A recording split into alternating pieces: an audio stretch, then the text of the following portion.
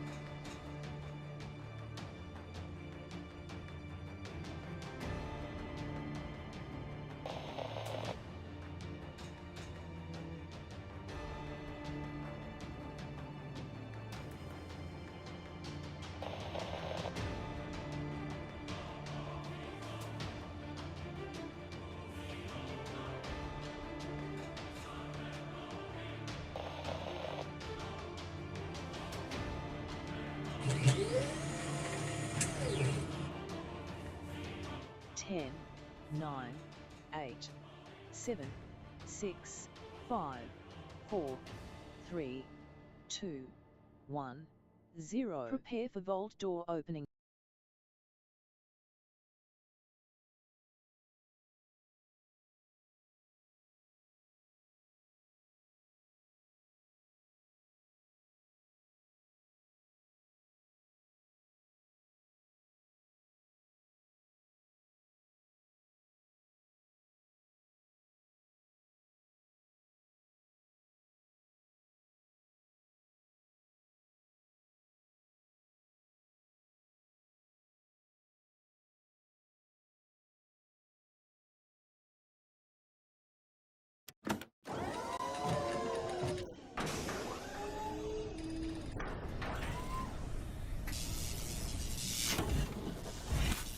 Hello and welcome to the stream, everybody. Look, I'm back 2 in a row and on time. That's also amazing as well.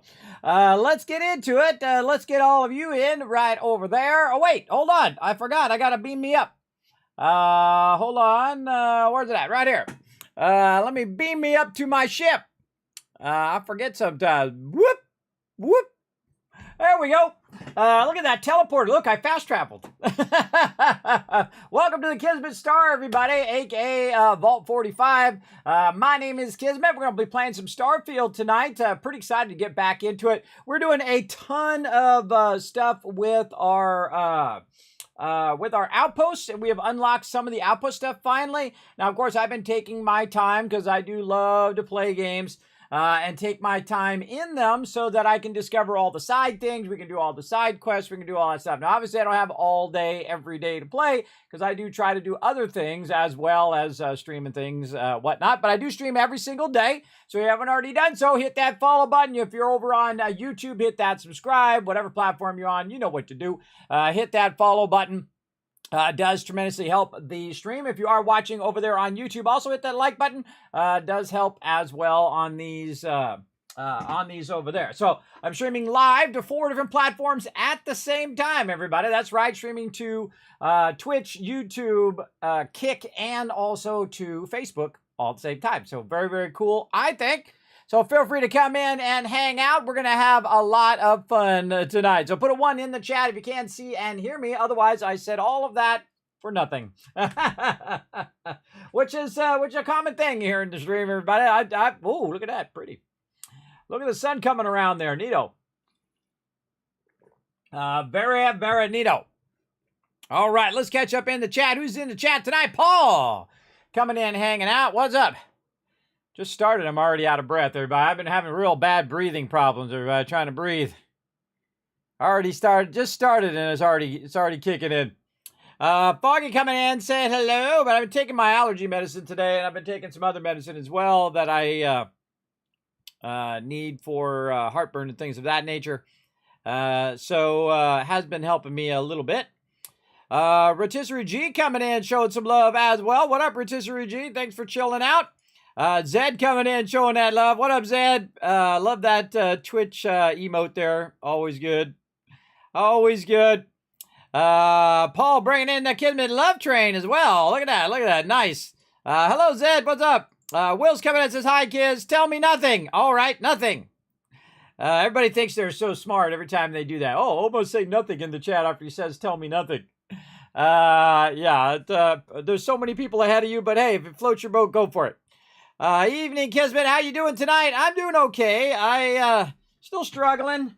You know, every day is a struggle. Like I got up today and, the car's battery was dead. So, just like every single day is like a problem for me to solve. It's apparently no one else can solve these problems. It's just me.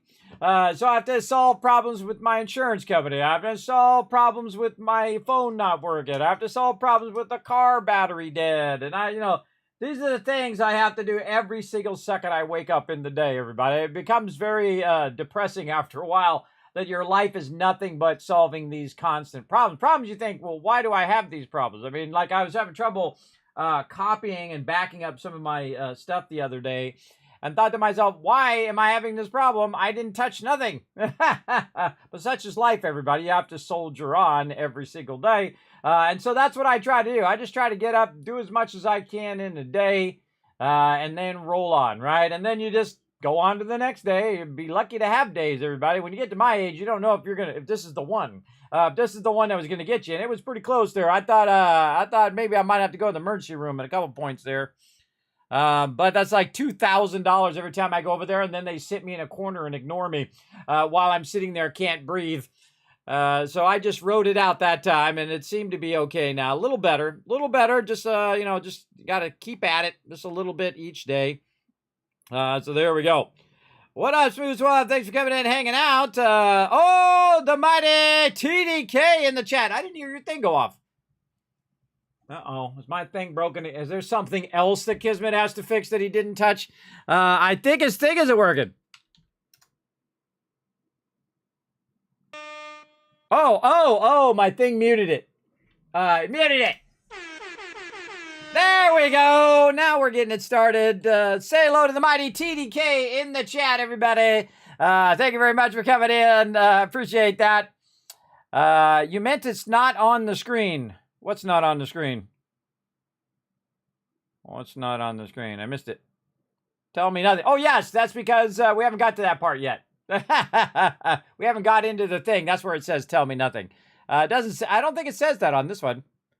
Yeah, that's in that's in the main screen. I have, like most people have different scenes in OBS. I have about 20 of them. I have my startup screen, my office screen, my main screen, the battle mode, the love train. When I end the stream is another one. I have race mode. I have different modes for like voiceover recover, full screen recover, also audio setups, video highlights, just when I work on different sections and things like that. I'm all in, baby. Kismet works hard, everybody. I work very, very hard here on the stream, for sure. So there you go. Uh-oh. Oh, no. Your pump went out. Ah, that sucks, man. Yeah, I've got the old warranty on mine, so I call them up and say, yo, my thing broken. The funny thing is about my Origin PC over here, I left all the fancy lights on for like couple weeks and then I turned them all off. It's all it shows is GeForce X and it shows me the temperature of the CPU. And that's it. Other than that, I've turned all the RGB off. And it's like the stealthy PC that's just cranking away over here doing its job. Because, its job is not to, blast me with LEDs. Its job is to make my gaming experience way, way better. And it definitely does that. It absolutely crushes it, hands down. This machine is epically awesome. So big love to Origin PC. It's actually the PC that's working the best out of all my PCs right now. It's doing a great job. Now, I don't know about you guys, but I'm going to go ahead and dive right into some Starfield. So let's go.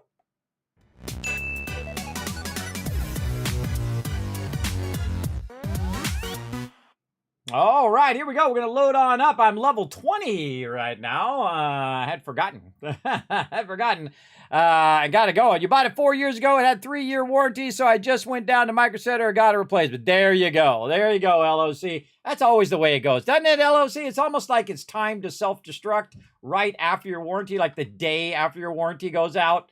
I've had things actually go out the day after my warranty before. iPhones and things of that nature. They just died the day after. And I'm just like, what the heck? Why couldn't it die 2 days ago? And that's because they got it timed, everybody. They got it timed what it feels like. Or maybe it's just the Cosmos. The Cosmos has it timed to have it out for you.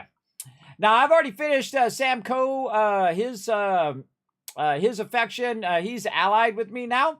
And so now I got Sarah running around with me. She's just chilling out, wondering why I have so many boxes over here. Like, dang, you are a hoarder. And she would be right. And I don't know how she lives with the door open over here, but that's pretty impressive, everybody.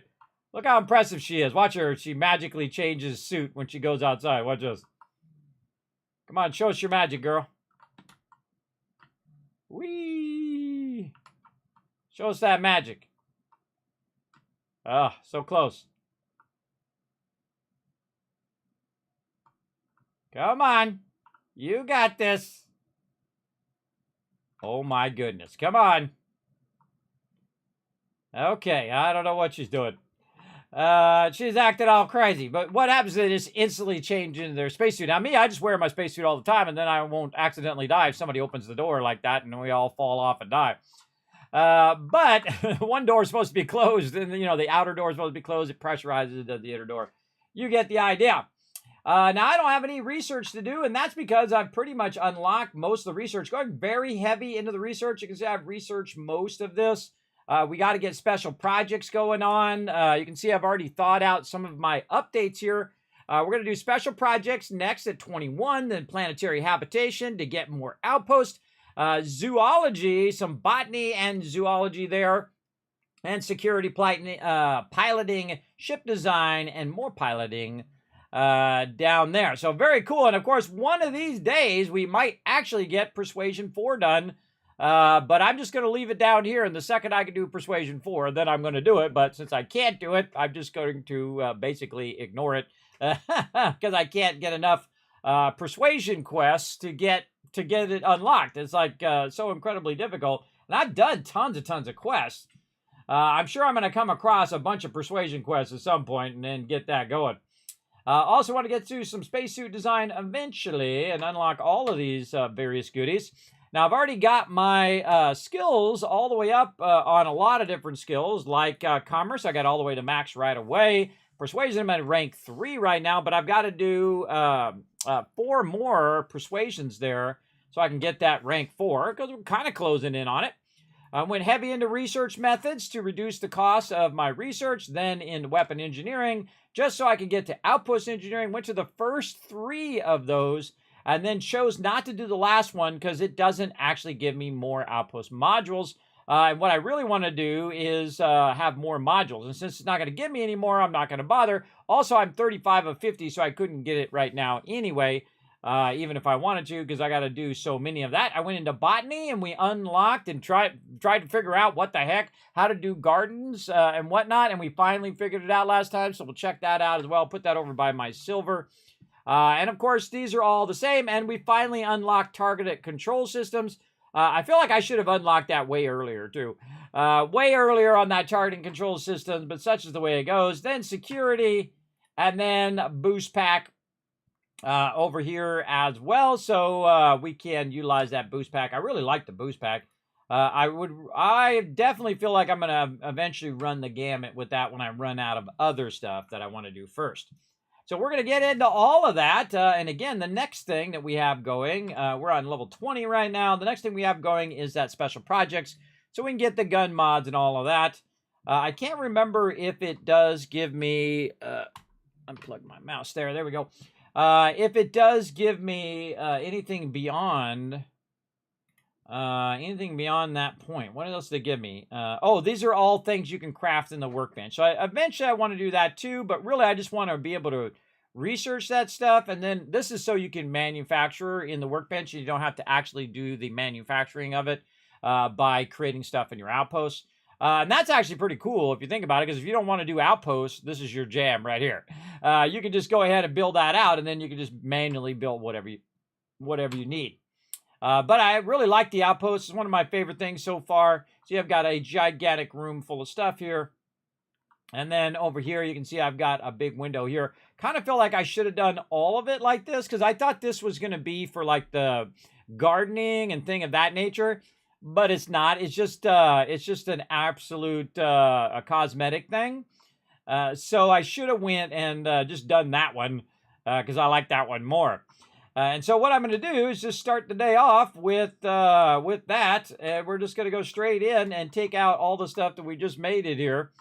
And I suggest before you take this stuff out that you do remove all of this stuff in here, especially your workbenches and things. I've found that this does cause things to get messed up when you do go in and just take the whole thing out without actually taking out the interior boxes. Now, this is going to make me massively overburdened here in a second, so we're going to just have to suffer with that for a minute. And then we'll reorganize all of these goodies over here. I guess I could turn my sounds on. And we still have a lot to do here at our location, and that's because we still have not done all of our post connections and all of our resources. And we're going to backlog a massive amount of resources, even more than we were before. And I have thousands and thousands of resources here, but again, we're going to take it to a whole nother level. So let's go ahead and roll on out of here. And look at all the laser beams up there. Those are all the links. Now, I actually should not see those links right now, I don't think. Oh, that's because I'm in the mode. Yeah, it'll go away. Yeah, okay. That's because I'm in the mode. Let me put my gigantic chain gun down. That's awesome, man. That's probably one of the most expensive games, or most expensive things in the game at the early game. So even though that's not as big as this, I think I would rather have it be nice and beautiful. Made her fall. I would rather have it nice and beautiful, where I can see the scenery and all of that fun stuff, than anything else. Also, I've been having a problem with my vehicle is not showing up here when I go here. So what I have to do is go and switch it to another ship, and then I switch it back to the ship I want to show up, and then the ship shows up there. I don't know what's up with that landing pad. It's kind of funky, but such is the way it goes. And while I'm at it, I might want to just change where I have that anyway. I don't think I really like it that much in the back. Now, we're also trying to go to the highest tier extractors as well. I noticed that the highest tier extractors don't remove the rocks as well as the lowest tier. The lowest tier do a great job. They just remove the rocks, but the higher level ones do not. And that definitely should be worked on for sure. Oh, and here we go. Kevin Love Trade coming in. 2 months of sub love. I salute you, Captain. Thank you very much, Jock. Appreciate you coming in, hanging out. It's 2 months of sub love. You got a brand new sub badge. Thanks for showing that love. Let's go ahead and hit those thank you emotes in the chat. Everybody show them some love. Show them some love in there. All right. So we want to go ahead and make ourselves a new outpost, but this time a little bit more fancy. And honestly, I don't even know if I need one that's that big.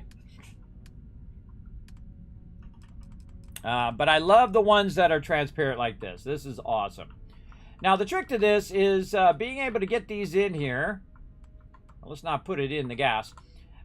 Put these in here and align it in such a way that, and see, watch, I can make it go up and down like this, and align it in such a way that I can jump into the... making this place feel like home. Into the airlock itself. Now, I can put the airlock there, but what I really want is the airlock like that. It's not going to work. Not going to work. Don't like it. Let's try. Yeah, that's not, none of that is good. That's all not good. Yeah, see, this, now I know why I put it in the back. See, but when you teleport in, you typically teleport into wherever your beacon is, and I keep my beacon way over there because my thing gets messed up. So I would have to say that maybe this way, right where these storages are, I'm going to move these storages over to this side. And then, I wonder if we can put this in first. That'd probably be a good idea to just try to match this up first and then put the other thing in. So we'll get this as kind of close as we can. We'll go with that, and then I'm pressing W to make it go up. Yeah, it's too close to the other one. We're going to back out of there, move it over just a little bit. There we go. Now we're talking. And see, I've already got my guy there so I can see it. Wow, that's way easier than doing it the other way. I don't know why the heck I was doing it the other way. It just dawned on me. That's so much easier to do it that way. All right, there we go. Now we learned our lesson. Oh, and that's perfect. Perfectly fits there.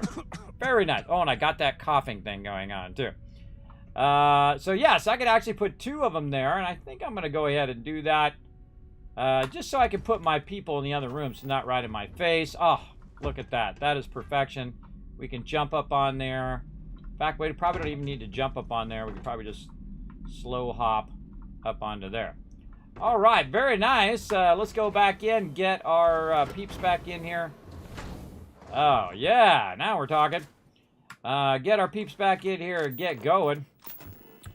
Over here. So one of the things I did take out was my ability to put down my crew. So I'm going to go ahead and give them a nice little view here. And again, the reason why I've made this second one is just so they'll be standing way over here out of the way. And when I come in, the first thing that I want to do is, of course, access the workbenches. So we're going to go ahead and put our workbenches nice and close. Yeah, I like that a lot better. It's got a lot more ambient light. And then we're going to put the cooking by itself over here. There we go. Pharmaceutical lab. Not using that one all that much. We're going to just put that way over here this time. Just kind of try something a little different. Weapon workbench. Definitely going to be using that one. Probably more than anything else. Right over there. Spacesuit for sure. And then the one I do use a lot is the research one, but I only use it when I unlock stuff. So right now I don't really need to unlock anything, so I'm good there. Then also what we're going to do is add some storage for me to use as well. So we're going to go to our large storage crates, and we're going to get the ones that give us the most storage but are the smallest, right? These ones. So I'm going to go ahead and put some storage over here. Can I put these on top? I absolutely can. I can use my vertical space. I hadn't even gotten around to doing that. Nice. Definitely going to use my vertical space, whatever it'll let me get away with. Oh, it's rounded, so it's going to have a problem. Oh, yeah, see? This is what happens. Sometimes you take it out and you improve upon your original design. It's not like I'm going to run out of these, everybody. Just if you look up there in the upper left-hand corner, I have, you know, 12,000 aluminum and about 221 structural. So I do have quite a bit. Quite a bit. Plenty of these. And I'm just going to make these like I'm actually going to keep this base forever. But as you can see, I do tear down bases and redo them quite often. And that's because I changed my mind on stuff. All right, same thing over here. And again, the way I'm doing this is to use my mouse and pushing my mouse forward just a little bit to try to get those to stack on top of each other. Oh, that's nice. I like that a lot because using my vertical space. So a little bit of W and S, and then move your mouse forward. I'm going to try to get rid of this cough, too. Yeah, good enough. Yeah, I like that. Okay. It'd be kind of cool if they automatically snap to each other, though. That'd be more cool. Now, I've also got a bunch of stuff in my inventory that could probably cure this cough. Oh, or not. Maybe it's in my ship inventory. Let me get out of there and go to my ship inventory. There we go. Let's see. Now, what they should have done was split these into different categories, because this is just dumb. I've got to go through here and look through here to see if I can find anything that's going to cure my cough. Cuts, wounds. See, it'd be nice if you could just go to the ones that just cure stuff, right? Instead of having to look through all the other junk, too. Which is a huge bummer. And I've been kind of separating them originally, but because I've been taking my base in and out so many times, I stopped doing it. See, this is what you want to actually put the ones that cure you of stuff probably on your ship. Oh Oh, man, I got tons of stuff in here. Let's see. Probably should write down what all these do. All right, let's get into our spreadsheet today. Let's see. What do we want to do? Do we have one for food? I can't remember. Nope. Remember one for plants. Yeah, animals. There's animals. So guess what? Boom. Time for one for food. Let's go. Starfield. Food. There we go. Okay. So it's name.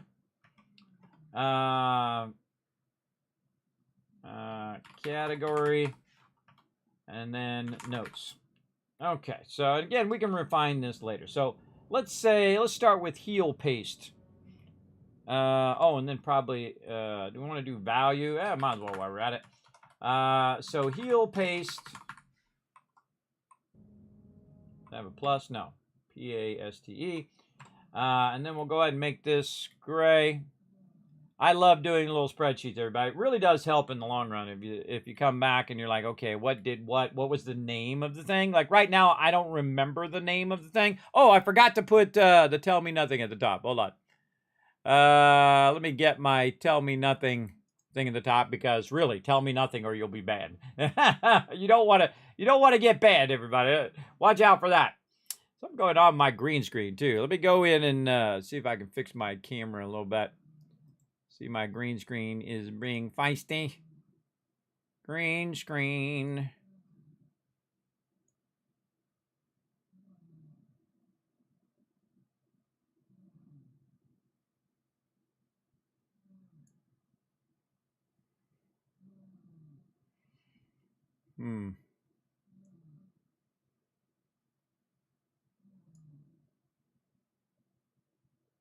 Dropping my eyes out a little bit.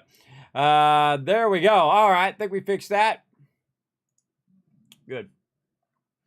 Because I have a reflection on my glasses, and so that reflection comes back as green, and then it causes it to green screen it out. What's up, Dragon Art? Thanks for coming in and hanging out. Glad to see you're feeling better. Well, a little bit, joggers. Thank you very much for saying so.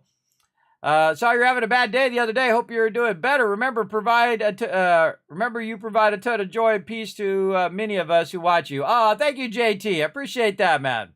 Appreciate that big time. Yeah, I know I've been having a rough week. I've been having trouble breathing. I don't know if it's allergies or whatever it is, but yeah, that was a close one. Almost thought emergency room on that one, everybody. But seems I'm doing better. I've taken my allergy medicine. I do seem to be a little better, though I only streamed for a couple hours earlier because I didn't want to overdo it and then be, gone again. So yeah, but definitely feeling a little better, so that's good. That's good, big time. And we still got a little green screen problem there. Oh, man. Always something for me to fix, everybody. Always doing this technical stuff instead of actually playing the game.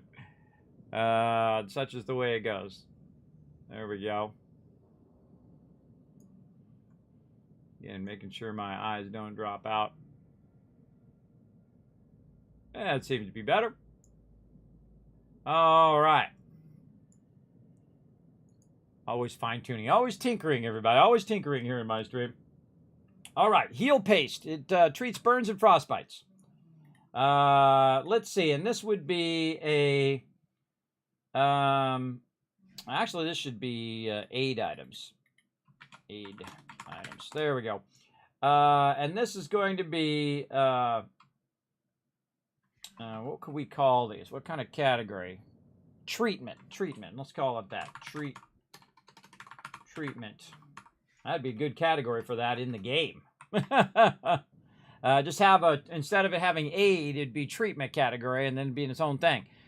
Treats burns and frostbite.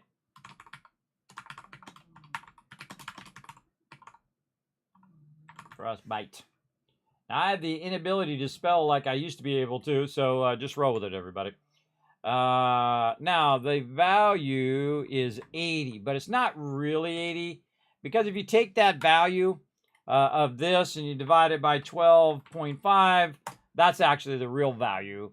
Real value is 6.4, and the reason why is because it has like a 12.5% reduction when you go to sell it. We'll double check that too at some point or never. One or the other. Oh, wait, I forgot to add a left column here so I can move myself over.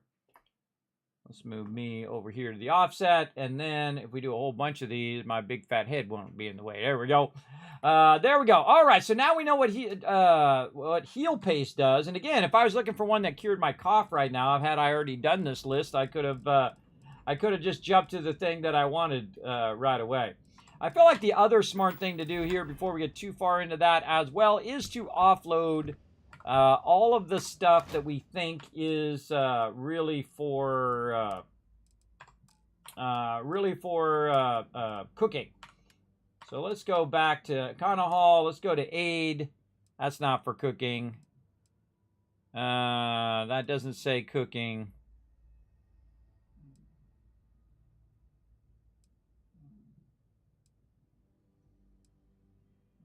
Sandwich made from alien source ingredients.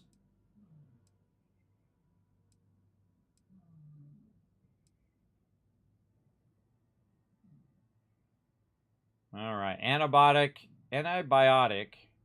injector. Antibiotic injector. Man, I just cannot spell anymore. Sleep apnea sucks. A-N-T-I-B-I-O-T-I-C. A-N-T-I-B-I-O-T-I-C. I can tell when it's wrong. I just can't tell how come it's wrong. All right, this one's for treatment as well, I'm going to assume. Yes. Treatment, and this one treats what? Oh my God, it's got a long thing. All right, now here's the trick. Watch this cool trick. This is what's great thing about having multiple computers and monitors. Is that I don't have to do it over there. I can go over to my other screen here so we don't have to keep switching back and forth. Let me find it here. Man, where did it go? 8 items. All right, let's move this up to the top so we can work it. Now I just type it out while looking at it.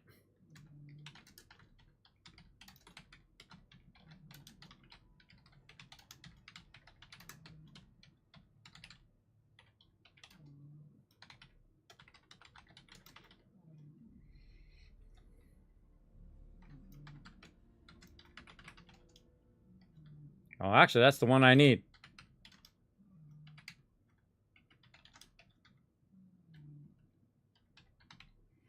That is a lot of stuff right there. Okay, and the value is 325. Let's have this auto-calculate. Auto-calculate. Okay, that's actually the thing I'm looking for. Antibiotic injector. Let's have one of those and see if that cures my problems. Yeah, it sure did. It sure did. It went in and fixed that. Let's put this over here. There we go. Okay, so we fixed that problem. Awesome. At least I think I did. What's my other problem I've got?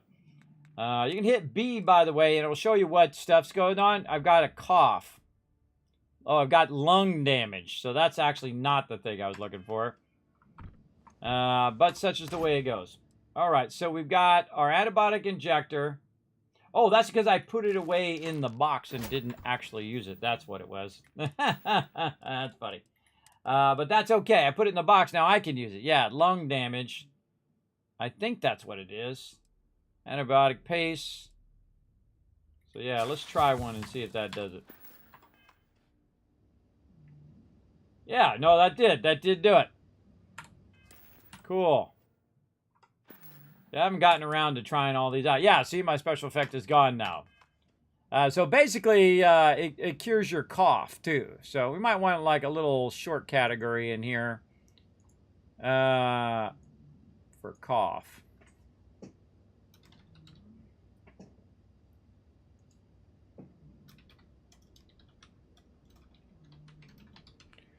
Okay, so that's confirmed. That will remove your cough.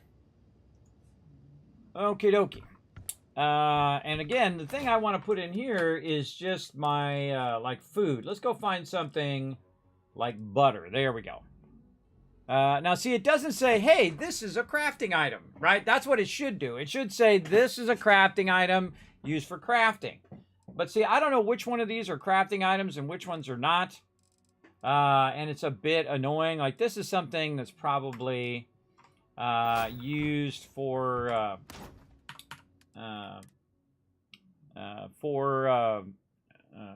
medical purposes. So I can suppress addiction symptoms for 10 minutes. So let's put that over there. We're just going to go through here. Oh, that's cool looking. And just go through here and try to find the things, the opposite things we can find. Actually, we'll go through, we'll do those ones in there. Then we'll come over here. We'll go back and forth. That's an even better idea. And then all this stuff we'll just transfer into here, because this way I have to take this stuff out every time I want to craft anything. Oop, that one I didn't want to do. Go back to the military crate. Go to the amp. Take the amp out. Put the amp over on this side. That's on me now. There we go. And the antibiotic paste in there. And so what we're doing is just kind of manually sorting all of this stuff. Now I'm going the wrong way. Going the wrong way. There we go. Manually sorting this stuff out of there. Okay, healing paste, antibiotics, badges, and all of a sudden it's all that stuff. Bomb pop, and put all that stuff in there. That's all that. Bourbon in a bag.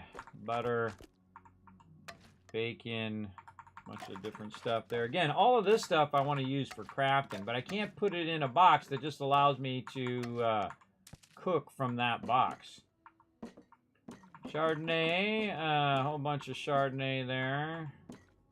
Snack crackers, cheese, chicken stuff, bunch of chunks. And I've got some other kind of stolen chunks. And those I'm going to go ahead and put in its own box. Bethesda needs to bring sorting system they use in 76 to Starfield. You're not wrong. You are very not wrong. That is for sure. All right, contraband crate. We're going to put that right over there. And get that in there instead. Where's that coming from? The ship, probably. Yes, let's put that contraband in there, or stolen stuff that we stole. That didn't quite mean to steal that stuff. I don't know how it accidentally got in there in the first place, but such is the way it goes. All right, paste and antibiotics in this one, bandages. Let's see if we got anything else we can just grab real quick.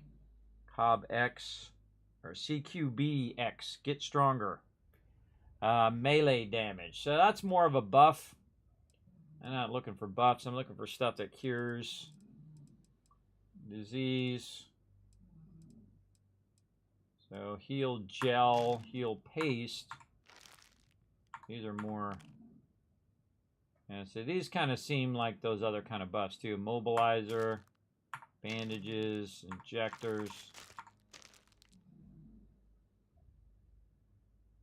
Yeah, I mean, where do you really draw the line, you know? Some of that stuff's real close. This is all food. It's really kind of annoying to have to manually sort all this stuff. Especially when you got a whole lot of it like I do. And then every time I take this out, I have to redo it. Now, I kind of feel like I should have just went in and just sold all this stuff and grabbed the stuff that I actually need later on. But I'm saving it so I can do food crafting with it. I should probably just put those in there because they are buffs. Reuben, whiskey, ship parts for sure out of there. Oh, those ship parts ain't even going to fit in there. Let's get those ship parts back out. Let's put our ship parts here in the second box. They're on me now. Ship parts, there we go, and hate this tiny little scroll bar. Ship parts, there you are. Oh, I can't fit enough in there. I'll leave the rest in there anyway. Let's see. Which one we doing? We're doing that one there. And then this stuff here, we can go ahead, see what else we can fit in these. More aid items. All those chunks. Potatoes, wine, cereal. I feel like that should go in the other one. Distilled water, drink orange juice.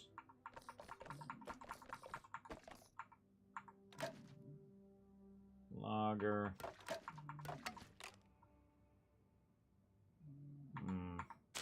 Oh, there's Grandma's meatloaf. Or Grandpa's meatloaf. That's this is actually a special quest that you get from your parents if you do the parents quest. So I think it's a pretty awesome thing. Let's keep that. Kefir. I feel like I might want to keep that, but oh well. We'll put it in our food for now.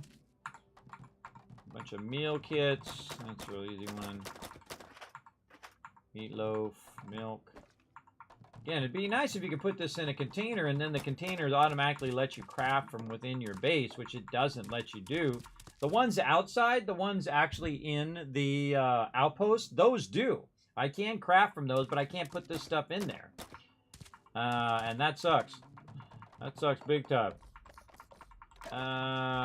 This is all Red Harvest stuff. Okay, that's maxed out now.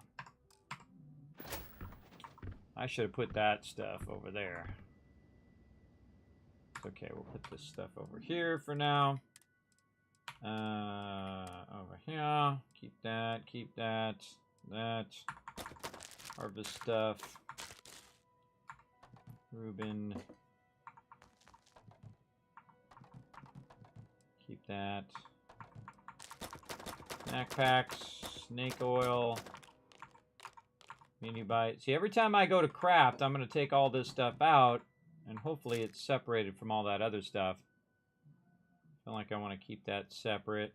Superfood paste kit.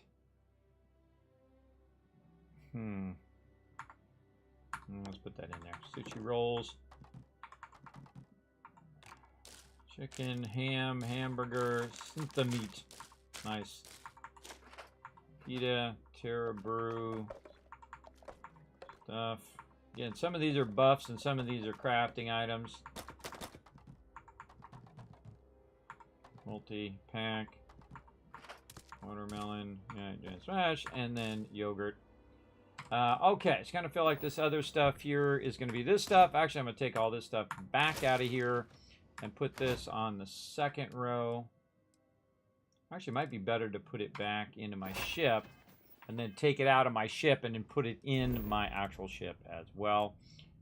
That might be an idea. So let's go out of here. Let's go and cargo hold.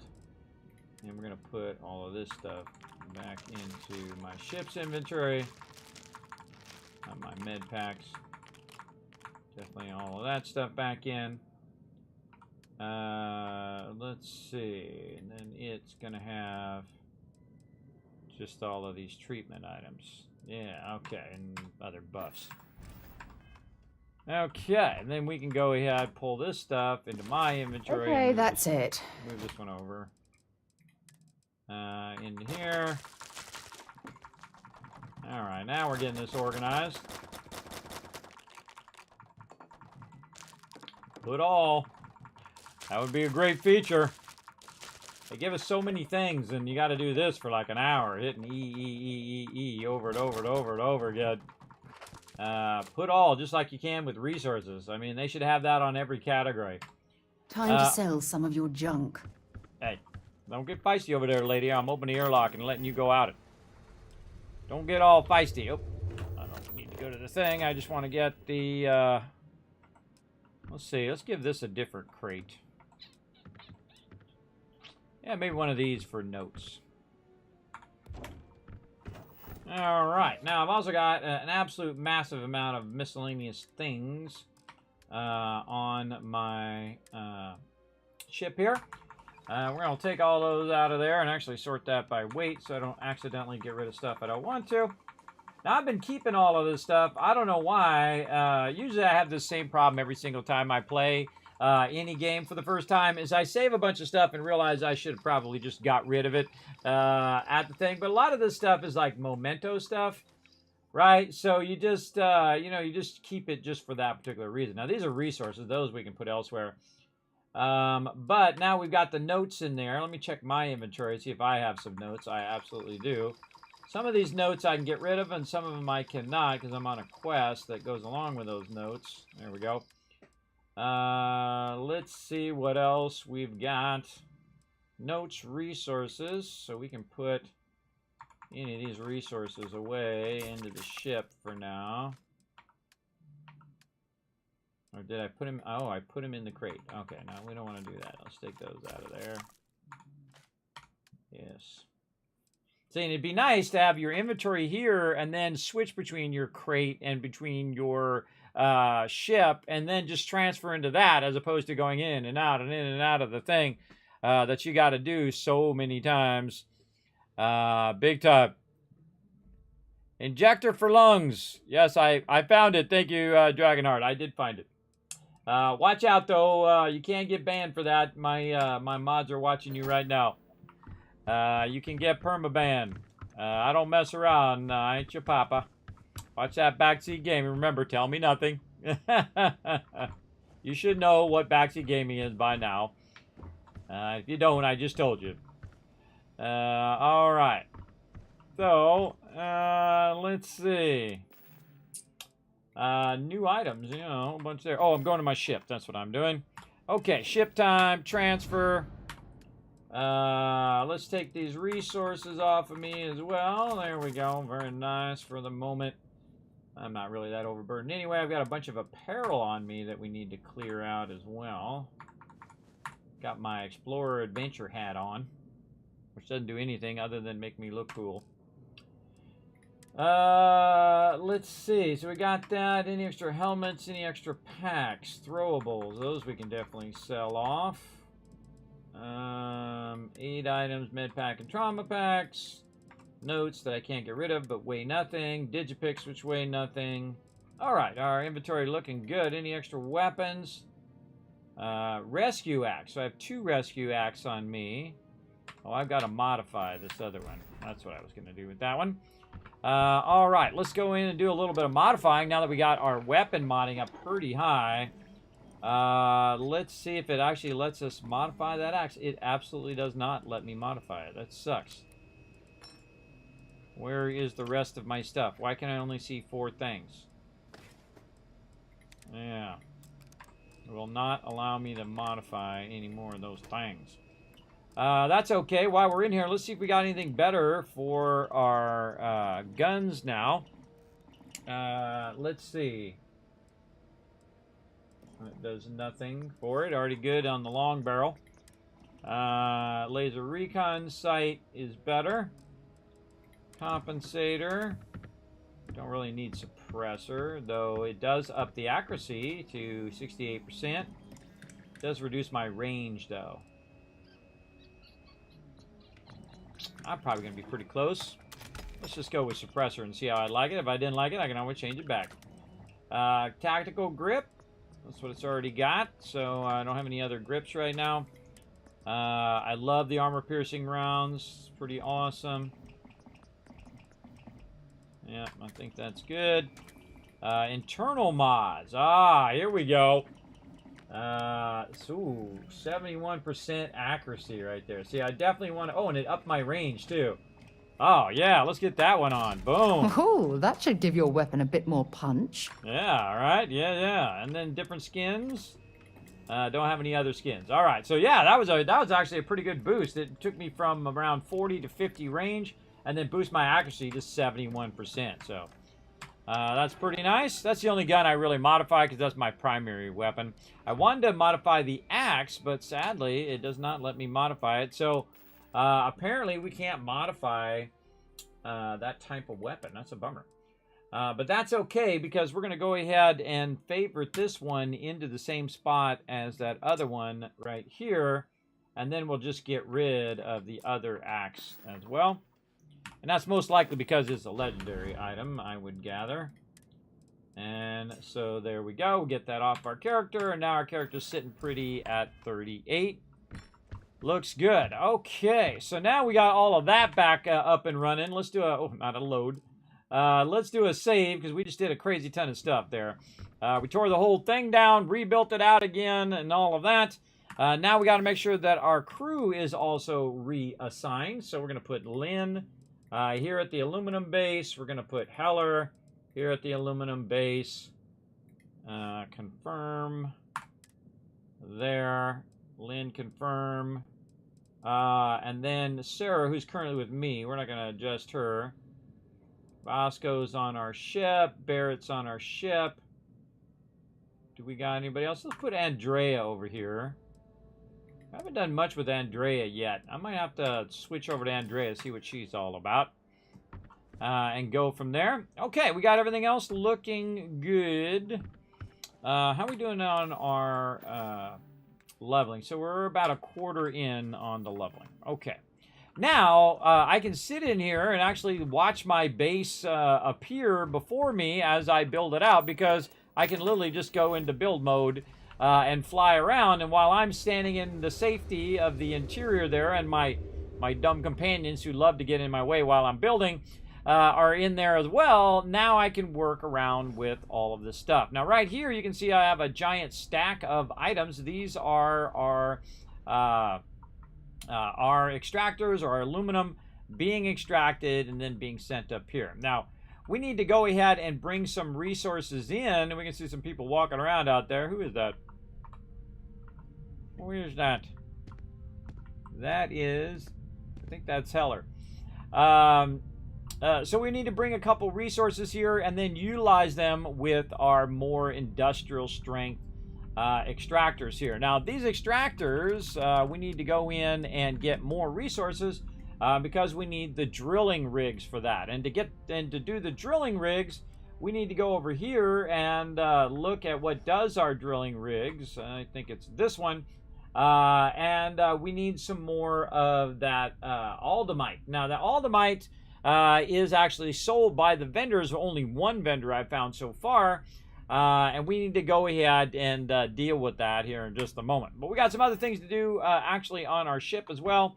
So let's take a quick moment, get that done. While we're right here. Man, this is nice, being right here next to the ship. What up, Vasco? Hi. Please disregard. Okay, so we're just going to bounce in the ship so we don't have to listen to Vasco talk Just my isn't ear the off. same as the real And then what we're going to do... Oh, we can walk to the front first. thing. We're going to actually use our ship as the storage for our things that allow us to remove conditions. And so I'm going to use this specific ship. I think I have some of my other ship, too. Get this hatch open. Your ship smells so much better than Dad's? Like a lot. Like a lot. A lot, a lot. So I can't actually take from the ship in the capsule locker, I just noticed. That's interesting. But Hello, I can... Captain. I can go in here and I can grab all this stuff out of here. Because I don't really need this stuff in the ship itself. Maybe I should put the ship parts in here too. That's a good question. Just in case I need them, I'd have them in here. Now, you actually got a little captain's locker here. It's not much, but it is a great place to put all of these little buffs that you might need.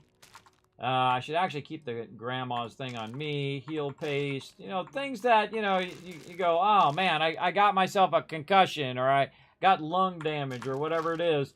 You'll have it right there. Now, I just kind of got that list started. When I get a chance, if I ever get a chance, I'll fill out the rest of that list later on. And then we'll have a nice list of what all those things do.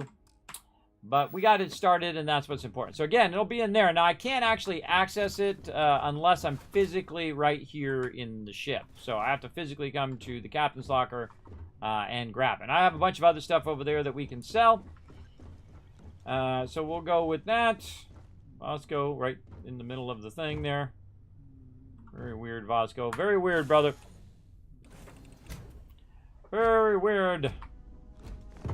Hey, how are you? Doing good. All right, now back. Ooh, that was a perfect jump. Look at that. Oh, almost. Had he not grabbed the edge.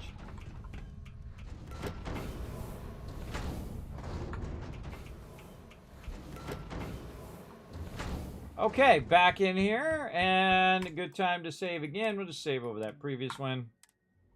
And then back to work. Okay.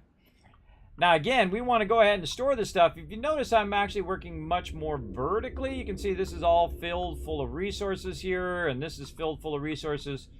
These are the 4 different types of ones. These are also the large containers now. And the weird thing is that as you go larger in the containers, it actually holds less. Like if you think, oh, okay, this one holds 50, the medium one should hold 100. It doesn't. It holds like 98. And then you go to the large one, and that one holds like, instead of holding 200, it holds 195. So you actually get diminishing returns the larger it gets, which is not how it should be. It should actually be a bigger benefit to use the larger ones because it's using more space. Otherwise, you might as well just use a bunch of the small ones. That's just like so dumb. And see, the smaller ones use lower in resources too. So that's even more of a benefit to use the smaller ones. But in this case, I'm just testing it out. So watch out for that when you're doing it. Hopefully they fix that at some point. So we have the raw resources in number 1. These are the warehouse workshop ones because those are the ones that are like the finished goods. And then, of course, you have the liquid ones and then also the gas ones. And allows me to put a bunch of stuff in there. That's purely for my crafting. So I put a bunch of stuff in there. And if I need it, there it'll be right over there. Now, the other thing that we're trying to do is we're trying to do the larger gas extractors. So these really big ones right here. We want to get these babies in here and get them going. Now, one of the problems is if it's close to something that already exists, like these over here, I'm going to go ahead and take these out. That's going to be difficult for it to go and do its thing. So I'm going to try to get this as close to I can to my base. And we're going to try to get one of those going on. There we go. All right. So now we've got the gases going. Now, the gases are the same thing. They do need their own storage. So we're going to go ahead and go over here, go to gas, get the really big ones here, and see if we can just vertically stack these right next to this one here. And this is really awkward, the way that these work. You have to kind of aim at the right spot. Some of them you aim at the left spot, some of them you aim at the right spot. But again, using that vertical building power is what we're going to do in this playthrough. And that's going to allow us to distribute this stuff much easier. And we're just going to really, I mean, we ain't messing around, everybody. We're going to really go to town. That's for sure. And there we go. Now, we're out of some of our basics there. Adaptive frame. Now, I actually wanted to make a bunch of adaptive frames, so we're going to definitely want to get that going. And we need to have it go and start to bring resources to this location. So, let's go ahead and start with our basic stuff, where I got to actually physically run out of here. Oh, I find where the door went. That's why. I need to physically run out of here because I got to go to the control panel of my interlinks. What up, Sarah?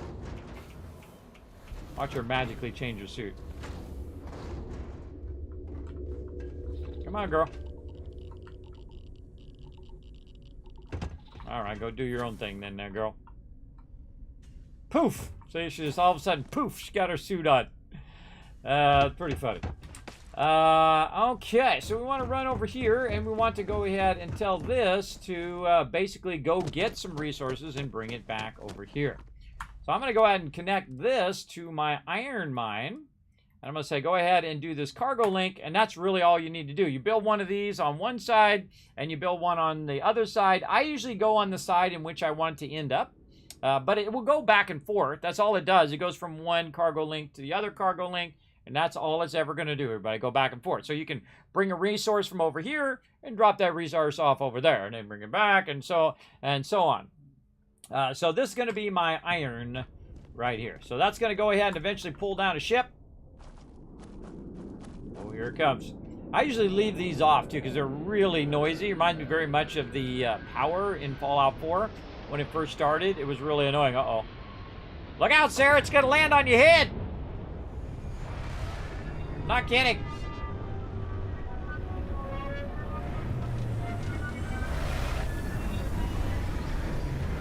That's cool every time. I've seen it hundreds of times, everybody. It's cool every single time. All right, so it's landed now.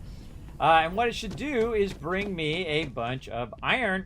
That iron should end up right here. Now, if the iron does not end up right there, then there is something wrong. There's something wrong on the other end, or maybe something wrong on this end. But sometimes what it does when you first start it, it hasn't gone over there yet. It just came straight here. So it has nothing to pick up and it has nothing to drop off because it didn't go over there first. And then you don't have anything for it to pick up here, so it's just going to go, thank you, later, and then that's it. But once it goes away again and comes back again, then that's when you're going to start getting your resources. So what I'm going to do while it's in the middle of doing all of that stuff is I'm going to go in and start to add more solid containers right here, right? So I want to go ahead and use my large solid containers, except for I've got a little bit of problem of the fact that I need adaptive frames. Now, the cool thing is I can make my own adaptive frames as well. So we can go ahead and head on back here. We head on back to our base for a minute. I just love it. If you just time it just right. There we go. Back into here. And so I can go to my industrial bench, and it gives you a whole bunch of stuff that you can do at the very beginning of the game. Now, I can actually make 99 of these. Actually, I can probably make 1,000 of them right now, because I have 999 of each of those. So I'm not going to get too crazy, though. I'm going to say, let's say 50 of these, right? Bingo. So I manually made 50 of them. And then I can just take it and either put it in my ship, or I can put it in a box. Like, see, there they are, 50. It's 118, so I'm not quite overburdened yet. But really the smarter thing to do, since I'm going to be putting down a bunch of boxes, is not to fill up your ship. If you have enough resources to build out all of your boxes, the smarter idea is to do your warehouse boxes, which basically holds things that you manufacture. So if you manufacture adaptive frames or, tau grades or whatever it is, you can just take them and put them directly into the warehouses here. So I'm going to put those 50 adaptive frames in there. And then, as I said earlier, those are become available for me to use in my particular camp. So now while we're waiting for our iron to come back here, and we want to get our iron up and running, we'll jump down here. Again, we want to go ahead and build some boxes. And now you can see I can build some boxes because I have 50 adaptive frames. Now, for each of these, it's going to take 10. But I really just want to make this, again, using our vertical building right here, like this. And so we're just going to go ahead and start to build these out. Now, I also can do my link. So I'm going to right-click, hit E, right-click, hit E, and there we go. Oh, and I forgot to link those all the way up, now that I think about it. Over here, I got to link these all the way up before I forget. Actually, let's link this one, and to that one, and then this one, that one, this one to this one, and so on, and so forth. Hello. And so on. So I'm just kind of linking them up to the top, and that's going to generate some of that helium, and then it's just going to go up to the top there.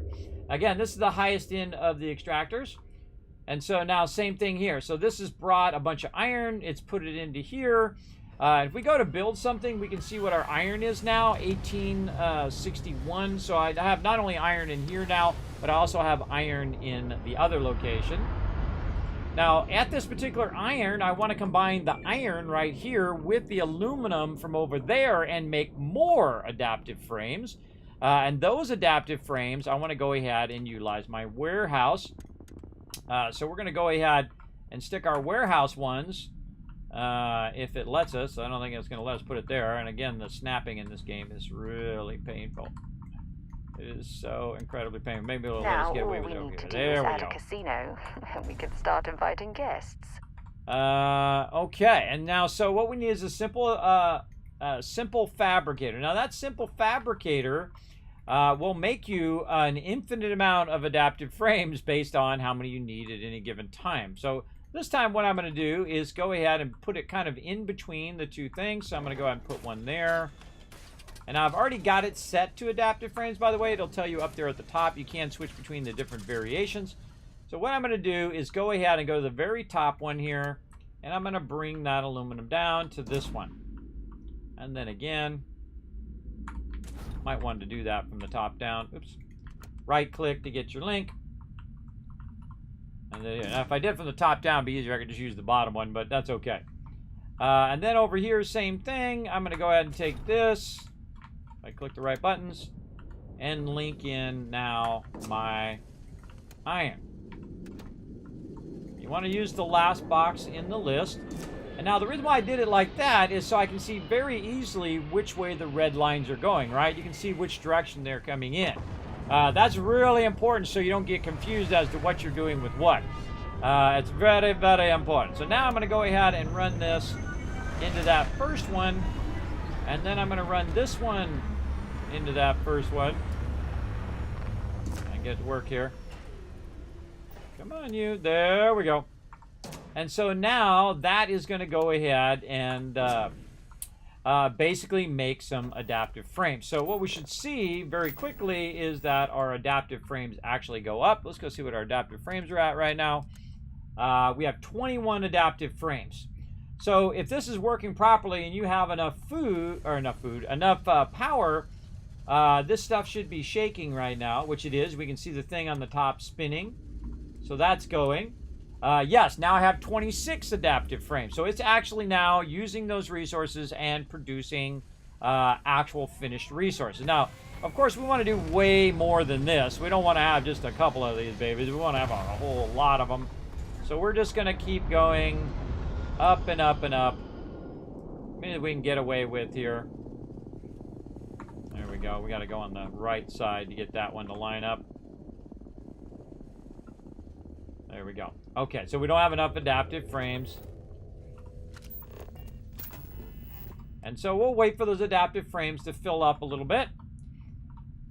Now, on this storage here, this one can just keep going upward because this is actually just storing it for our use. And so that can just keep stacking and stacking and stacking. Now, I can go in and make 5,000 of these suckers if I want to. But why not have it do the work instead of me doing the work of managing all the stuff? So let's see, we've got none there. In here we have 253 iron, 492 iron. And again, over time, that's going to make a tremendous amount of adaptive frames.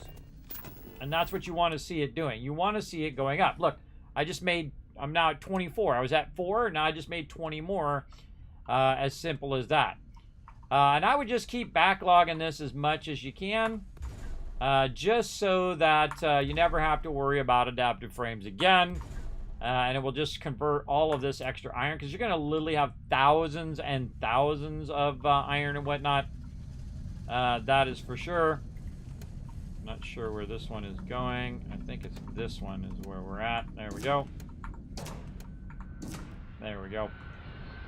And so that's just going to keep making more and more of those as we go along. And then eventually we come back, we'll make a whole bunch of those as well. So that's one of the ones we definitely want to keep going. Again, this thing just keeps coming in and out. It gets really loud and obnoxious after a while. Now we should see when this thing lands that this number down here, because that one up there is still being worked, that this number should go up. See, that means it did its job. That it dropped off that iron. Now on the other end, we need to get that going too, so that we can scale up our iron and everything on the other end. So it's bringing me lots and lots of iron, producing a lot of adaptive frames, and so on and so forth. You get the idea. So that'll keep doing its thing infinitely. It'll just keep going back and forth, because you don't need to fuel that at all. But there are things on the other end of that I do need to fuel, so I will eventually need to have it picking up a bunch of helium and dropping off a bunch of iron. But let's just work on one thing at a time, right? One thing at a time to get it going. Now, again, I do want to have more of these extractors. I want to get as many of these extractors in here working as I can. So we need that all right. So we're going to go ahead and save again, because that's looking real good there. And we're going to go to our buddy, our pal, way over here in Neon. Over here. I have a Matrix flashbacks. Over here, over on Neon, and see if he has reset as well. Hey, Dr. J, what's up? If we want to find a place to stay while we're here, I've heard that the Hotel Voli is top-notch. Ryujin is hiring the best and brightest of Yes, I today did stay there for a week, but I never even bothered to use it. Submit your application for the nearest Let's see. I think he's to the right of this. Really? Mining League. There he is. Trying to remember where he was. That was a long time ago. All right, this is my go-to guy. Hello, my friend. Certainly, my friend. Resources. Oh, he don't have any. I sort by value just in case. Yeah, he don't have any. By the way, you might notice that I have 361,000. 361,000 cash on me. You're like, hey, how'd you get so much money? Outpost. It was good of you to stop by, my friend. Yeah, I don't even know where I'm at now. Let's go see where I'm at on cash earned in the first 20 levels. Again, I could really focus on cash and have it even more. Yeah, about 1.5 million so far in the first 20 levels of the game.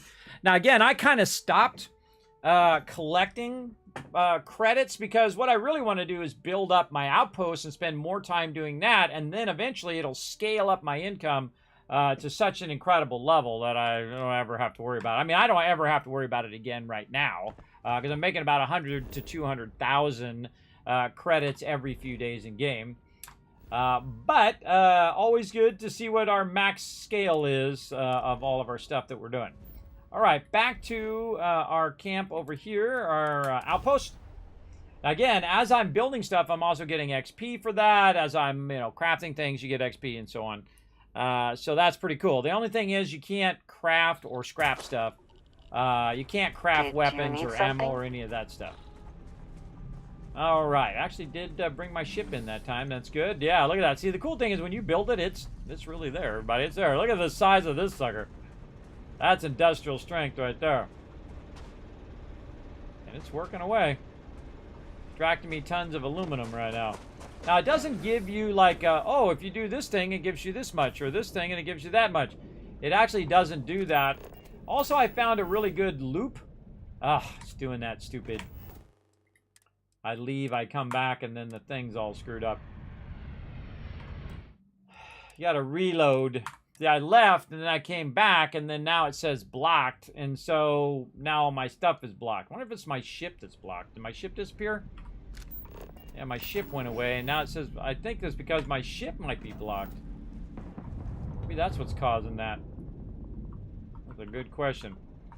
See, now my ship doesn't show up, so now I have to go and switch it to another ship. All these workarounds you got to do, everybody. Remember, when games first come out, you're going to have these little things that are really annoying. But I can just switch it to another ship and then switch it back to that ship, and then that ship shows up. So that's what's good about having at least 2 ships, is that you can call your ship back.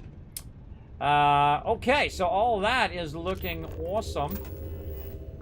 We have plenty of power, and we are working on our helium extractors over here. So we need the substrate molecular sleeve, which is also being made over here. These are nuclear fuel rods. Yes, memory substrate.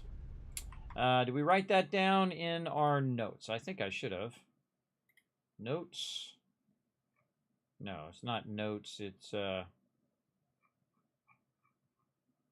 was it?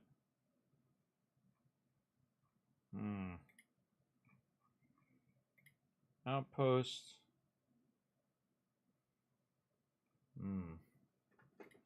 So many notes, I can't remember now.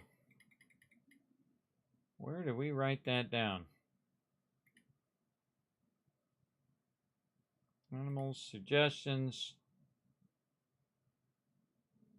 That is a good question. Good questione. Goals. That's where we wrote it down. Goals. Let's see. Yeah, memory substrate. So that's at New Atlantis, Aquilia, and it's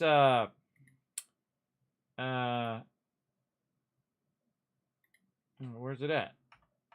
Oh, it's at New Atlantis and Aquilia and Mars and Neon at UC Depot, Shepherds, UC Exchange, and New Well Goods. Yes. Okay, so that's in a whole bunch of different places. And then this is only from Oh, wait. Steergart's Outfitters. Is that right? Steergart's Outfitters. Hold on. Maybe I had that at the wrong place. I thought it was the mining guy. Let's go see. Now, I might have already bought it previously. And thus it won't be available. But we did go to each of the vendors and look for the items that we're currently looking for the highest end thing. Because what we want to do is go around and because we want to go around and grab these resources and buy them. We're going to be vendors. visiting the Astral Lounge while we're here. I mean, that's a given, right? If you don't see... I think it was this guy, yeah. Resources. Manifolds. Something with an M. I've already forgotten what it was. Let's go over here under goals. It was called Memory Substrate. Yeah, my memory's bad. I need some of that. What else? Fluorine, sealant, molecular sieve. Oh, let's get some of them. Molecular sieves, Lux tile, lubricant. Let's get that. Substrate modular sieve, nuclear fuel rod. Oh, he's got a lot of things that I like. Okay. That's it. So I'm very tempted to just buy out every single thing he's got, but then I have to micromanage that loot. I feel like the way that they manage their loot is very clunky. They definitely need to think of a way of optimizing that for sure, because it's really, really clunky to deal with your loot. For sure. All right, we're going to bounce back, see what else we can build. Hopefully I can build some more helium thingies. We'll get our helium backup thing. Hey, Gaming's fun. Feeling a little better. Feeling just a bit better. Appreciate you coming in and hanging out. Whoa, Freeze has 365,000 kids caps. Nice. Nice, nice. See, every time I come back here, it does that. I think it's something to do with my ship is blocked or something. I wonder if I go and bring my ship back up, if that fixes that. Let's go see. Like, what is blocked that's causing that to be like that? Let's switch to this ship and then back. If I do that, does that fix it? No, it still says it's blocked. So every time I come back to this particular location, I have to save. I have to reload every single time. That sucks.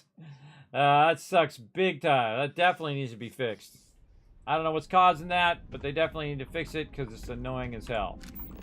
There we go. So now it's working. And so, again, I bet you it has something to do with something being obstructed. Because it also has that same problem if you go in to use your workbenches. You'll go in and try to use it and say that it's blocked, even though it's not. So yeah, that's one for them to solve. Okay, so back to what we were doing here. We had gotten a bunch of stuff. Let's go see how our adaptive frames are doing over here. Oh yeah, filling it up there on the top. You can see the lights lit up way up. Oh, okay, or Sarah can get right in my way. We can see the lights lit up way up there on the top of it. We kind of fly up there, or we can just do it this way. There we go. And so it's starting to fill up with adaptive frames. Now, the amount of adaptive frames it built while I was gone is... it has made 125 of them. Yeah, see? That's what you want to do, everybody. You want to get a massive amount of these. Now, I do want to have it where it backlogs more of this iron. So I'm going to go ahead and take this up. Oh, actually, wait, I should do this first. I should go ahead... Now, when you're going to add more of them, you should take the top one out. And the reason why you want to take the top one out is it's just easier to stack them. And then you're going to have to relink all this anyway. So basically, I just made myself a bunch of adaptive frames just so I could backlog a massive amount of iron. because once my adaptive frames runs out, then I'm going to want to backlog that iron, use up the adaptive frames, and then have all the extra iron that's there burn itself up and make more adaptive frames, right? So that's why we want to really backlog as much of this as we can get away with. And again, I'm not messing around on this build, everybody. We go into town here. All right, let's get to the second one here. Oh, wait, we got to go first one to the second one, to the third one, etc., etc. A little tempted to send it to the top, but we'll just do it like this. And then we need to run this back down into these. Now, I did find that you can put these into a loop and connect stuff together separately. Now, also a really easy thing to do is to have a box that's separate. That's kind of what's known as your feed box. So I'm going to go ahead and create a feed box on one side, and then the other side here, just to kind of manage this in the future. And I'll show you why. I need some more adaptive frames. But if I go here to the top one, say remove that top one, put that top one back in again, connect this to this one, and then I connect it this way, and then I also connect it from here to here. Now, I'm probably not going to get rid of that box. I would probably just keep stacking them upward. But this box makes it where I don't have to keep attaching it to my my manufacturer. So it's just basically like a box for management of your resources. So, man, that's snapping. You should have an ability to turn that snapping off, because that's really annoying. And so we'll go up here to the top again, remove the top one just to make this easier. We'll put another one in there. We'll run this one to the top one. Again, it's just going to make it easier to manage your particular links. And notice I've got them offset so I can see that they both are going to the individual manufacturers. Now, we're just doing a little bit of manufacturing here, but we're going to be doing a tremendous amount more on top of this as well. Okay, so we got all of that going. Now, we have a bunch that are coming from the back there. See, these red lines are coming from the back, and those are running to our other manufacturers over here, including memory substrates. This one over here, that is adaptive frames. Let's take that one out now. No longer need that one. We've got multiplex fabricator, and we're just running it into this box. So we're not making too many of these things over here. Anyways, and now the thing that should snap together is these things should snap together. I'm going to line those things. They also need foundations in this game. You know another game that doesn't have foundations that's really annoying because it doesn't have foundations? Astroneer. They just don't understand that base builders like me, you need those foundations so you can align things and really build up your bases. Just to throw it on the ground like that sucks. It sucks big time. Okay, so now I've got a bunch of resources, and I can take those resources and I can put those back here for those resources to be used over there, because all of this stuff is linked over there. Now, all I need to do is go to the bottom and feed it into the bottom, and it will automatically feed through the entire chain to where it needs to end up. So here I can put lubricant in there. If it needs that, now it'll have that. And then around the corner here, I can then take any manufactured goods off of me, like the sieve and the nuclear fuel rods, put those in there. Looking good. I wonder if I can get in between this part. No, you can't go in between there. So we're going to go up and over here. Now, do I have anything that I bought that is a liquid? Nope, because it doesn't show anything. And then over here,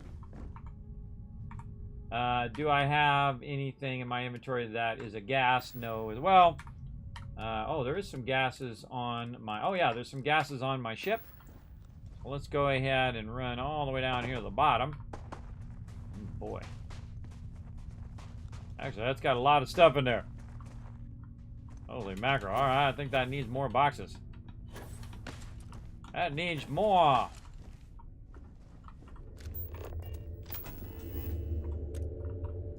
We need more gas storage up here on the top. All right. And again, 45 You're adaptive making it frames look now. almost livable around here. Man, which way did I end up? I should always leave the at least one of them at the end so I know where I ended up. Probably went this side, this way, then back, and up and back and up and back. So it's actually would be this side.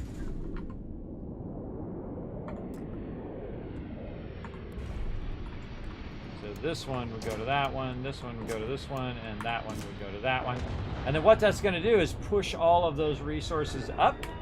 And so since I'm at the bottom, it'll pull the ones from the bottom. And then you can see now that it's empty. And thus I could take all the stuff that's in my ship and just put it here in the bottom of all the stuff that we had on our cargo ship as well, which is pretty cool.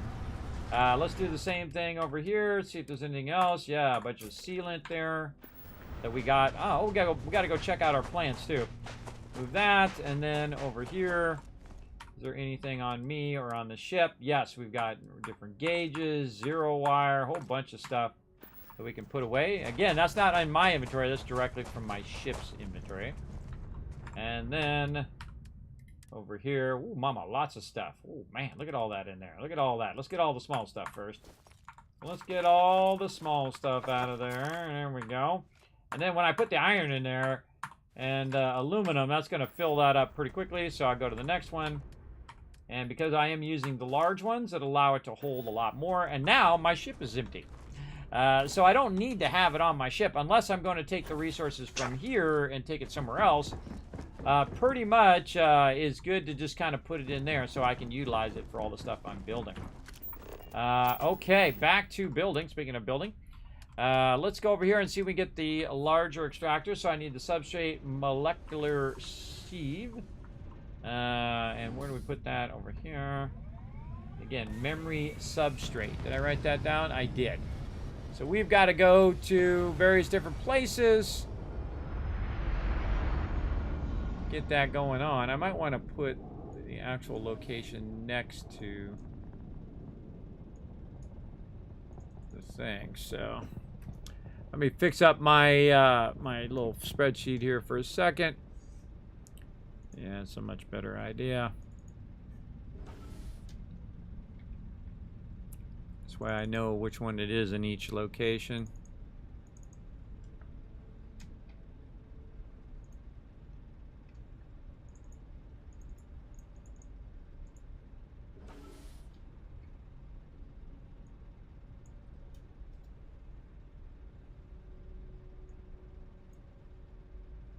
And I'll show you the end result here in a second. It's just easier if I do it on my other screen. Okay, there we go. So what I did was I went in and readjusted this part right here where it says Aquila and then Shepherds, which is the location. Now, if you guys want to see this overseer spreadsheet, I'll go ahead and throw that in the chat for you. You can see all of the tabs and all the stuff that I've made notes of. You can copy paste it in your own spreadsheet if you want to. You can't modify mine, but you can go ahead and check it out. So this one is going to be Neon dash Sigurt's Outfitters is apparently where I found that stuff. There we go. And then, let's see, what else do we find there? The sieves we found at Newell Goods. We found some fuel rods. This is just notes here. Let's move these ones out of here. Down up, no. Move those down the bottom so they're out of the way. Okay, so now we have an idea of where all this stuff is. And let's see. So Shepherds. Where do we get that Lux tile from? Shepherds, I think, is Aquila. So we'll say Aquila Shepherds. This is UC Exchange. We can take these out now. So this would be Mercantile. Again, we'll make a little bit of changes here. Mercantile. This will be Neon Newell's Goods. There we go. Oh, and also the UC depot.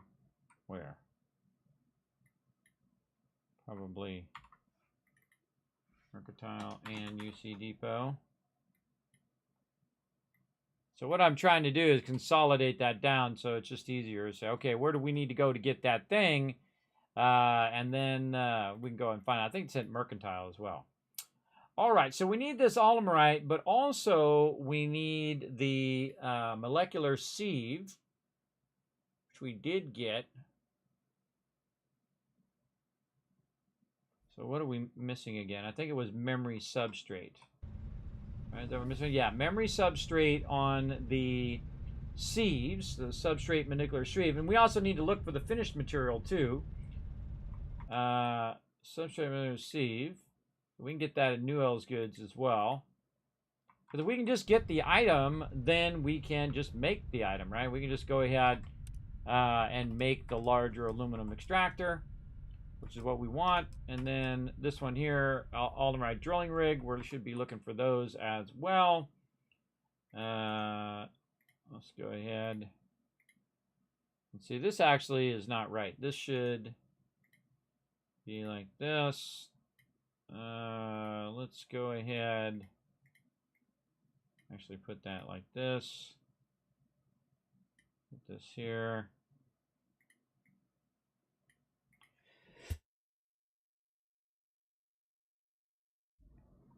Okay. So the actual high-end item, what is this? Max extractor.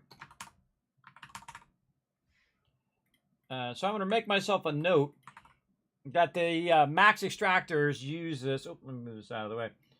That they use these two materials. So the two materials I'm looking for is the olimerite drilling rig, but I'm also looking for the actual olimerite ore itself. So we want to put that over here, and the ore is AD, and that would be ore.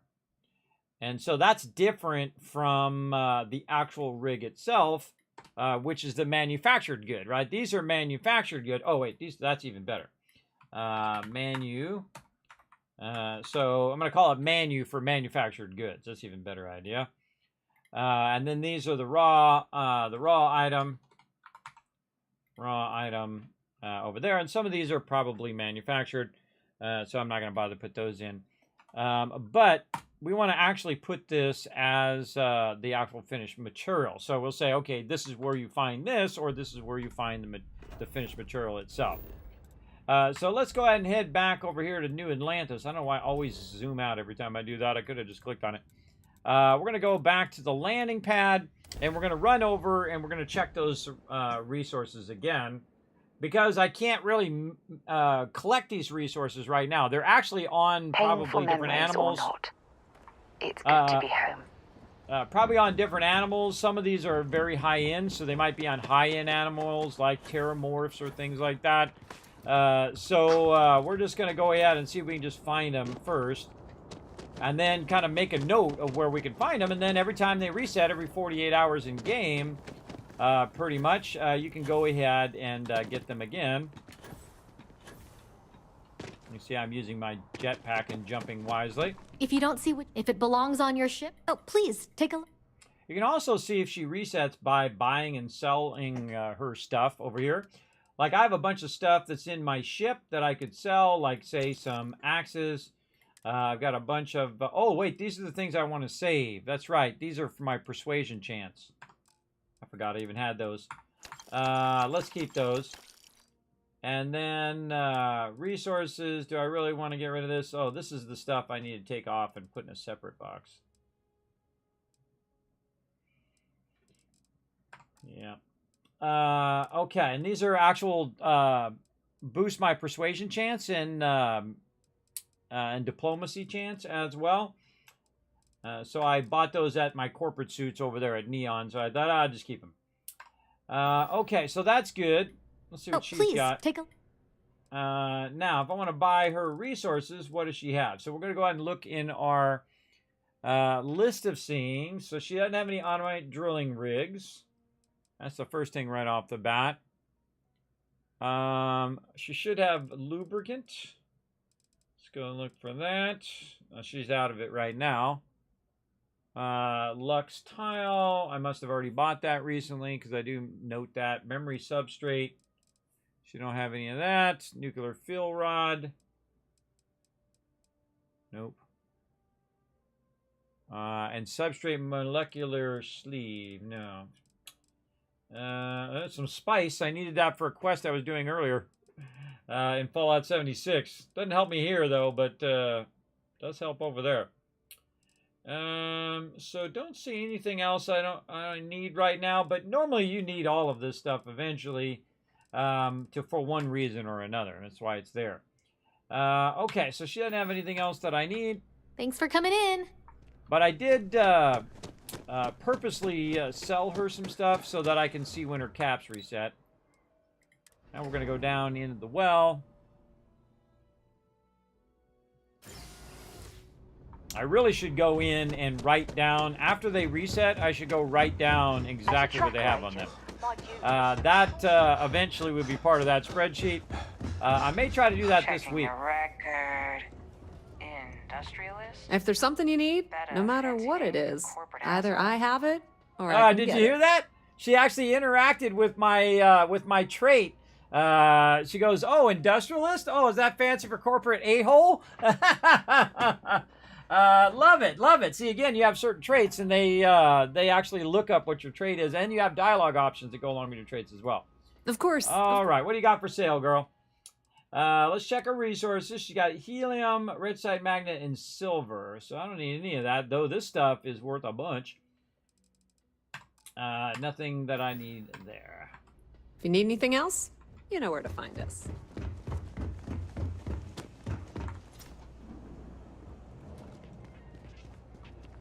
No, can't say I'll have what you need. Happy to make a deal. Okay, what's this guy got? Magnets. Should just go straight to value.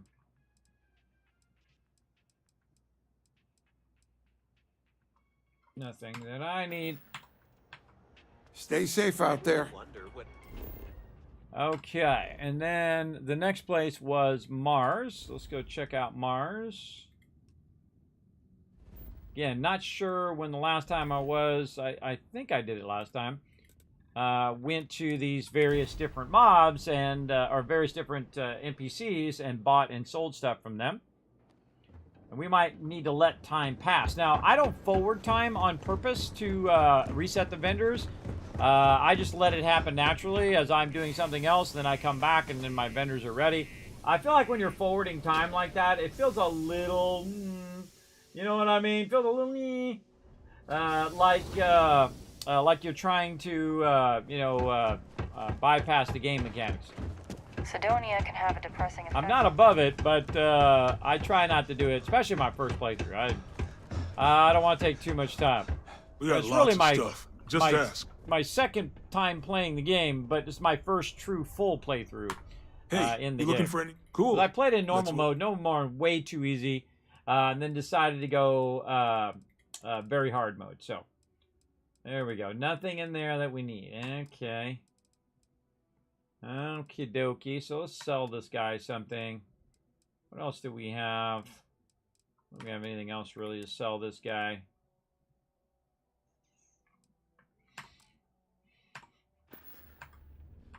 Yo, stay good out there. So that's Trade Authority. UC Exchange is actually where the customer satisfaction survey of New Atlantis business. I got a little bit of... Take a look. Okay, what's he got? Oh, there it is. See, this is what we're looking for, the drilling rig. So yes, the drilling rigs are at the Mars UC Exchange. So we're going to put that right there. All right. Yeah, now we're talking. So we get these drilling rigs, and I can use them for making my extractor. So now we know our go-to place. Let's see if he's got anything else in here. Lubricant, he's got that as well. Do I have that down for that? I do not. So let's add that into our thing. There we go. Let's see. Lux tile is the other thing I'm looking for. He didn't have that. Substrate. No, I'm looking for memory substrate first. Memory substrate. I don't see that. Or the finished product, which is the substrate molecular sleeve. Substrate molecular sleeve. So now we know our go-to person to actually get the final product. So we don't even have to craft it. We don't have to make it. We can just get the finished product, which is what we really want to make all the other stuff. So yeah, so this guy also awesome for this. I'm going to move this over here. Again, I'm just modifying my spreadsheet on my other screen over there. Just makes it much easier for me to do. Much, much easier. Okay, and what's the most valuable other thing in here? Let's go up to the top here and see what it is. Come on. Stupid scroll bar. Just switch categories and go back. Let's see. Microsecond regulator, control rods. There's an actual drilling rig. Oh, molecular sieve. Isn't that something I needed? I needed substrate molecular sieve, but I probably need molecular sieve itself in the long run. So I'm going to go ahead and add that one as well. And we already know where that's at the Mars UC Exchange. So very nice. Very, very nice. And because I have so much cash on me, again, you know, more than almost $500,000 on me, because I used my power of the brain and the power of my knowledge of games to maximize my credit input and how to make a lot of credits at the very beginning. Then I can pay off my house, which I've done, 125 grand right there. I bought myself a really nice gun for 30 grand. And I've gone through and basically used that cash to buy resources to make more cash and use that kind of cycle of, okay, you make money to buy more resources that makes you more money, and it scales up and scales up. So you're 1 times, 2 times, 5 times, 10 times, 50 times. You're scaling up that that income ratio. Now, it's constantly making me money all the time. That's all it does. All of my settlements are constantly making me cash, no matter what I'm doing. Now, this guy, my friendo. Be safe out there. Take it easy, friendo. This guy's my new favorite guy. Let's go ahead. I think we already went to Neon recently, so we're going to go ahead and bounce out of there. Go back over here. Oh, I'm carrying too much. I can't fast travel. That's a bummer. That's a bummer, so we're going to walk on out of here. Used to think I was Vanguard material. Till I took a arrow to the knee. A little Skyrim reference for you there, everybody. How are you? I'm doing good. I gotta bounce out of here. I've heard people who spend I always get in half of everybody's sentences because they just don't want to listen to it. I just want to run to the next thing. Okay, now that I'm outside, I can go to my cargo hold and I can transfer all of this stuff that's on me straight to my cargo hold, and I don't have to even run to my ship. I just need to be outside to do it. And now I can bounce out of here because now I'm not overburdened. And there we go. Back to our aluminum mine. And again, our goal is to, now that we have the power of our outposts and we can build at an extreme level, is to go and build up those outposts. Eventually, it'll be to build up my outposts with every resource in every outpost so I can build whatever I want. Right now, we're really testing it out on this particular outpost here. This is probably going to be with my little circle again. Man, I got to figure out what causes that darn little circle. That's just too annoying. Every time I come back here, I have to reload.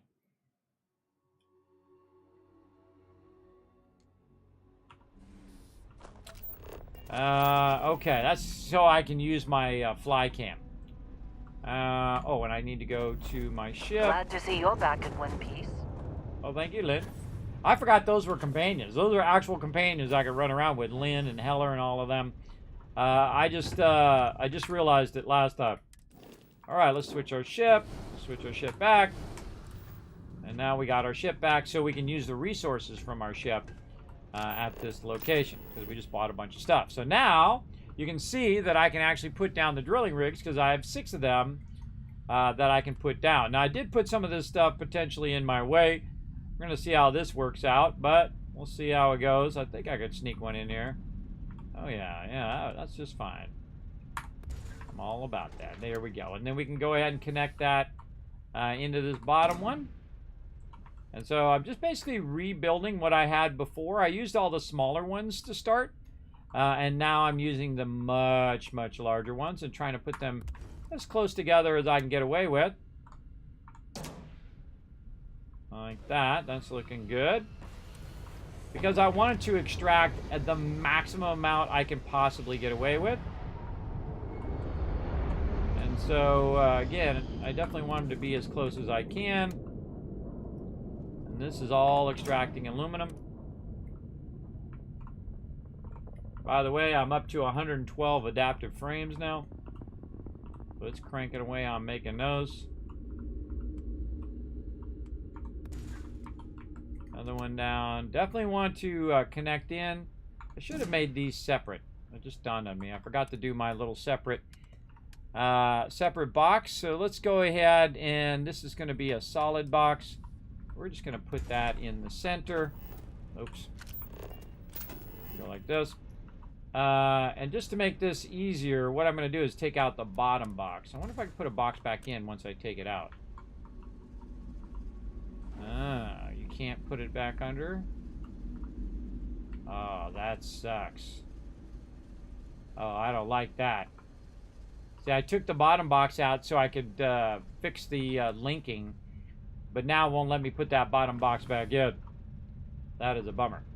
And by fixing the linking, I mean this, where I connect all of these to a central one so that I know that I didn't accidentally miss one. Again, I do a lot of things just for visual clarity.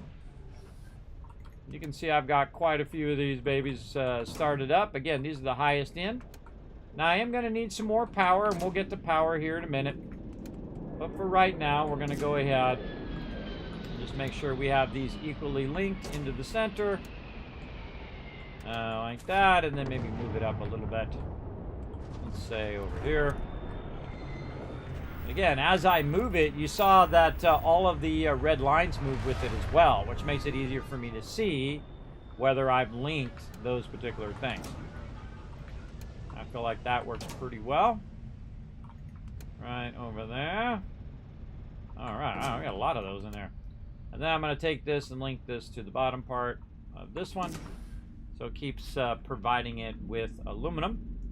Now we want to get all of our extractors down, and then we'll come back to getting all that stuff going. We got 2 more we can do. This one I got it rotated. Okay, and again, we'll get as close as we can get away with.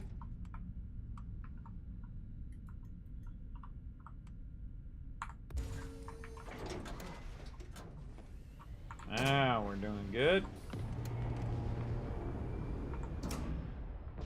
Okay, so there we go. So now we've increased the amount we've got there.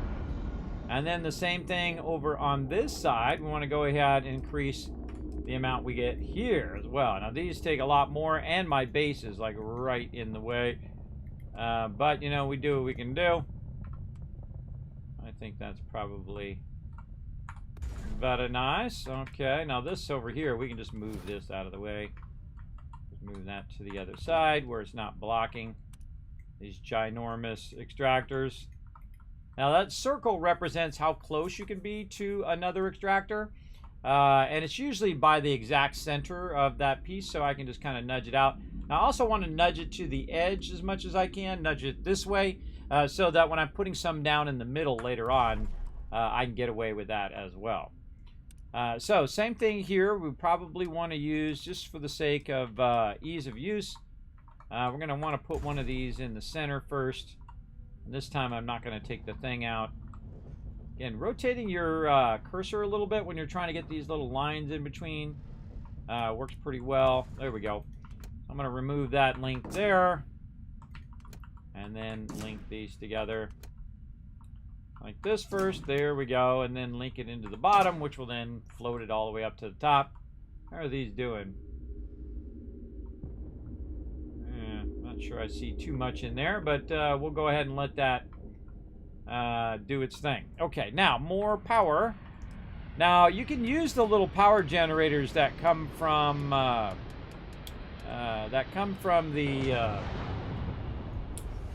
items, but I find that they're not really worth it.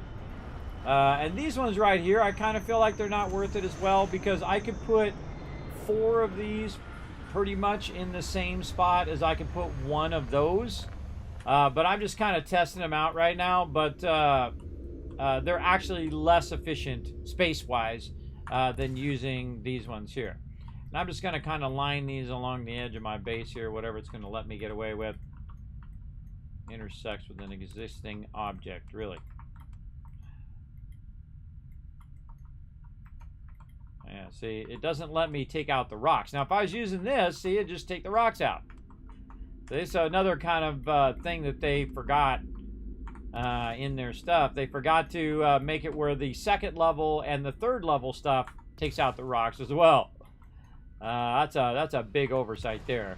See, these rocks are in my way, so I can't put those down. It's kind of dumb, as a matter of fact. Kind of a dumb way of doing that, but whatever. Of course, they gave us foundations. It wouldn't really be an issue, because I could put the foundation, which would then take out the rock, which then wouldn't be that big of a problem as well. But because it is blocking, it makes it even less useful. Because I can use my other ones, remove the rocks, and have myself more space in that area.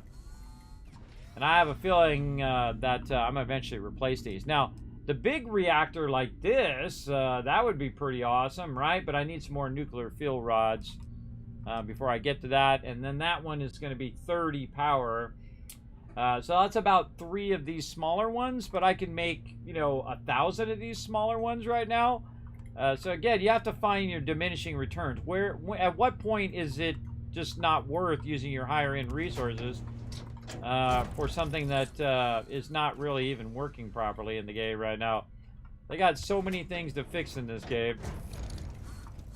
A lot of things. But I think they'll get them going over time. I'll have to make me like a video or just a giant list of all the things that they need to fix in here.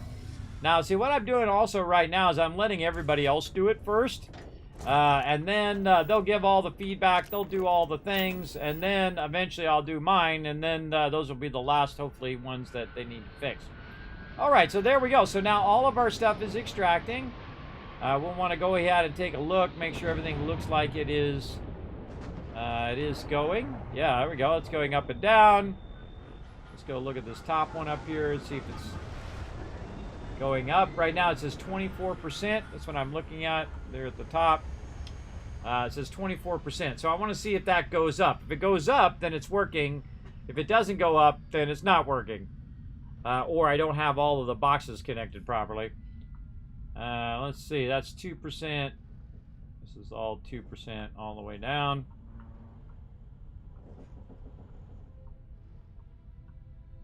So let's go up here and see.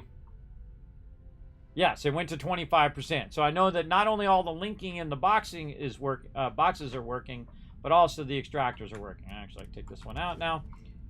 And so on. So let's get back to any other ones that we can do here. We do one more of these. Again, try to get that as close as we can. Get it outside the thing as far as we can. There we go. And then we'll tie this into this one, which will then tie back into all of that storage. So yeah, we're getting my base much more compact than the way I had it before. All of that looking good. Still didn't see any memory substrate or aluminite. Now, memory substrate is definitely something that I might be able to extract from animals or from plants. And so we have a little bit of that going right now as well. But we have some other resources that we want to bring over here as well, including one that is between worlds, right? That's going from one to the other. So let's go ahead and also tie in our output of this one, which is our fuel. right down into here, which is going to be our inner system connection as well. Now, the second one over here, I believe, is copper. So we're going to go ahead and get our copper going. Let's get that one, bringing that in.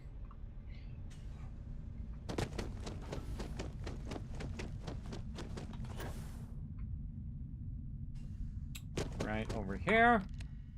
Okay, yes, copper. Okay, so now it's going to go do some copper. Now, in the meantime, while we're waiting for it to get its way over here, we're going to go ahead, and I'm not going to actually use this part here. We're going to go ahead and get its boxes ready. And again, we need a solid connection or a solid box for our copper. And I'm just going to put it right next to the thing here, just make it nice and easy. Right there. Man, we got 174 adaptive frames now, so looking good. Now I can make those adaptive frames go faster, by the way, simply by going in and adding more of the converters. Okay, this is being annoying. There we go. Come on.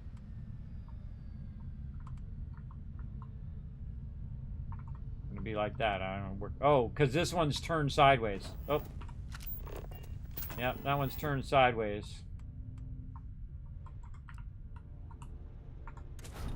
Yeah, too bad you can't turn them all at the same time. Alright, I'm about to take those out. Now, it's not bringing any copper for right now because it just landed here first, and then it's going to go to the other side. Oh, Kismet Love Train coming in. Look out. Exodus coming in, showing some love. 2 months of sub love.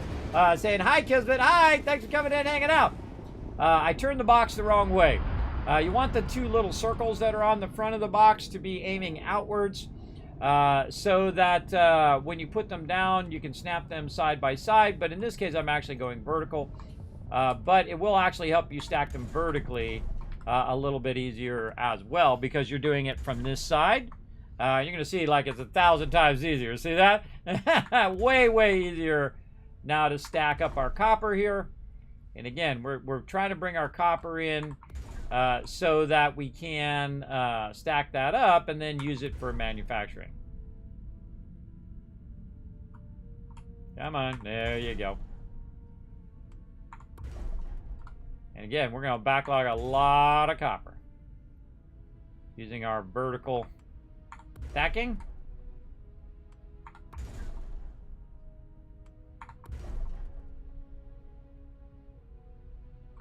Come on. You got this, brother.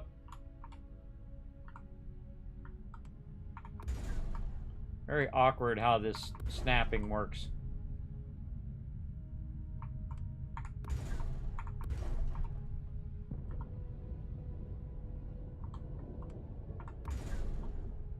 Probably good enough. And then we're going to have it go out of here.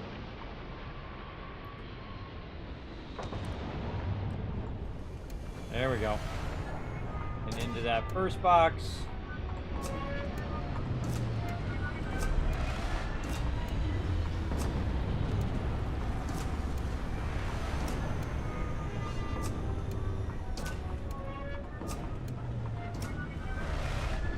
Why does I keep seeing that line from over there? Throwing me off. What did I leave off up here? Throwing me off. All right, right here. I can see because it's green.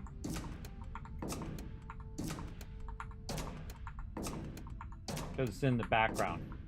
All right, there we go. So now it's going to backlog a massive amount of copper. It's going to go over there, get the copper, bring it over, bring it over. And we can actually start to see that it is working because we can see there's a little green area, the little meter of how full it is. And so this one just brought it from our other copper location and is now dropping off here. So now look at all these resources that are stacking up now. Very nice. And we still got more adaptive frames. Okay, so looking good. We got all of these good. Now the other thing that we want to bring here on top of everything else that we're bringing Now that we got those squared away is our barrel. Now our barrel, and I actually probably should put these all on a row. Our barrel's going to be back here in the corner. Oh, I put it over here because it's by the helium. That's why. It's going to bring a bunch of barrel over here, and we're going to combine the barrel and the copper together. Now, this is an interlink system over here. So this actually is going to go out of this system, which is Alpha Centauri, and go to going to the Olympus system to grab the barrel. Now, I had already set this up previously, by the way. I've already got outposts on that end. So all I need to do, now that I tore this whole base down and rebuilt it, is just to reconnect them. And so if it works, you'll know, because all of a sudden a ship will come down and I have big round tanks on the side, which is where you got your helium. Here it comes. And then it will leave and come back with resources. If it leaves and comes back with resources, you know you did it right. So here it comes. You can see the big round tanks on the side, so you know it's inter-system link. There we go. Sarah getting stomped on right now by the big ship. Yeah, oh, look at how it's got like burn marks on the underside of it. That's cool. But at first, by the way, it's not gonna put any resources in here, and that's because it comes here first, and there's nothing for it to pick up, and it doesn't have anything in its cargo hold. So then it needs to go to the other side, pick it up over there, and then bring it back. So again, don't let that throw you off if you suddenly don't have any resources, even though the ship showed up. Okay, now same thing over here. We're gonna actually do the reverse because I've got this turnaround the opposite direction so that I can easily do the linking of the stuff there. Okay, so let's do the same thing over here. Let's build out a bunch of these so we can backlog a bunch of barrel. And we'll just go with as many as we've got. We wait for some more adaptive frames. Try to get one more. We're just hitting tab, by the way, to go in and out of there while I'm waiting for more adaptive frames. There we go. I went to 8. And again, you just tab out, wait a few seconds, tab back in, and there we go. Because it's physically making them right at this moment. All right, now this is the tricky part, that you got to know which way is the part where it's going to drop it off. This side's the one where it's going to drop it off. So I'm going to go ahead and grab this. I'm going to put that into the bottom. And then work our way up to the top here. And that what comes in, that's going to fill that up with a bunch of barrel. Now, the thing that I actually make that makes me the most cash out of all of this stuff, especially in the early game, is our Tau grade retrostat. Now, our Tau grade retrostat uses beryllium. Sorry, it's beryllium that it's grabbing. It uses beryllium and copper. So those Tau grade retrostats are great for me to use to make money. So if I want to make a bunch of cash, I want to have a bunch of these running simultaneously. So the first thing I actually want to do is to go in and control how I'm going to feed these into my various different get out of there. My various different manufacturers. So I'm going to go ahead and try to get this to do what I want it to do. So annoying. You should be able to turn the snapping off. Put that right there. Okay, so it's gonna fill up this here, and then it's gonna run down to here, and that's gonna be my beryllium. Now over here, I'm gonna put another one. Maybe on. Actually, let's do it the other way. Let's do it like this. This one will be over on this side, and then this one is actually going to be my other resource I need, my copper, right? So I'm going to go way over here to my copper that is backlogging over here, and then you can see it's working really good. Take that copper and run that over here again, just to make it much easier for me to control the connections to all of my my stuff. Now I got to be careful as well because I am going to be putting a bunch of these down here. Right, but I can worry about that later. That's a later problem, because I can always move these further over, up out of the way, to where I don't even need them. Actually, I just put them over there if I want. But for right now, I do want to put some manufacturers down. So I want to find a place that's not going to be obstructing my my things here. So I'm going to put it way over here. So, and again, we're going to go to our Tau grade retro stats over here. And we'll say, and we'll go right here. And the real annoying thing is it doesn't remember what its rotation is, so it usually rotates it in such a way that's really the opposite way of the way I want to do it. But you know what? We'll just go with whatever's default, because that's going to make it way easier for me to manage. Let's say here. You can also move these later, rotate them later. Let's just go ahead and put them way out here along the edge. We're going to put a ton of them out here. Absolutely ton of these suckers.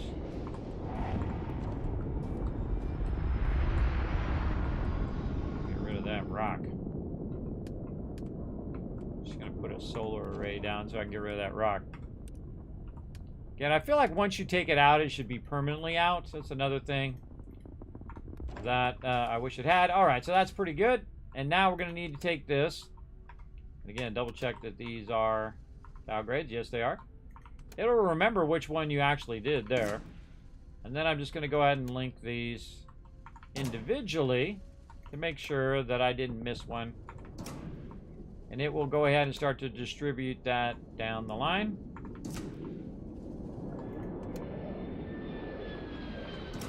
Actually, I can zoom out, make this a little faster. I don't have to go as far.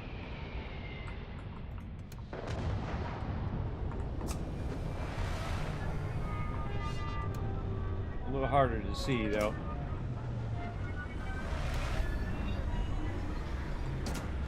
Of course, this is going to massively upscale my amount of power that I need.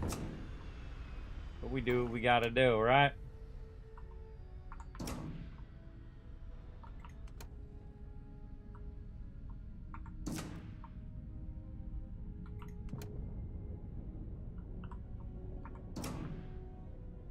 All right, that's looking pretty good.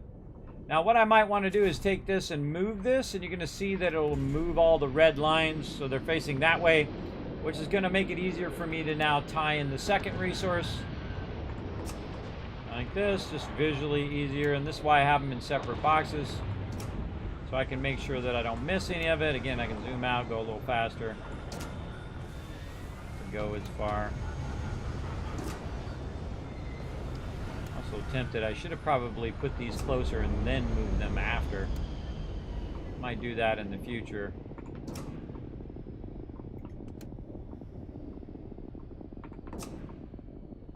Just making sure I get each and every one of them tied in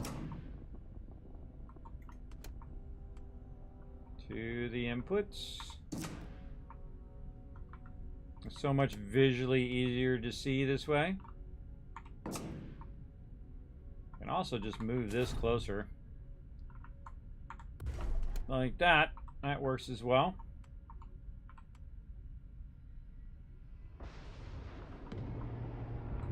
I missed one. Ah, see? Ah, I missed one there. Okay, and it actually shows you because it highlights them if they haven't been connected. Okay, so there we go. So we got our two connections in. Don't want to do that. Got that, and then we'll take this one, and actually we can just put these off to the side now, and whenever we need them, we'll have them over there. Have that go back there. So now those are kind of up out of the way, and now what we need is we need the output of this, and we need to control the output. Now this is going to be a warehouse item, so we're going to use a large warehouse here, and we're going to go ahead and now control the output to this box. And this is all about management, right? Management of your resources and the inputs and outputs of everything. Make sure you got everything connected in. And again, we'll worry about the power requirements later on. Right now, I'm gonna get all this in there. Like that. Okay, now the output of all of those is now tied into this box. And then what I want to do is, of course, backlog a ton of these Tau grade retrostats, or TAUs is for short, as well. And of course, while I was doing this, I got 78 of those adaptive frames. So now I can just kind of set a box here, and then this is going to be where I stack those, kind of out of the way of everything else. Let's see if this gets on the ball. There we go.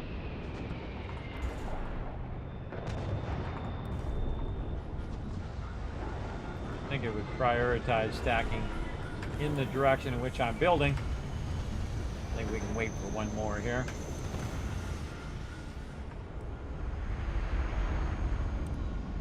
Yeah, come on. You got this. Make 2 more. There we go. Okay, now the output is all going to this box. Then this box is going to go to the bottom box, and again, we're just going to go ahead and run these, connect them all together, all the way to the top. Okay. Get the top one in. You sure did, because I can see them. Look, it's already making them.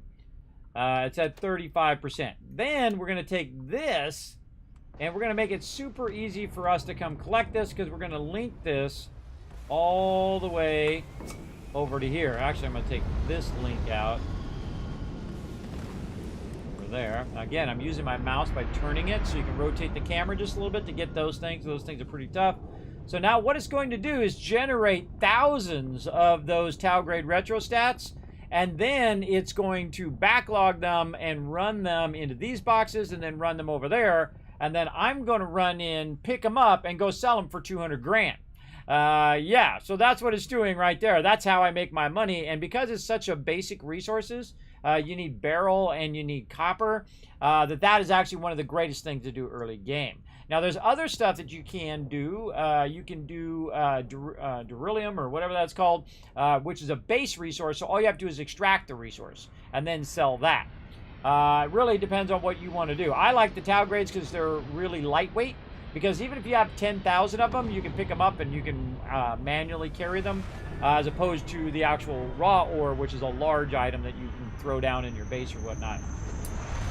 Okay, this is all looking good. Look at this. We've got a bunch of resources backlogged here. All this stuff is looking good, and I think we're back up and running. Looking very, very good here. For sure. And this one, again, is manufacturing all of this stuff. What is this manufacturing over here? Oh, nuclear fuel rod. Okay. So we want to get this tied into these nuclear fuel rods over here as well. Oh, Kismet Love Train. Let's go. Lenrig coming in with a brand new sub, everybody. Subscribe for 1 month. Show him some love right there. Show him some love in there big time for becoming a new Teamwork Tycoon, becoming part of the sub club. Appreciate you big time. All right, so let's run some of that in there, and there we go. Yes, we've got the solvent and the solvent in there. We're going to need some water in there as well, so let's go ahead and tie in our water into our manufacturing over here. It's going to let me do that. Oh, it actually doesn't let me do that. Oh, no, I already got it. A segmental wafer is not water, it's wafer. Uranium and solvent. So let's go ahead and also tie in our raw resources here as well into there, and there we go. So that is actually done. Look, see how they're no longer red. So what it does, by the way, is I can actually take this and instead of running it into this box, I can actually have it run back into those boxes, and then it will create a circle. So it grabs the resources, makes the new thing, and then puts it back in the box, and then you can use that on the next part of the chain and the next part. So you can actually keep it going, continuously looping back into the same boxes, which is cool, until those boxes fill up, of course. That's going to be a problem. Now, the nuclear fuel rod is awesome because we do need those nuclear fuel rods for stuff that we want to make down the road as well. I actually forget what the heck I'm doing. I think it's for something else. Now, I actually have 3,876 Tau grades here already in the boxes. I also have 12,867 aluminum and so on and so forth. Oh, we can make our reactor. That's what it was, our reactors. That's what we were going to make. All right. So let's go ahead and make some reactors here. Now, I wonder if this needs helium or not. I don't know. It just says 30 power. Reliable power delivered by nuclear fission. So, yes, apparently it doesn't need it. Okay, cool. Let's run along the edge of our base. Let's see if it's going to... Oh, it does remove the rocks. Okay. And there we go. And, of course, now we're out of nuclear fuel rods. But, hey, you know, we got one of them in there. But, again, I find it's just easier just to use the smaller stuff. In fact, I probably just would use the solar arrays. Because, again, see how this one's not working? And I could get 4 of these in the same spot as this. And also, they remove the rocks. And that's just so much easier just using the small ones. And that's a pity, too, because as you scale up, it should make it easier, not harder, for you to use that particular item. I don't know why nobody noticed that when they're playtesting. How could nobody notice that that is not removing the rocks and that is actually not more valuable than using 4 of the smaller ones instead of the larger ones, right? I mean, it's not a value. It's more valuable for me to use my lower end resources and put 4 solar arrays down in the same spot as this, as opposed to using the solar dome, which only produces 12 power. And this one produces 6 power each, so it'd be 6, 6, that's 12, and then 6 again, and then 6 again. So it actually produced 24 power in the same space as one that's producing 12, right? Again, these are just basic logistics, everybody. It's not like I have, you know, some super brilliant degree. It's just like basic math that you should have figured out when they were playtesting this. But digging your Starfield vibe, I think I'll stick around for a bit. Well, thank you, Lendrake. Thanks for hanging around. Look, you got your new little sub badge, too. You got your little baby dragon. The longer you go, the bigger that dragon gets until you get your wings. That's right. You get your dragon wings here in this channel. Now, of course, also you get all the epic Kismet emotes. You get the animated emotes, 3 times the chance to win giveaways. Do you know that my sponsors are pretty awesome? They send me a bunch of awesome stuff, including... the peeps over at Bethesda Gear. I've actually given away like skateboards for Starfield and all sorts of cool stuff. So Bethesda Gear, Bethesda themselves, and a whole bunch of other awesome peeps like Lucid headphones and all of that. Send me a bunch of stuff and I just give it to you guys. So of course you have a much higher chance of winning as a sub as well. So appreciate that, though. Everybody does get a chance, whether you're just a viewer or a sub. Just hit that follow button. You also get some instant emotes as a follower as well. That you can use in the chat along the way. All right, so we got all of our power on. So now all of our manufacturing, all of our extraction is running. So it's now going to produce a bunch of these Tau grades. So now again, these Tau grades are really good. They're worth about 12 each. So you're going to probably end up with a bunch of extra copper and a bunch of extra beryllium over time. And so you can just keep backlogging. Look at it. Look how much beryllium I've already got. Look at that. I've got 4 large boxes of beryllium. Let's go see how much beryllium is in each of those boxes. Let's go take a look. Up we go. Right now, it is 487. So that's about 2,000 beryllium right there. So beryllium looking good. Let's go check our copper on the other. Oh, my God. Look, I see it filling up already. Also, I see my aluminum filling up, too, which means that it's extracting it faster than it is actually producing it. Yeah, look at that copper. Yeah, our iron is being used up fairly quickly. We got to rework our iron there. But our copper over here is looking good. And again, the way you check it is you just go look. I'll get real close here and it'll bump me straight up. You just go look at how many of these are filled way up here on the top. See that? 100%, 100%. And if we go look, man, we got 1, 2, 3, 4, 5, 6 of those filled. So that's 6 of those with copper, and then 4 of them, or whatever it was, with beryllium. And then it's just trying to produce those as fast as possible. And then it's going to backlog all of those into here. Oh, and you can see we've already got 3 of the large ones already backlogged. So that means that, let's say each of those hold 100. That'd be 300 times 12. Hey, sorry, what's 300 times 12? 300 times 12 is 3,600. So it just made me 3,600 credits. Just that amount of time. You saw me do that? 3,600. And if I let that go for a few minutes, it'll be 5,000, 10,000, 50,000, 100,000. I make usually between 100 and 200,000 credits. Just in this one base alone. Of course, pulling it from other bases as well. And this is actually only 3 elements going right here. We have our iron, our copper, and beryllium. And those things are making adaptive frames. They're making the Tau grades, as well as some of the higher end stuff that I'm working on now as well, including manufactured goods. So we also need more solvent. Yes, we need a bunch of solvent. So let's put that on our list of things that we need to track down and figure out where that's from. Solvent.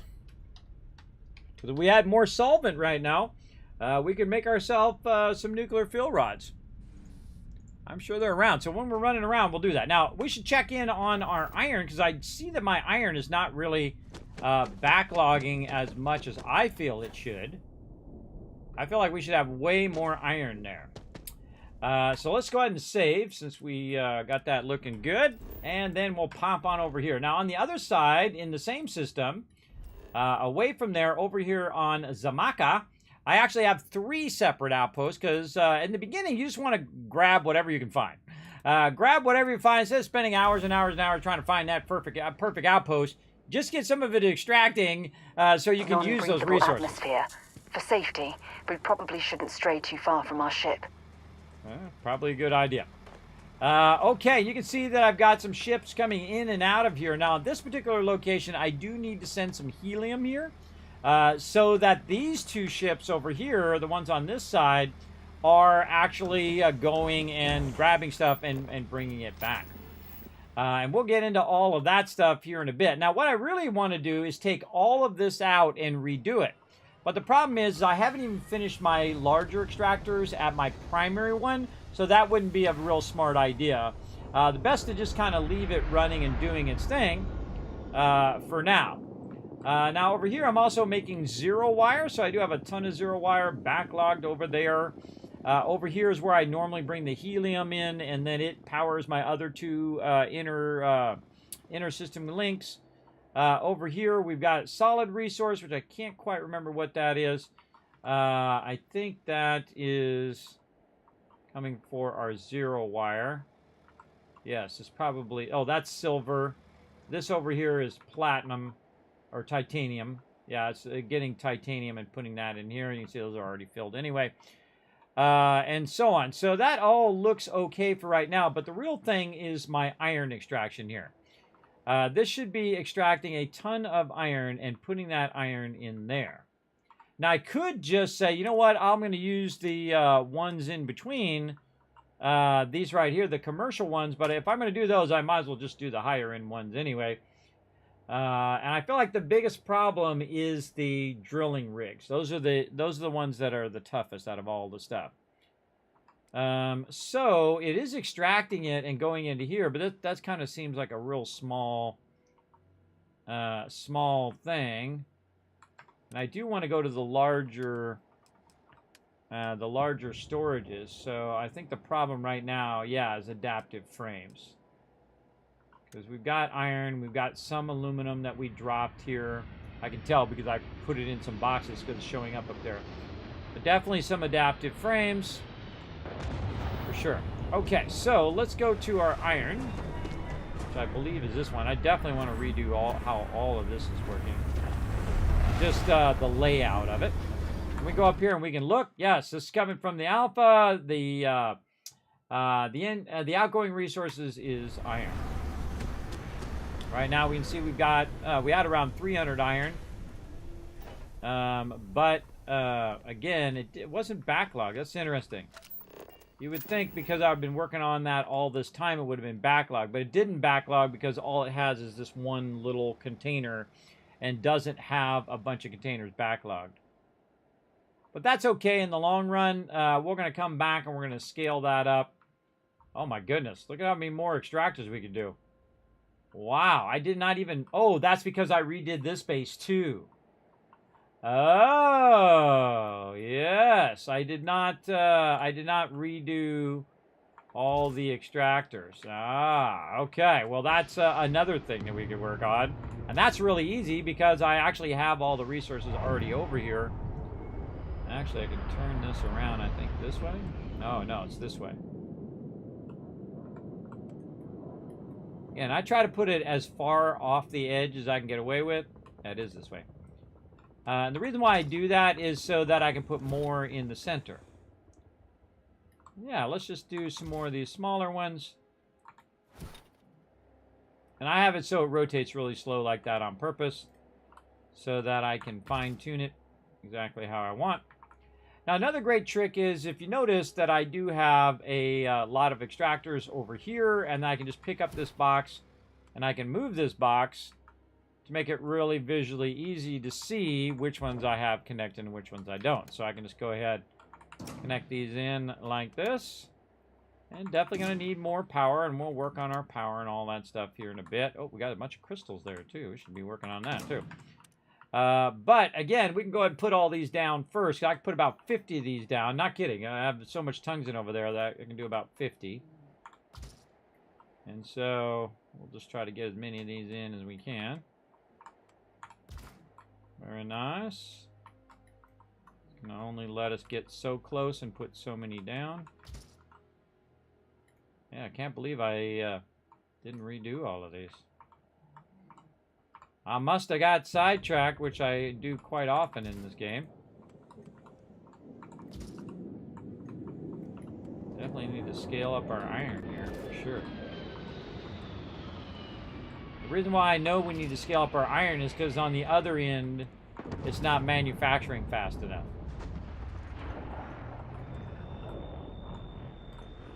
See, I can kind of work that one in there. We're going to need a lot of adaptive frames, so we'll definitely want to scale all this up. It also takes into effect, by the way, your verticality of your extractor, so keep that in mind. So if you keep your extractor going up like this, you might be able to sneak in another one like that. Okay. And again, power is something we'll deal with at the end. Now, this is already connected into the rest of my system. So all I need to do is get my iron extraction scaled. Put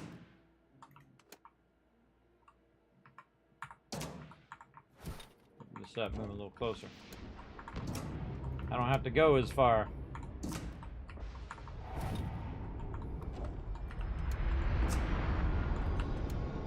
Zoom out a little bit, that helps as well.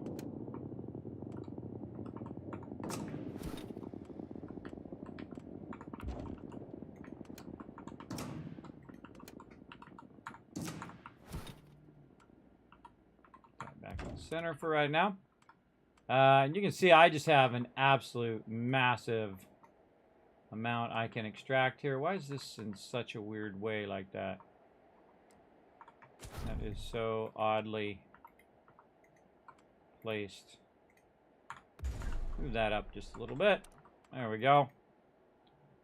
Try to get a few more of these in. Yeah, I definitely want to redo all of this. Definitely. This is so much iron. I don't think we're going to have a problem with iron. I don't think we're going to have a problem now, anyway. And so, over here. And see, this iron goes to make adaptive frames. And then I can use the adaptive frames to make more storages so it can store more iron, so it can transfer more iron, and so on. And that's probably enough iron for right now. But I normally max it out. I try to get the maximum amount of each and everything that I can get going, because then I know I have more than enough, right? And making your making more power is not that difficult. And I like the solar arrays. You can see the solar arrays are pretty cheap. Now, of course, at this particular location, the solar arrays actually produce less power than wind turbines. And if I had isocentric magnets, which I have a ton of them somewhere else, I could actually produce 6 power. But normally, if you have a bit of cobalt, you can do that. But I've got tons of stuff for my solar arrays, so I'm just going to go ahead and utilize those.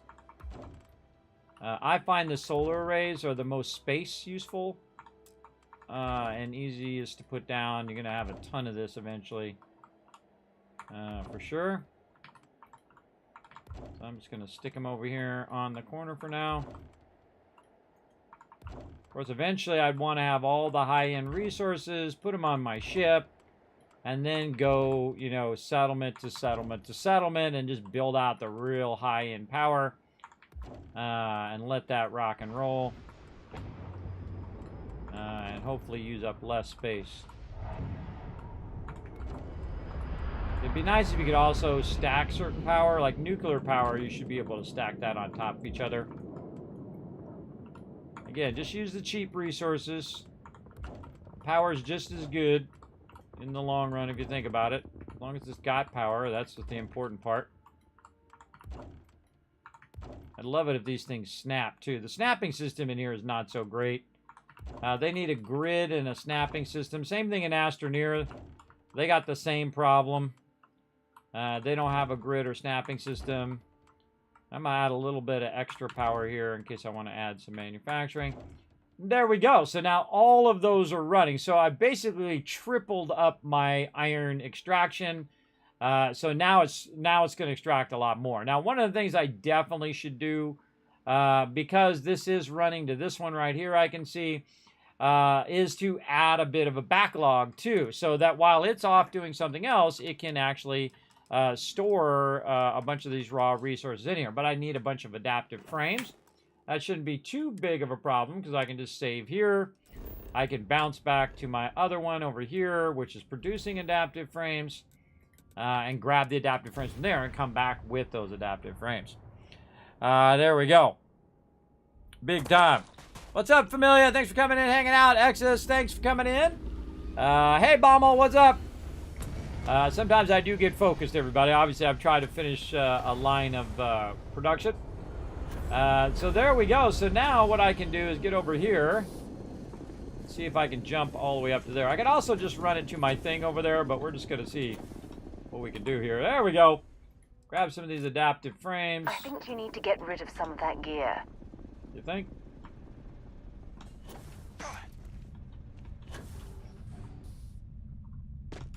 Get over here and then get on this thing.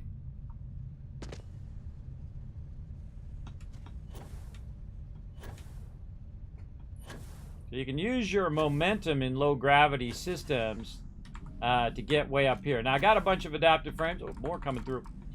I got a bunch of adaptive frames, but I don't need to carry them on me because, again, I have a gigantic cargo ship. That's really its only purpose, is to hold all my cargo. And eventually we'll get to the bigger ships where we can hold even more. But now I just put 282 of those in there. So it just made me around 300 while we were gone. And now I can go ahead and use my ship as a temporary container for all of those resources. Jump back to my iron mine. Whenever I'm using my cargo ship, I'm just fast traveling back and forth, because it's not a gunship, because it'll get destroyed pretty easily. So keep that in mind when you are utilizing your cargo ships purely for cargo. Okay, and this one is going over to there. And so we need to create a nice little storage spot for this over here. What am I storing off to the side here? Oh, this is just straight resources here. That's what that is.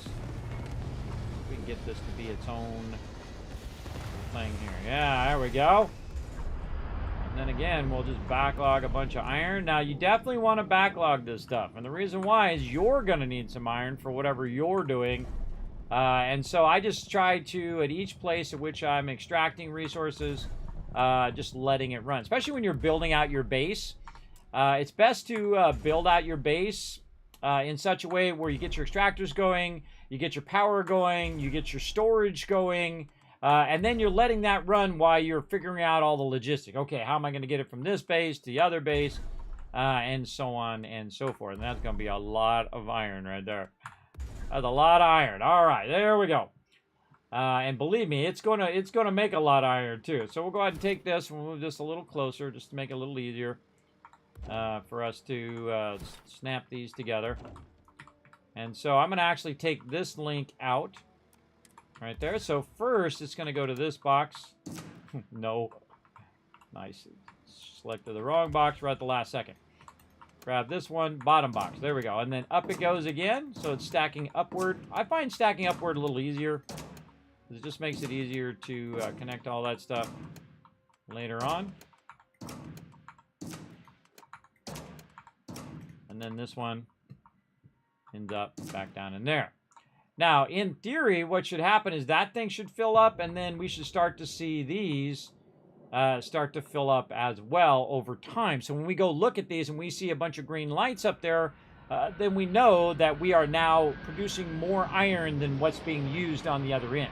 Because there is a limit to how much you can switch back and forth, right? There's a limit to how much it can pick up, which is usually between 300 or 500, depending on whether it's an interlink or in-system link. It can only pick up 300 at a time, and it can only take that 300 over there, and it takes a certain amount of time for it to take it over and then come back. So, if you're not producing it fast enough, then it's just grabbing it before it can backlog. Eventually, we want that all to backlog as much as possible. Maybe even do a few more over here just to get this really going crazy. Let's really go crazy over here, just so we know that our iron is quite squared away. And again, I'm not even going to bother to do it too precisely. I'm just going to try to get as many of these in here as I can. I mean, I'll do it somewhat precisely, but not super worried about it. Can't get that one in. And see, the cool thing is also this box is connected to the other box, so I can just move this and it will still remain connected.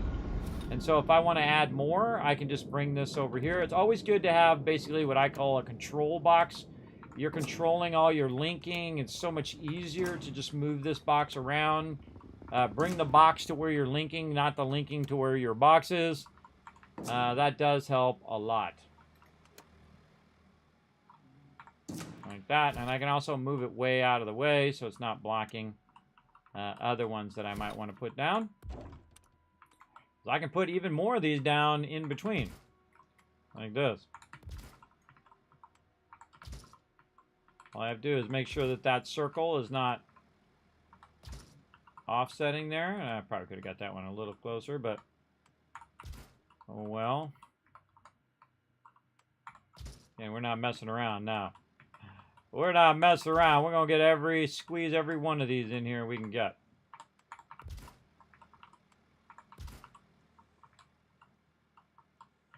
Yeah, more right there. The hardest thing is to remember which one you have connected and which one you don't have it connected, because this is what's really going to make it difficult. And of course, this is also a problem with power, right? If you don't have enough resources to put enough power down for this, I highly suggest you don't.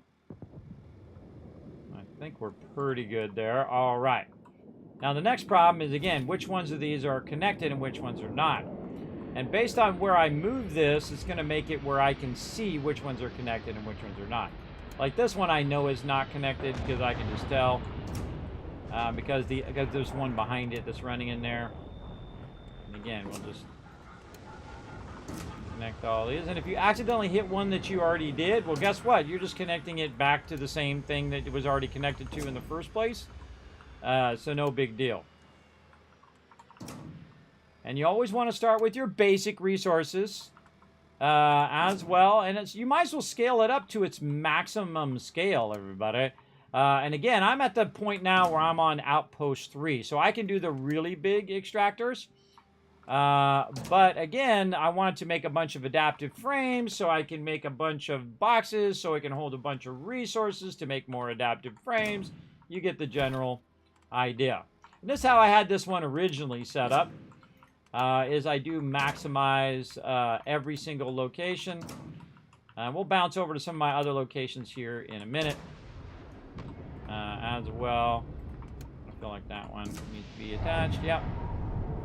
All of these ones over here. Hope that one already is attached, already connected. See, it even told me it was already connected. Again, move this around a little bit, and then it will show you whether those things are connected to those ones. Those ones are all connected. They also have a tendency to de-highlight. So I'm looking at every single one of them to see if I didn't miss one. And I might have missed one Even if I did, this is way more iron than I'm going to need in the long run. Oh, there's one right there. There's a bunch over on this side I didn't get. I didn't get this one. I didn't get this one. Now, again, I have tens of thousands of resources. So, it's not like I'm hurting for resources, that's for sure. But, again, coming back and kind of revamping this particular location. Now, it's already still connected into the stacker and then also still connected into the output. And we tore down our other base, and we're just kind of building this one back up. Now, we need more solar arrays over here. Again, I felt that the smaller ones are like the most effective space-wise. I wish it remembered your rotation, though. That would be nice. I have to keep rotating it every single time I want to put another one down. I'm not being hyperspace efficient here, but I'm trying to be somewhat. Because, again, in the long run, I know I'm just going to end up replacing all of these anyway. I like to put them out at the edge of the camp. I don't get attacked all that much, by the way. I don't think I've been attacked at all in this playthrough so far. I did do another kind of start of a playthrough in the normal mode. It was way too easy. I did the same thing in Fallout 4 when it first came out. I was like, ah, God, this is too easy. I'm out of here. And I didn't even bother to finish the game. I just like, nope, I'm out. Go into the harder mode. And so that's what I did. And the same thing here on this playthrough, playing in very hard mode. Because, you know, if you've kind of mastered the beginnings of the game, you've pretty much mastered it all the way through. It's just a matter of time when it comes to the normal mode. And so I went ahead and just went straight to the hardest mode. I hope they add a even harder mode later on, kind of more of a survival mode. Because they did say that the planets are much more harsh. And they actually took that out. They nerfed the heck out of it. And again, I always add a little extra in case I add manufacturing. So add a little extra power. You can never go wrong with too much, but you can go wrong with not enough. Okay. So now that's extracting. It's extracting 92.57 per minute, which is a lot. It's about 100 per minute it's extracting right there. And now we want to see that backlog, right? We want to see this thing lighten up eventually over here. Now, it's going to take it a little bit before it outruns the ability for it to grab it and take it to my other base. So we would just want to kind of let that run now, and we kind of scaled that back up to that extract. Now, we haven't needed it yet to be at that higher scale, but now is a good time to scale it up because, again, we want to make a massive amount of adaptive frames. Okay, so that's good. But now we need our helium going again, and helium tying in to our silver and tying into our platinum over here. Now, I actually probably don't need any more zero wire. How's our zero wire looking over here? Or actually, no, this is... What is this? This is my regular resources? There's nothing connecting to the back box. What is this? Oh, it's copper. Oh, I manually brought copper over here and put it in the box. That's exactly what I did. So I made a bunch of zero wire, but it already has enough zero wire, more than I need for right now, so it's no big deal. I do like to have this keep going, though, and I'd love to scale up these boxes to larger boxes. I think that would be pretty awesome. So let's go ahead and figure out how we're going to do this. So this is where it's coming in. And these boxes are right in my way. Maybe we can get away with something like this.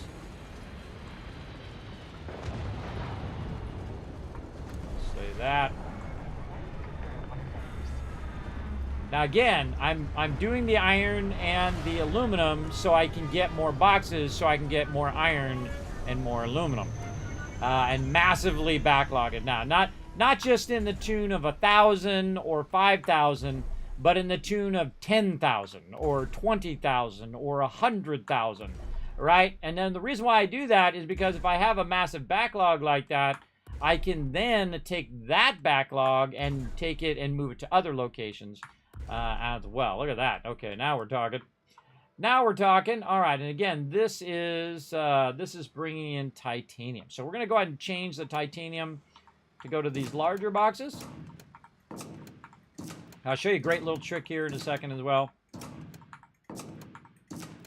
If we take the end of this one over here and we just put this into the bottom of this one, it'll pull it out of all of these boxes and put all those resources now in those other boxes. You're going to see those little lights on the side go red because it's now pulled that all out of there. And so I no longer need any of these boxes. So I can go ahead and now decommission all of these boxes. And now we're using a more vertical than horizontal. So that just kind of cleans up my location a bit. Makes it a little easier for me to do my thing. And I'm not have a bunch of titanium dropping onto my character. We also need to make sure that we do take this one and we run that down into the bottom one. So that backlog that. Okay, and we've got a bunch of silver over here, and it's kind of in my way because I want to put my larger containers over here, and the snapping in this game is painful. It is incredibly painful the way it just decides to snap in the most awkward way. If you want it to go right, it'll go top. If you want it to go top, it'll go left. If you want it to go this way, it'll go the other way. It'll just be incredibly painful. No matter how you get that thing to go. Now I'm just moving that temporarily over there just so I can try to get one of these big boys, right, like I have it on this other side, and use our vertical space. Make sure the two kind of circles are toward the front. Yeah, it's still too close. And I'm going to eventually pull all these out of here anyway. I'll just get that away from my snapping. There we go. And I like putting it right here because then it's right next to where you're bringing it in. And we can just do the same thing here. And massively scale this up. Now we're going to run out of adaptive frames here in a minute. But we can always go back and get more because it's making me a bunch more on the other end. But that's okay. Now we're going to go ahead and take all of this, which is going here, and then it's going to this one, to this one, to this one. And we'll do the same thing we did before where we just snap that in there and let that start to cascade into those. And then it'll pull it out of all these small boxes. And I like to give it a minute, even though it's actually already transferred it all within a few seconds. I like to go ahead and just clear all that out. Now our iron base is looking a lot better. And then these ones we moved over here. We can take all of those out. Oop, not that. Take all of these out over here. Very nice. Okay, and then we're going to grab this, whatever this brings in. That's going to go ahead and put it there. So now we've stacked our silver. Now, by the way, we can keep stacking that really, really high to have a massive backlog of that. We can also send this over to this over here if we want to pick up some of our zero wire or silver or whatever. We can send that right over there. But that's probably good enough for right now. That actually replaces a lot of the storage we already had from before. And now what we need to do is get it to bring more helium back over here as well. So let's save. That looks pretty good. Are we getting any backlog yet on our iron? Doesn't look like it. Looks like it's doing a good job of grabbing all the iron and sending it to the other location, to our aluminum. Now our iron and our aluminum are connected to each other. One to the right isn't connected. Did I miss one? Well, we'll go take a look at it later on. Right now, we're just trying to get our stuff running. So, now my ultimate test to see if it is working is the fact that it gets to the very last box. If it got to the very last box, then you know it's working. If it didn't get to the very last box, then you know it's not working. So very, very important for sure. Now, let's go ahead and look on the other end over here. On this end and see if we are getting a bit of a backlog now. And we'll look up here and take a look. I don't see it. That doesn't mean it's not backlogging up there somewhere. Yeah, no, it's a little bit. Yeah, see, it's starting to collect iron faster than it's actually converting the iron into adaptive frames, which is what you want to see. This way you have a backlog of iron as well, so you can use the iron for building. But there we go. So that's looking good. Oh, landed right on my head too. It doesn't kill you, by the way, if the thing comes down on you. It's actually not an object that will kill you. Watch the boost packs, or the low grav might send you into the sky. You're not wrong there, girl. You're not wrong. All right, so I'm just kind of jumping up here. Instead of linking it to my and to my ship and all of that stuff. I'm just going to grab it here. Land.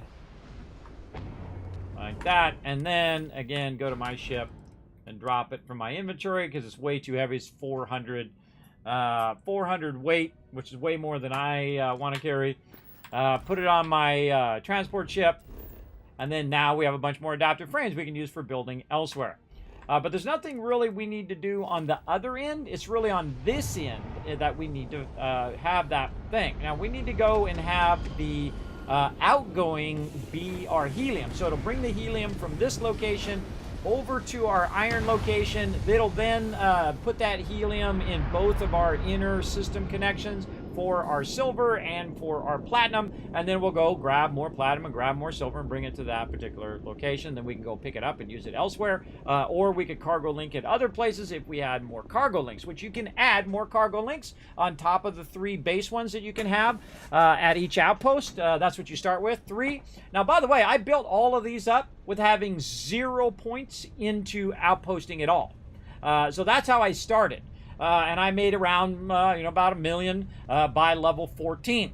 And that's because I started making a bunch of retrostats. I started getting a bunch of base resources and selling it to the vendor. And then I sell all the stuff I don't need, buy all the stuff that I do need. Because, frankly, the cheapest thing in the game is the resources that you could buy for their actual value. It's incredibly more valuable than a stem pack, which are basically the med packs, which cost 500. Right? That sucks. But the value of this is much more. And I feel like sometimes they undervalued it. But, I don't want to get it nerfed. So everybody, hey, mate, you got it nerfed. Hey, don't blame me. I have nothing to do with it.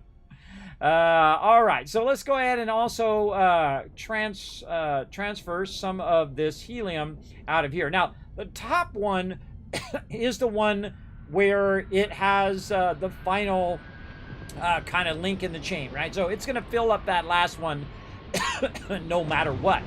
But the one down from that is the extra that I have on top of that top one, right? Because I want my beryllium to constantly be going all the time. I don't want that to stop. So I'm actually going to use the one down from that and then take that and link that into the outgoing of this over here. Now, I don't know why is there a link? The link going to the outgoing there. Where did that come from? Why do I have a link there? Adaptive frames. I don't know why it has a link there. It shouldn't have a link. There we go. Somehow I accidentally linked that. What we want is we want the second level down here to take this and put that in there. So what we should see is it putting a whole bunch of helium in here. There we go. And so what it's going to do is pick up the helium. Now, there it goes. It got it. So it picked up the helium. It's going to take that back to my iron mine. It's going to run that into my things, into my storages, and then run it to each of those inner system links and go collect my silver and my platinum.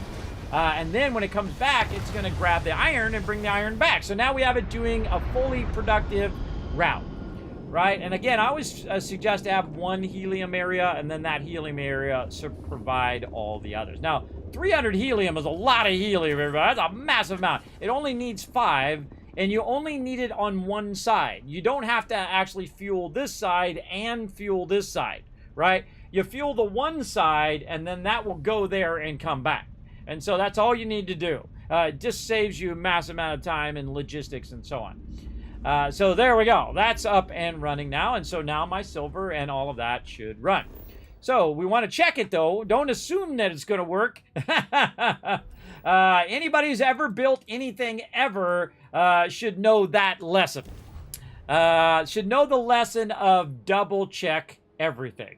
That is for sure. So let's go ahead and double check all of this stuff. We'll be lucky if we pull anything organic off of this rock. I don't think there is anything organic in here.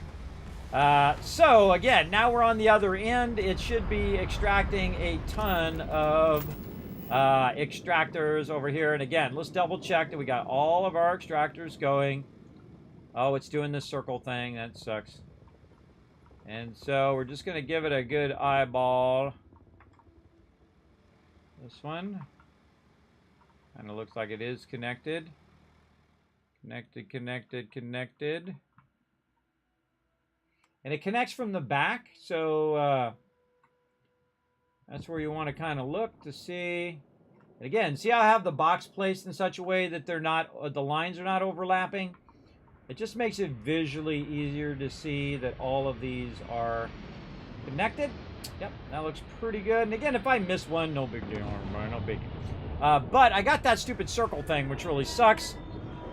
Because it's like it's obscured or some bug in the game. That's like the first thing they should fix, everybody. Because I got to save and I got to reload every single time I have a thing. You can also jump to other bases and come back. And sometimes it fixes that problem. But sometimes it also causes that problem. Like you saw right there. We have enough power. Yeah, our power's looking good. Let's go see how our stacking is doing. I can't quite see. Let's go down here a bit. What's the down key? And I forget. Space. Slide forward.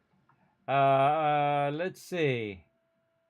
It doesn't look like it's backlogged yet. So again, it's going to take a little while, if at all. If at all, it'll backlog. But now the other thing I want to see is if this is bringing that helium in, and the helium is... Oh, well, this one's missing.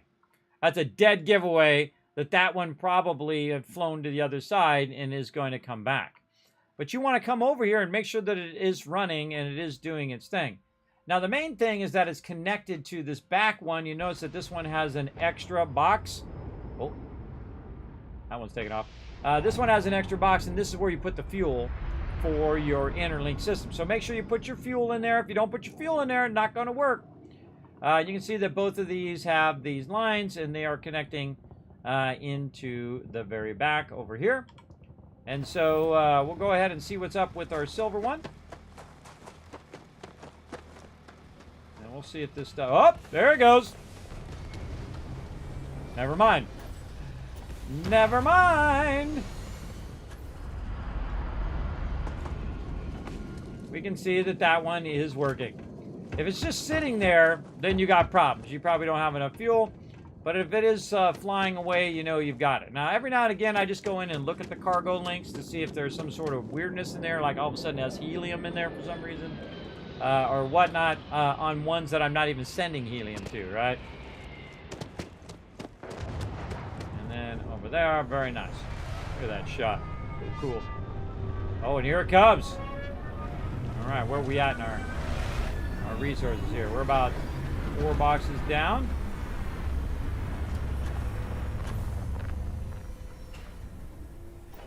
Oh, 4 boxes down approximately. So it should have left. Oh, and there we go. Now we're 5 boxes down. So we're really 4 full boxes and the 5th one down. And then we'll go get more and bring it back. Go get more, bring it back. And of course, on the other end of this, in another system, in the Olympus system, it's got another outpost over there that's extracting all of that stuff. And again, we can just keep scaling this stuff up and up and up and up, really an infinite amount, until we basically fill up the entire settlement. Now, do I want to do that right now? Probably not too much more than what I've already got. And the reason why is because in the long run, what I want to do is replace the entire thing with the higher end extractors.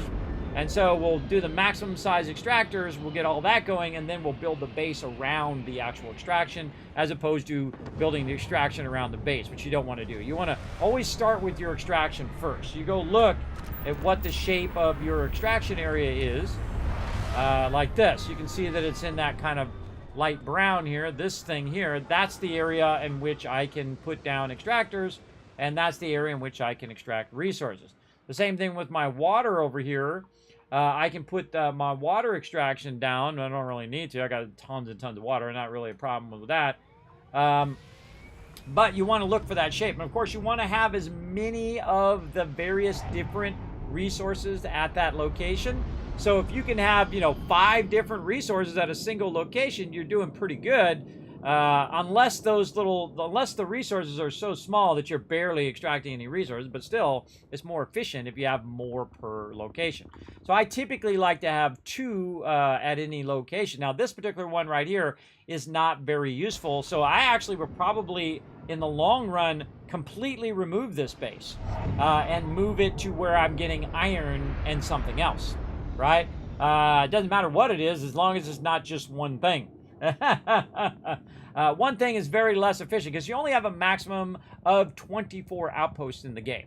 That's as many as you can possibly have. So if you want to have most of the resources, you're going to need at least double.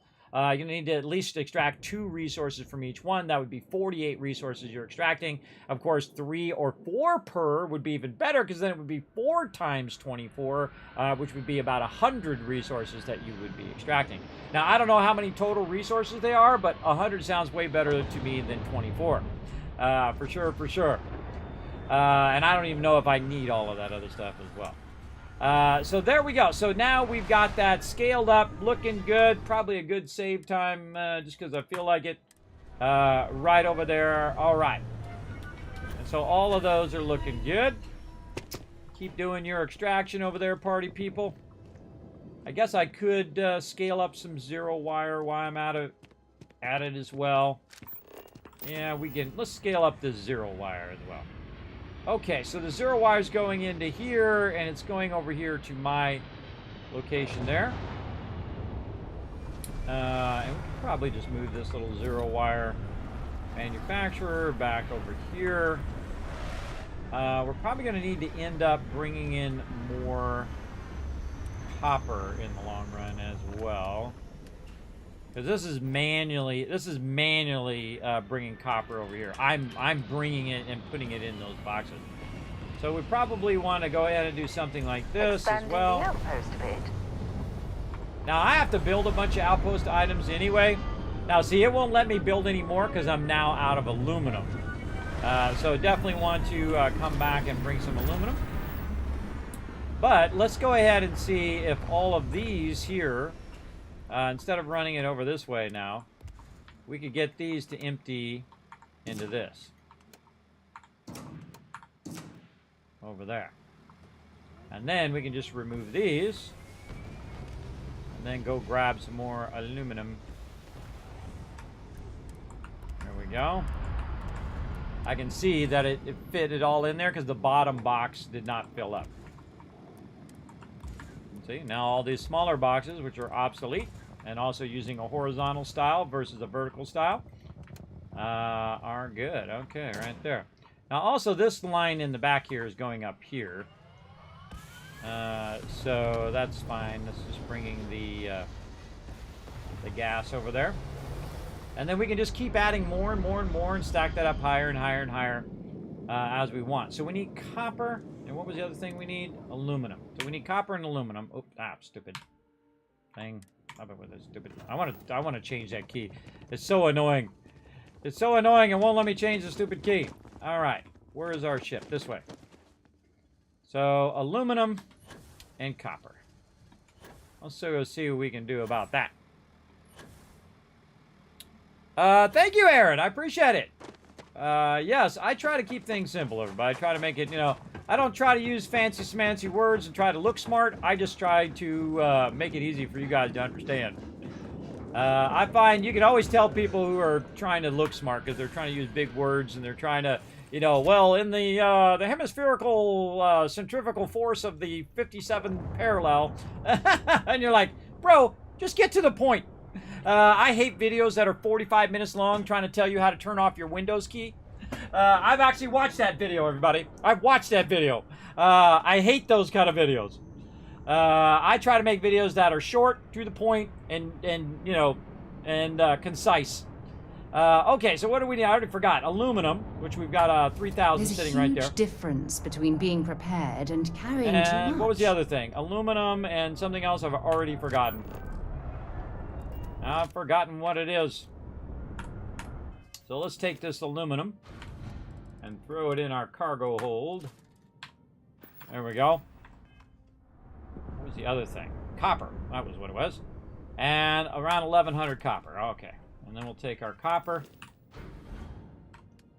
And put that in the cargo hold. We can get away with it. We sure can. Now, if you notice that I'm storing stuff in the ship, not like in the cargo hold, I'm talking in the ship, like in the interior of the ship. That's what I like to do. I like to just pick up a 10,000 of it, drop it in the interior of my ship. Even if I have a tiny cargo hold, I'm carrying around 10,000 iron inside the ship. And this is how I got so far in the game so early. By the way, if you didn't notice, there's about 4,000 Tau grates sitting right there on the floor. And if you take 4,000, hey, sorry, what's 4,000 times 12? Hey, sorry, what's 4,000 times 12? 4,000 times 12 is 48,000. That's 48,000 credits sitting right there on the ground. Yes, and that's why they call me the Gaming Tycoon, everybody, because I master all of those kind of techniques. How do you make a bunch of cash legitly? Because you are dusty, which means you go around and you mine resources. That's how you started the game. And so I just took it to a huge degree where I have now it all automated and doing that for me. Okay, so... Captain, do you require my assistance? Not at all, Vasco, but thanks for asking. I appreciate it. Okay, so now what we want to do, again, is just kind of scale up our boxes and use them more vertically. So we're going to go in here and we're going to use some of these resources that we now have in our ship to scale up this over here as well. I'm going to go ahead and take a few of these out, which is going to drop these resources onto me. And let's see, this is our iron. And so we want to use our copper. Yeah, so we want to make a copper connection over here. So we can just show up, throw a bunch of copper into the box, maybe on this side, or even if I land my ship. And then I don't have to run all the way over there, and it'll automatically put it over there. So I'm going to be manually putting it in there. So if you're going to manually be putting it in there, you definitely want to have a lot of room. That's probably way more than enough. Not going to be making that much zero wire. But it is nice to know that I could make as much as I want. Now, in this case, what I'm going to do is go ahead and cut this one off over here. And I'm going to run this copper that I already have to the bottom of this one. And then I think I already linked these, yes. And so it should, the trick to it is you look at the top and see if the top one's filling up. You can see the little green on the side filling up. You know you're good. And so that just emptied all of the copper out of these boxes over here, and I no longer need these boxes. Again, just scaling up our production. It's also giving me adaptive frames back, so I can use those adaptive frames. Now, sometimes it'll drop on your ship, and sometimes it'll drop on you, depending on what it feels like. Sometimes it feels like. But most of the time, it's because of the amount of inventory in your ship. So let's go ahead and put that there. And then we're going to say, okay, this copper here, we're going to run to this manufacturer here. So there we go. So we've got our copper in there. Now we also need our silver, which this right here is backlogging our silver. So we're going to put that in there.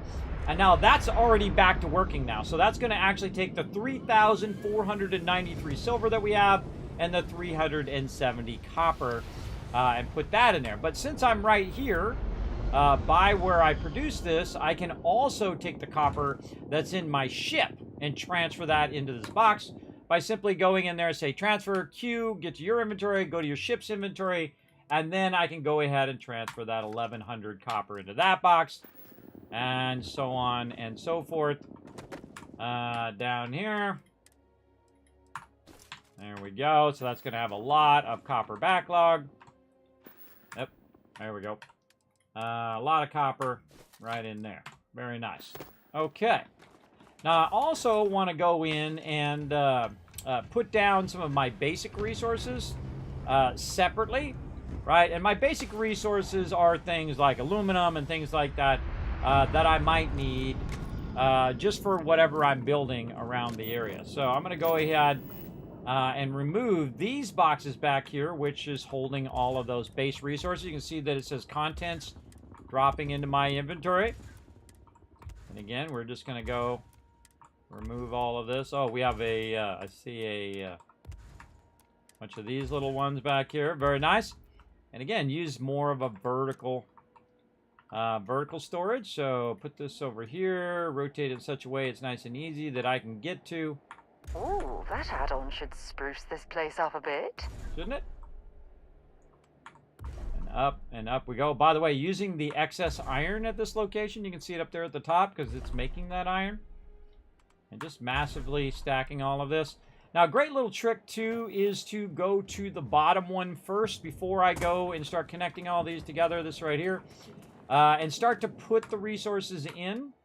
So if I go in here and I see I have a bunch of beryllium and copper and iron and lubricant and nickel and titanium and whatnot, I put a bunch of, a little bit of each of those resources so I could use those here.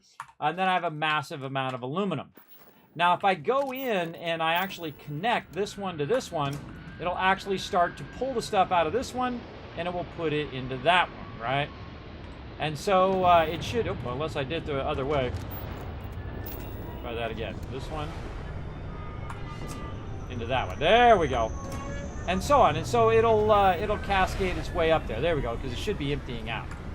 And then I can then take more resources and put them in there. And we can just keep doing that same thing over and over and over by just going ahead and linking it upwards. And then more aluminum. We're going to need a lot of aluminum. And actually, we're going to need to do this at basically every location. Because we want to store all this stuff at every location. You want to have aluminum at every location. You want barrel. Because, again, that's what makes all the boxes work. And there we go. Pour this aluminum. And you're like, Kismet, you're going to run out of aluminum. I got back on my other base. It's producing massive sums of aluminum over there. It's not like it's going to run out. Actually, that worked out perfect. That worked out just perfect. Boom. And there we go. So now all my aluminum is here. I don't have to go get more aluminum. I don't have to keep bringing it back and forth. And I can craft from those boxes. So now when I go to build something, you can see that I have 3,016 aluminum here. That's pretty sweet. We can also check out and see how much copper we have. 1,700 copper I just put down as well. And so that's going to go ahead and make that 0 wire over here as well. Now again, we got to make sure that it is working. The best way to know if that's working is if that box is filling up, right? So if the number of that is going up. And I only need so much 0 wire at any given time, but I could make a massive backlog of it. Like right now it's 41. And we'll give it a minute. It's at 23%. It's 42. So we know it's working. And we know that the top one is green, so that we know that it is cascading upwards as well. There we go. Manual placing through won't get to the end of the boxes. They are linked through, right? Or am I doing something wrong? No, it is seriously broken.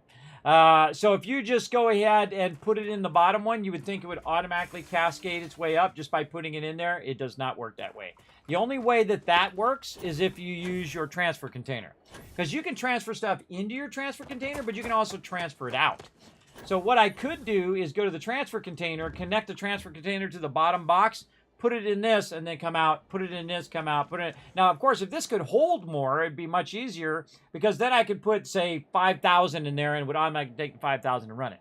But it actually holds less than what that box holds. So if I go to the box, put it in the large box, it's going to put 500, say, in there. But if I put it in here, it's going to be 100, right? So that means I have to do 5 times in this thing as opposed to 1 time in the large container, right? So what would you rather do? What's more efficient, right? Much more efficient to put it in the large container and then link the one above, then put another 500 in, link it above, and so on and so forth, than it is to use the transfer container. Now, it's more convenient to use the transfer container because it's right here next to your thing, but still, I feel it's much easier just to go to the actual box itself and then link it as you go in. That just works a lot faster, I feel. So there we go. So now we've got all of that here. We can see that our cargo links are working awesome. Yeah, look at our platinum start to fill up. Look, ooh, even more filling up right now. Oh, mama, we're getting a bunch of platinum there. Oh, and our silver is maxed out. So we know we got plenty of silver.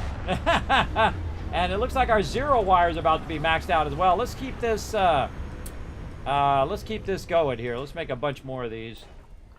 Just because we can. Now look at that. We got 300 adaptive frames now because we took all that other stuff out as well. And let's really scale up, everybody. Again, at this point, it's all about scaling. Scaling up all your stuff. I know the snapping is super awkward, everybody. Just do the best you can do, you know? Just kind of move your little circle around, your little white circle until it does things. By the way, that's how games used to be. See that little white circle? That white circle was the game. Back in my day. I've been gaming for half a century, everybody. 50 years. You're looking at the OG, the original gamer. From back in the 70s all the way until now. And I actually did a lot of things in my life as well, everybody. I've been very, very lucky in my career. Pioneered graphic design, technology, all of that kind of fun stuff. Consider myself very, very blessed in that way. Okay, so we got that all stacky stacked. We got those all running up to the top. Now, again, this zero wire is not really going anywhere. It's just stacking up there, which is pretty sweet. But if I need any zero wire, I'm certainly going to have a tremendous amount of it over time. Now, eventually what it's going to do, though, is it's going to use up all that copper that I have stacked there. And so it won't really help me in the long run copper-wise, but because I'll have to come back and stack more copper, right over here. Because it'll eventually use up all that copper because it's not being replenished with more copper. So I'll have to come back, put another 1,300 in there, and then it'll run a bunch more and so on. It probably has more than enough to fill a bunch of those boxes. And the whole purpose of it is that it's always running when I'm not around, right? Even if I'm off questing or doing whatever, this stuff is constantly running. Okay, so we upgraded our iron base. Iron base looking good. That's definitely worth the save. Let's go ahead and give that lots of love. Love it. All right, let's go ahead and pop into our other locations here. Let's go check out our copper and our water. Let's go. Yes, I was there when Pong dropped. You know it.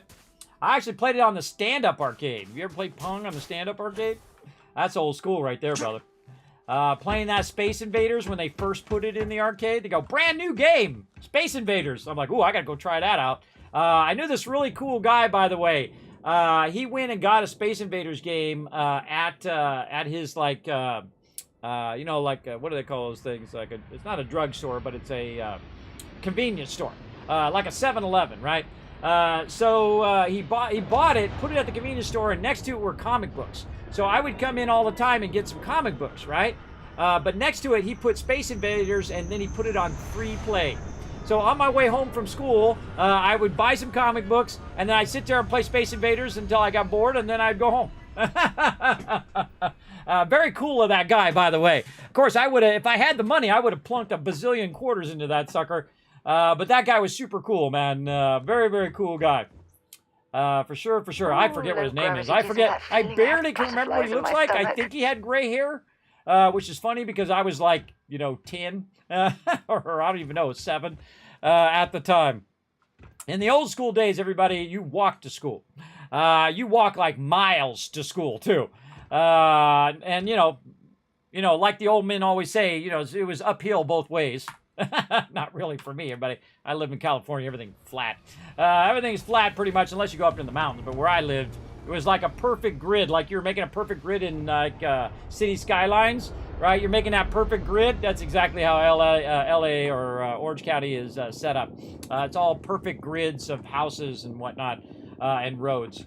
It's actually one of the first communities that was set up that way, where everything's in perfect right angles, and it doesn't have 5 roads converging, and then when you're driving on the freeway, it has 7 names for that same freeway. You Texans know what I'm talking about. I've been through Texas. I've seen that. Some of you internationally know what I'm talking about as well. It's like, why do they got to name it 15 names? That's because it was one name, and then it connected in with another thing, and then they had to combine both those names, and then because they couldn't get rid of the other name, because then the people would get upset because you removed the name of the thing, and then eventually you got 7 names for the same freeway or the same road. That's how that happens, everybody. Okay, so here we are over at our copper. You can see we're extracting a ton of copper over here, and then that copper is being sent over to our aluminum mine. Now, there's not really much I need to do over here. I can see that this one looks pretty well. All the power's looking good. 61 production per minute. Looking solid. Going into there, taking it over there. Now, I see over here that I'm extracting some water. And then that water is going into my transfer container here. Why is my transfer container so far away from my thingy? Put it over there and actually turn it in such a way that you can just, if you're overburdened, you can just get right onto your stairwell here. That really helps a lot. So you can just jump down and end up in the stairwell. Though I might be messing it up by putting it too close. I don't know, but it's been glitching out a lot. Now this one over here again, it's going to go to this box, then it's cascading down into these boxes, and then these boxes are putting it in there and taking the copper over to the other side. Now I could upgrade these with higher level extractors, but don't really want to do that. I want to kind of let that rock and roll. Notice that also I have the higher end shipbuilding. That's because my larger ship can land there. My other ship, if I didn't have the larger one, then I couldn't land there with my big ship.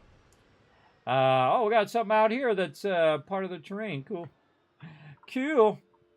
And again, we've got some extractors out here. This is extracting water and putting the water into here. Probably looks like that should be full. We'll take a look at our water.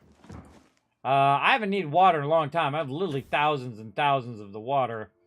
Yes, so this is 150 each in these. And these don't really show you as well as your other boxes that they are full. And oh, there we go. It's on this side. 100%. Yes, it's on the other side. That's why I couldn't see it. They're right here. This is 100% full. I would imagine these are 100% all the way down. So that's 150 times how many ever that is. So 1, 2, 3, 4, 5, 6, 7, 8, 9, 10. There's 1,100 right there. So over 1,000 water. Now again, I could scale that up and make it even more. And, you know, have 5,000 water. But if I don't need 5,000 water, why am I storing 5,000 water? I don't know. Maybe I might need it in the future. We'll see. 1,000 is enough for now. And then the other thing's doing copper, and that's all that's going on here at this particular location. Now, I also have a little base, though, to send any companions or people like that. Hey, you're something else. What's up, Samco? I forgot you sent you over here. That's my buddy, Samco, who apparently is immune to the outside forces, because he would have got sucked into space and died right there. You can see that I put 3 little areas here for my peeps to stay, just so I can send them somewhere, and if I need them, I can go find them at that location.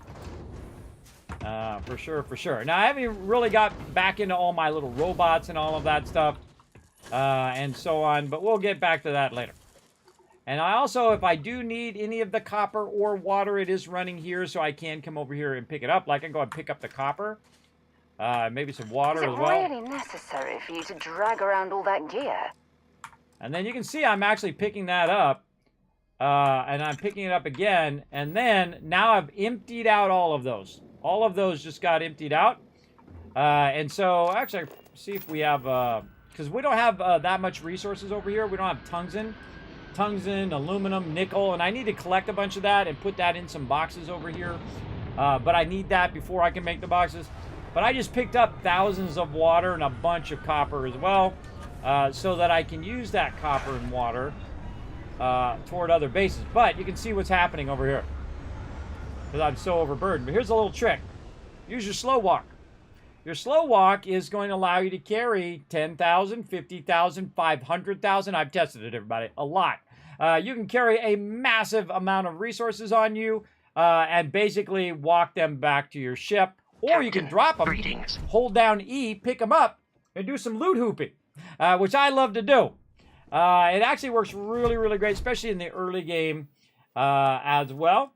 So if I go into my resources and say I drop the water here, I'm now not overburdened. And I can pick up this water and just pick it up, hold down E, and then once you pick it up, you let go of E, then hold down R, and it throws it. I just threw it into my ship.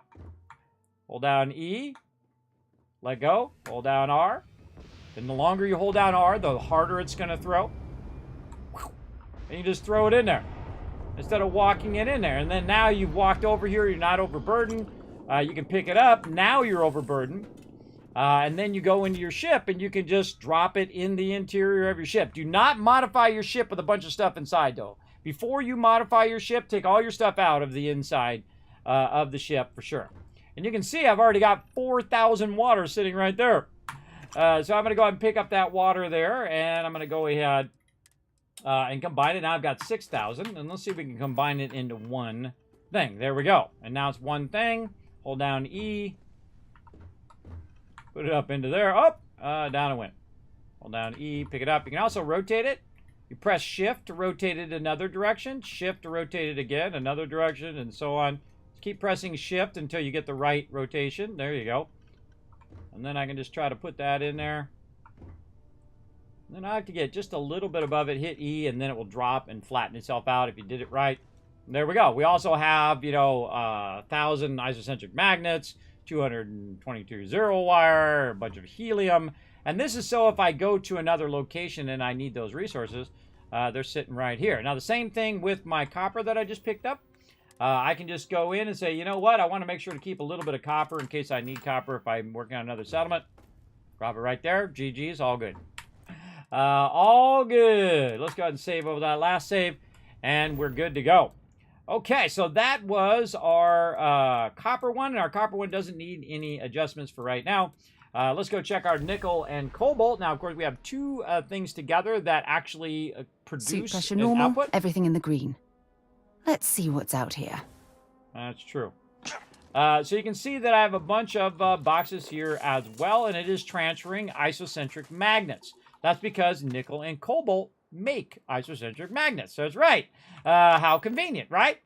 So you found the two resources that you can extract at the same location and make the thing that you actually need. So you can see that I have a whole system set up over here where I'm getting one resource to go into this side, another resource to go in this side, and then the nickel and the cobalt is then going into the manufacturers, and those manufacturers are ending up here in the warehouse. And again, these isocentric magnets. And those isocentric magnets are ending up here on my transfer container. Now I can pick up my transfer container. It's funny, I'm on it right now. And I'm going to try to move it over this way a little bit. Maybe this way. Yeah, let's say something like that. And I just fell off. You can actually kill yourself like that. Or you can actually fall from great distances by, if you're on top of a tower and you take it out, you fall to your death. Depends on how heavy the environment is. Now, I can actually grab all of the isocentric magnets out of these boxes and put them in my inventory just like this. Watch the boxes. Watch the green on the boxes. I think that's super cool. That's the fastest way to pick them up. If I picked up it from the box, it would just pick it up from this one box and not all the rest of them. It's the only way to make that cascade unless you unless you take out the link and re-add the link. But again, the transfer container probably the greatest thing in the game for Outpost is allows you to not only send it from the transfer container into the boxes, but from the boxes into the transfer container so you can pick it up. Now you can also transfer it in your inventory. You can do it through your cargo hold here. But I find the easiest way to do it is to stand on that transfer container and just pick it up, because then it keeps cascading it forward as you're picking it up. And then you have all of it in your inventory. And then you go to your cargo hold, you go to your inventory, and then you can just transfer all 800 at the same time into your ship. Just like that. Makes it super easy. You got to have your ship nearby within 249 typically. Sometimes a little longer, but most of the time it's around 249. Distance of your character. And now, instead of me carrying it and having to drop it and pick it up and do all that stuff, I can go into my ship, find the isocentric magnets. I have about 848 already in the ship. And then I can go ahead and combine them with what's on my ship right now. And put those in my inventory. And then get all the way out of there, back in my inventory. And then drop them, 1,643, right there on the ground. Now, what it does sometimes is it doubles up. It makes two of them. What I like to do is pick it up, move just a little bit, and then see if you can do it again, but this time if it does a single stack, right? So it takes you sometimes a few times. Oh, that was only 2 times there. A couple times to get that going, and now I can stack them all as one stack right there, 1,600 of them. If I need them. I don't need any right now, but if I did, there they would be. And again, stacking stuff in your ship is amazing. That California drought, you know it. You know it. I grew up over there. I grew up in California for about 30 years, and then you know how it goes. You find that special someone. You think, where do you want to raise your kids? Not in L.A. I don't want my kids to be pretentious and feel like they're above everybody else. I hate that. I hate it when I lived there. When people feel like they're better than, you know, someone who's a janitor or working at fast food or whatever. Say, oh, I'm so much better than you. Look at how special I am with my special little car and my special little house. Nobody cares. It's how you treat people. That's the true gift, everybody, that you possess. And it's the only thing that you'll have to answer for at the end of your existence is how did you treat people. That's my measuring stick in my life, and how I measure other people too. If people come up to me and they don't like animals, that's a huge red flag right there. But oh, I don't like dogs. I don't like cats. Okay. Okay, I can see how this conversation is going to go. And then they're like, oh, I'm so much better than this other person. Look at me. I've got fancy clothes. And I can tell you, everybody, I made more money in my youth, in real life, than most people make in a lifetime. Not bragging, just saying. I know what it's like to have fancy things. And guess what? If you're not enough without those fancy things, you're not going to be enough with it. You can't fill that emptiness with that stuff. Captain, it doesn't work. it is I've tried it. It doesn't work for sure. Now, it's nice to not have to worry about your bills. That part is great, right? For sure. Now, of course, I had a great career. I did all of that. But then I got very ill. And so now I got like $10 in the bank. But am I just as happy as I was when I was making all that money? Absolutely. Because I still have my family and I have my wife and I have all the things that matter to me. Those are the things that matter to me most now, not stuff. I've had lots of fancy stuff, and guess what? It ends up in the garage most of the time anyway. After a certain amount of time, or it breaks and you got to go get another one, or you know it's breaking down. It's always in the shop, like your car is always in the shop. You got that fancy car, but you can only drive it like once every 3 months because it's always in the shop all the time. Some of you know what I'm talking about right now. Right now, your car is in the shop. You know what I'm talking about. So again, those are the things that I do, but that's me, everybody. It's your life. They're your life choices. They're all on you. I don't tell people what to do. I just say from my point of view. I feel like that's the best way to approach any conversation is to say your point of view, listen to the other person's point of view. And the great thing about free speech is you get to say what you want to say, but the other people also get to ignore everything you said. That is the balance of free speech. And that is awesome. Again, very, very awesome for sure. Okay, so this is our nickel and cobalt, and that's all set up. We grabbed a bunch of more isocentric magnets so it can make more. It's going to go do its thing. I don't think I really need to worry about anything over here. I feel like this is all working really, really good. I don't even have any. I just noticed I don't even have any interlinks here. This is not even taking this stuff anywhere.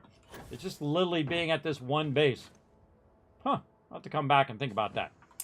Okay, I think we got a lot of that going. I'm trying to think of anything else I need to do for right now. We could go jump by the UC exchange on Mars again and see if that's reset. We probably want to do that every now and again. And maybe get some questing in today. What other things I need to do? I need to work on my Persuasion 4, so we need to do some Persuasion quests. We want to work on unlocking some more stuff. To the nicest places. We want to do some farming as well. See, I always make notes up here, buddy. You think I just wing the whole stream? I don't. I actually make notes of what my goals are for each and every stream. Over 2,000 plus streams, the best stream ever. I've been doing that every single stream. So I have certain goals. Now, do I hit every single goal every single time? No, but at least you have a direction. You have something to do. I feel like when your stream has a direction, that it's like next level. So I find that some people, they don't have anything planned, they don't have anything going on, and they're just, willy-nilly doing their thing. And that's good to be spontaneous, but you want to have a little bit of structure. It doesn't have to be like, overpowering the whole entire stream, but I do, because I also forget what the heck I was working on. Maybe I can give you the... Take a look. Let's take a look. All right, come on. Tell me you got some more of these things I was looking for. Let's see. Almrite, does he have any of that? No. All right. Lubricant. Let's see if that reset. Oh, he's at 9,000 up there, too. That means he hasn't reset. Yeah, no, he doesn't have anything. Because normally he has 5,000. And we could go get all that back, by the way. We could all use a bunch of Tau grade retro stats and See you, friendo. Get all that back. So he has not reset. So we can go find something else to do in the meantime. And we could go do a cash run. Guess we do a bit of a cash run. Yeah, let's do a quick little cash run. Make ourselves some dollar bills. Buy out all the vendors. I'm all about that, everybody. I'm all about buying out the vendors. I have so much cash I'm making, I can buy out every vendor that I know in the game right now, because I have 300 grand on me right now. But I'm gonna show you how to make the money now. Now we're gonna make the money's monies, okay? Now we just set a bunch of stuff up here, and one of the things we did set up is it producing a bunch of Tau grade retro stats. Now those Tau grade retro stats are being pumped right here into this transfer container. Now I can just pick them up, just like this.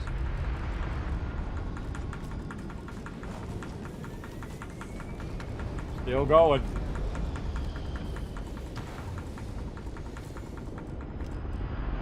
All right, there we go. Oh man, it's making a ton of those. So I just picked up a bunch of them. How many did I pick up? 1,200. Hey Suri, what's 1,200 times 12? 1,200 times 12 is 14,400. So that's 14,000 credits I just picked up. Just in that one transaction there. So we're also going to go to our ship, our cargo hold, and we're going to transfer all of those into our ship so we're not carrying around, and that's why I have the large cargo ship. Now this is an A-level cargo ship. And see, one of the tricks that I use is that I buy a really nice ship that already has the modules on it that I want that I can't even produce, right? Because I have no shipbuilding. I have no shipbuilding at all. And so the trick is you buy stuff with modules on there that you can't even make, and then you go and duplicate them. And then you can store massive sums of resources in your ship. Like this one can store basically 4,000 resources on there. I've actually, in my previous playthrough, I got up to 6,000 that I could do on a single ship, which is pretty cool. But 4,000 is good enough because this way it has, it also has some interior space that I'm using as well. So very, very cool. And I like to try different ships and try different things in each playthrough. So we've got that, plus we have all these Tau grades that are sitting right down here. And so we're going to go into our cargo hold here, and we're going to see what else we got in here. We got our apparel, and we got our ship parts in here. Oh, Kismet Love Trade! We got a new Teamwork Tycoon! Krusty coming in, 3 months of sub love. Right over there. Thank you so much for that love. We got Aaron coming in, showing some love. We got, hey, Mr. Winston coming in, showing some love over on Kick. Appreciate that. Let's see. And, of course, Lendrake coming in as well. Showing some sub love earlier on as well. Appreciate everybody coming in. Hope you're having a great night tonight. I'm having lots of fun. It's good to be back up and going again, everybody. It's very, very good. Now, again, here in the stream, I put every penny right back in the stream in the form of giveaways and other projects that we do here on the stream. And I've been doing that for 9 years. That means I've been doing this for 9 years unpaid. And you're like, Kismet, how can you do that? Well, the wife's off working. She has a really good job. Not like making crazy tons of money, but enough for us to just get by. And so, you know, that's good. I'm fine with that. You know, again, everybody, I don't buy stuff really for myself anymore. Like, I bought that machine, but it's really for the stream more than it is for me. I don't really buy stuff like fancy clothes or cars or whatnot. I actually sold my car. I had my car for 25 years and had like 100,000 miles on it. Still ran beautifully. But I didn't need it. It was just sitting in the driveway. I'm paying insurance on it. Didn't really need it. So I sold it just so I could get money to repair my wife's car. And so she drives way more than me, and I don't need, you know, multiple vehicles. I'm good. And the funny thing is I pay for a bunch of stuff that I don't use. I have a home phone that I never use. I have TV service, right? DirecTV. Never watch TV. I have a bunch of cars, a couple cars, and I never drive them. And so, you know, because I stay home and I work from home pretty much. And the only time I go somewhere, I'm using my wife's driving. So there we go. And so I have a whole bunch of that kind of stuff that I never use or never deal with. And then I fix a bunch of stuff for my kids that has nothing to do with me, that is all about them.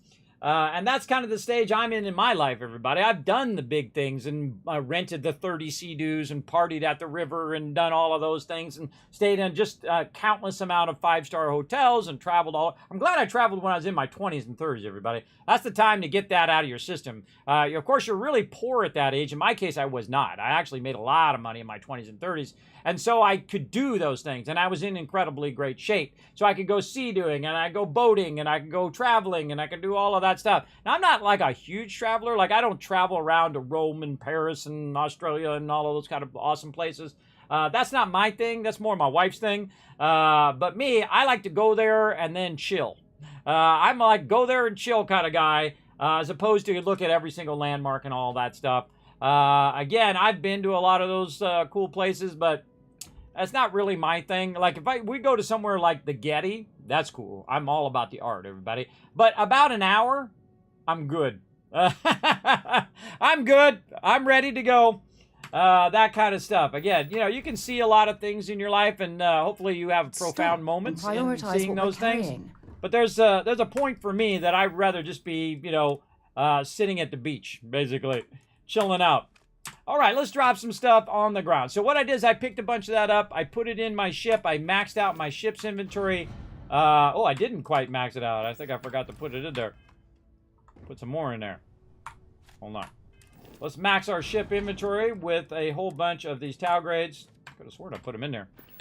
And then we can go in and drop those ones. There we go. Back down on the ground. And so now we have a ton in our actual ship. So all I need to do, because I can quick travel, is I don't have to go to outer space and then come back down and do all of that. I can just go straight to the vendors and make that cash. And so I find the most useful thing for the ship is to use it for selling things. So if you have a bunch of miscellaneous items or weapons or whatnot, you need to find the right vendor for the right thing to sell. Like these vendors basically buy... Need some work done? Pretty much anything, right? So they'll buy 5,000 credits worth of anything. Now, this particular one doesn't sell anything, so you can't actually buy anything from it. And you have to be incredibly careful in this game because they only have the one thing, which I think is incredibly stupid. That this giant middle area where they're doing this giant picture of the thing that you're trying to sell. Like in this case, if I was trying to sell these retro stats right here. Look, come here. It's got this ginormous photo. I don't need to see that ginormous photo. That thing could be small over there on that side, underneath the Tau grade retrostat. I'd be fine. I would rather have another trade window there. So I'll know which one is my inventory and which one's the other inventory. And I think you should just have one for your inventory and then one for all the storages or vendors or ships or whatever, be the second one in the center. Just like they have in Fallout 4. And that's why they invented that system in the first place, so you don't accidentally transfer the wrong thing or buy the wrong thing. I have wasted tens of thousands of credits by accidentally buying stuff that I didn't mean to, because I was on buy and not sell. And the later it gets and the longer you play, the higher chance that that's going to happen. So this guy's got 5,000 credits over here. So what I'm going to do is go ahead and go in here to my resources. On my ship, there we go. And I probably should take all this other stuff out because that's going to be visually in my way the whole time. Let me go ahead and take this other stuff out of my ship. All of this stuff. See, that gonna make. Hopefully that doesn't make me overburdened. All right, that's good enough. Is my character overburdened? No. Okay, good. Just going to make it easier so when I go into the cell and then I switch to my ship, it's only going to show me the 3 resources as opposed to showing me all of that other junk in there. Now, this doesn't even have enough credits to be able to sell all this to, so I'm going to scale this down. But you can actually still sell it to that much and then actually end up losing out on a ton of cash. All right, there's $5 grand right there. We're at 361,000 credits right now. And so I'm good. Now I just run to the next thing, next vendor, and sell some stuff over there. Now, I suggest using your boost pack to reduce your O2 usage. Also, even if you don't have a boost pack, just do this. Just jump. That's it. Just jump. Look how it stops the O2. See? And if I use my boost pack, even more so. Okay, so you can get places just by jumping. If it even if you don't there's a bit more in the back. Oh, please. Okay, what's this girl got? She got about $5 grand worth of stuff. How much do we have here in the ship? How much do we got worth of cash? So we have 13,000 worth of cash. Now, while I'm here talking to this lady... Oh, please.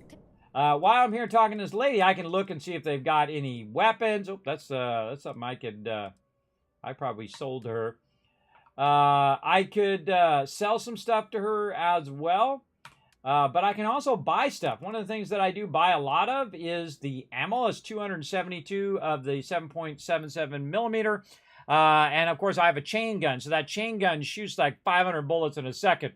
So I buy that. And of course, that now it increases the value of what I bought. So now I've bought an extra 1,000 credits worth of stuff. And so if I could counterbalance that by going in and then selling her some of these retro stats, well, actually, I'm getting more of a value from that trade, right? So I can go ahead and trade that out. Now, another thing that I can do is to go ahead and look and see if she's got any resources that I might need, right? So let's go ahead and see if she's got anything down here that we're looking for. Memory substrate, nuclear fuel rods, molecular sleeve. I don't see any of that in there. Now, I could just buy all of this out. Sealant, I think, was one of the things. Yes, sealant and solvent. So we'll get the sealant. And that's about it. Now, of course, you can also sort by value. And I got to go out and come back in again because the scroll bar sucks in this game. It's a tiny little basic Windows scroll bar that's really hard to click on. Got to click on it like 3 or 4 times. It's kind of like more like you're clicking in the space between the scroll bar and this thing than it is actually on the scroll bar. It's really obnoxious. That scroll bar is way too small. But there you go. So that gives you the general idea. Now it's about 6,000. And again, let's go ahead and get our 6,000 worth of value here by dialing it in. Now, I usually go over a bit, even if it's just by 1 or more, just so I don't have to deal with it and I get the whole amount in one round. And there we go. Now, if I had a bunch of weapons... Thanks for shopping at Jemison Mercantile. I would actually not come over here and sell her the weapons. Now, another thing I want to do is go ahead... Oh, actually, I think I left some down there. I can go ahead and... again, go back to my ship and add more to the ship itself. But I do remember I left some down there, so we're going to go use that. What up, Alex? Thanks for coming in and hanging out. Hope you're doing good, man. Hope you're all doing good. I'm having a great time tonight. I'm feeling a bit better. Actually, I'm starting to feel a lot better. I feel like it's just like you get back into gaming and then, you know, boost you up a little bit, right? But yeah, I've been having lots of problems. I don't know, allergies or what. Yes, look, there's a whole bunch right here. We got 2,000 right here. The Trade Authority has access. Of course. And now again, I'm going to buy more ammo. First thing I'm going to go to, I'm going to see if she's got any decent weapons. I'm going to sort it by value. The most valuable things that come out. Again, at a certain point in any game, everybody, especially Fallout and especially here in Starfield, that if it's not epic or legendary or something like that, it's just not worth buying. It's not worth your cash. Unless it's a really awesome chain gun like the one I've got. So again, all of this stuff, it has no value to me now because I'm looking for the better ones as well. Now, I don't know if I should be buying these in here. It kind of feels like I should be. But that's okay. We'll leave them in there for now. We've got our ammo. That's the thing we want to keep stocking up. Every time you see that ammo in there, just stock up on that ammo. And then I'm going to sell from my inventory because I picked up a bunch of these towel grades that I just left here. She's got 13,000. And this just makes it so I don't have to run back to my ship as often. Good enough. If you need anything else, you know where to find us. And then we'll go into my inventory and we will drop these towel grades again. Right there on the counter. And then they'll be there. They'll stay there. They will stay there. It's persistent until you need them again. Well, thank you. What's with the staring? You need something? Nope. No loitering, okay? Now this guy, same thing. Let's go ahead and see what he's got resources-wise. Let's go by value. Again, I can just buy all this stuff out if I wanted to. I don't think I need any of that stuff right now. And then again, sell. More towels. He's got 1350. Let's go ahead and clear him out of all of his cashola. And there we go. Now we're at 37,000. We made about 10 grand. Stay safe out there. A bit over 10 grand so far. Maybe 15 grand. And that's it. Now, I don't have to run all the way back out and do all of that. I can just bounce out of here now. So I can just go right to the commercial district. But actually, I want to go back to New Atlantis, and because that's where my ship is. And so I want to go back to my ship, put more of the resources into the thing. So I go to the next vendor and buy and sell with them. So back into the ship. How can I be of service, Captain? Now, if you're in an interior location, you can't just travel back to your cockpit. Let's get this crate into space. No. And again, pick up the tower grades. Now, again, I wish I had a ship that had 50,000 cargo space. Don't tell me if you could do that or not. But for right now, I'm dropping about 10 grand worth of that stuff in there. And we'll get to it later. Remember, tell me nothing. That is one of the things in my stream, everybody. Tell me nothing. Don't say, Kismet, go do this, or Kismet, this is how you do that. Don't do that. Don't get banned. Don't do it. You will get permabanned for that. Don't do it, because I literally give away thousands of dollars worth of awesome stuff here in the stream. And that's the whole reason why I do it. Something for you. Because I love you guys throwing in the chat, oh my god, Kismet, I never win anything. I go on other people's channels, I never win anything, but in your channel, I win killer stuff. And there's people who's won multiple times here in my stream as well, too. I mean, hundreds and hundreds of dollars worth of cool stuff. Really, really cool stuff. You might be interested in. And so, let's go in here. Require multiple levels. Welcome to UC. And let's talk to this lady. I like what you have for sale. Let's go to, what is it? Ammo. More 7.7. I think I burned up a bunch of 7.7 now that I think about it, too. Resources, what you got, girl? I don't need any of that. Lubricant, yes. Oh, memory substrate. Is that what we need? Yes, okay, so memory substrate, UC Depot. I already have that marked. Okay, memory substrate. So she reset. She's reset because that wasn't there before. Membrane. No, I'm just going to buy that too. What do I care? I have tons of cash. Let's see. Nickel. I'm looking for Lux tile too. Yeah, luxury tile. Let's get that. Lubricant, Lux tile. Alumorite. No. Nuclear fill rod. I kind of feel like that would be a finished good. Yeah, I feel like that's a finished good. Let's move that down in our spreadsheet. Now, if you guys haven't been in my stream before, everybody, I'm hardcore about it. I'm all in. Check this out. I got spreadsheets for spreadsheets. This is my skill order. I got vendors. I've got different notes, different outposts, outpost resources, Starfield build items, and so on and so forth. I'm all in 8 items that we were working on earlier that we'll fill in eventually.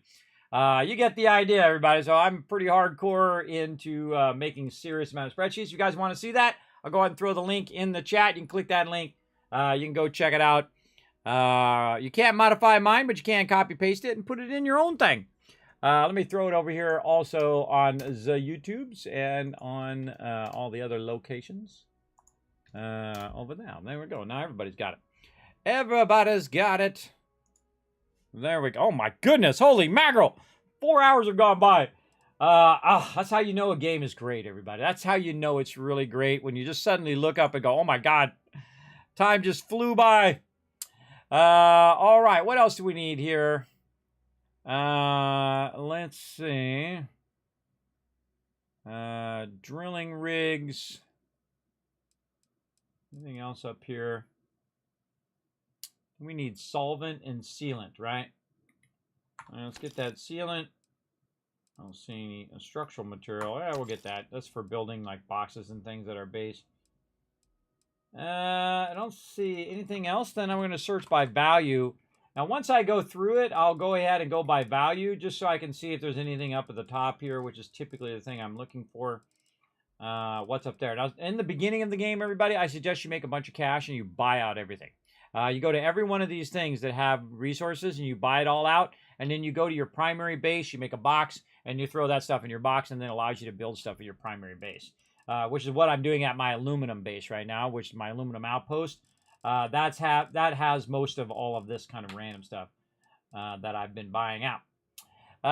Okay, so now we need to get our cash back. So we're going to go to our resources here. Did we already buy her ammo?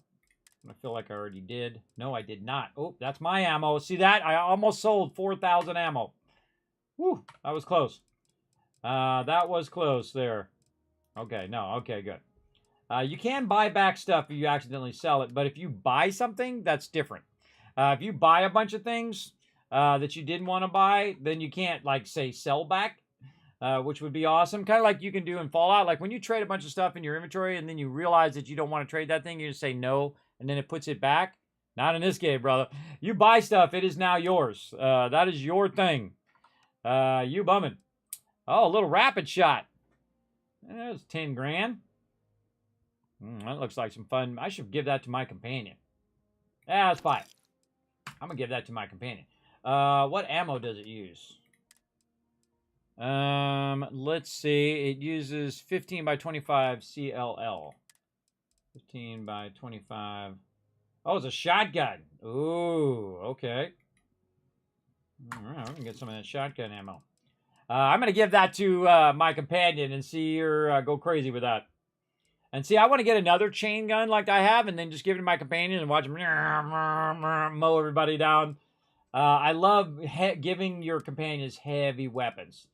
It's just nuts. Okay, let's go ahead and sell some more of this Talgrades. Again, now it's 25 grand. Wow, that's more than what we got. That's more than what we got, but watch this as I sell that off and I just got most of that back. So I really didn't spend any money at all. You're always welcome back. Why, thank you. And so now I can't fast travel because I'm overburdened. If you don't mind, but I can walk out of here and try to drop this back on my ship, which is what I want to do, right? I want to put it back on my ship so I'm not overburdened. So I go to my cargo hold, and you know you can't transfer it if you go over here and you start clicking on it and it doesn't work because I'm too far away from the actual ship itself. But at this particular location, they do have the little travel port. And so I can kind of run over here, and you can see it over there. I can also use my jetpack to help me a little bit.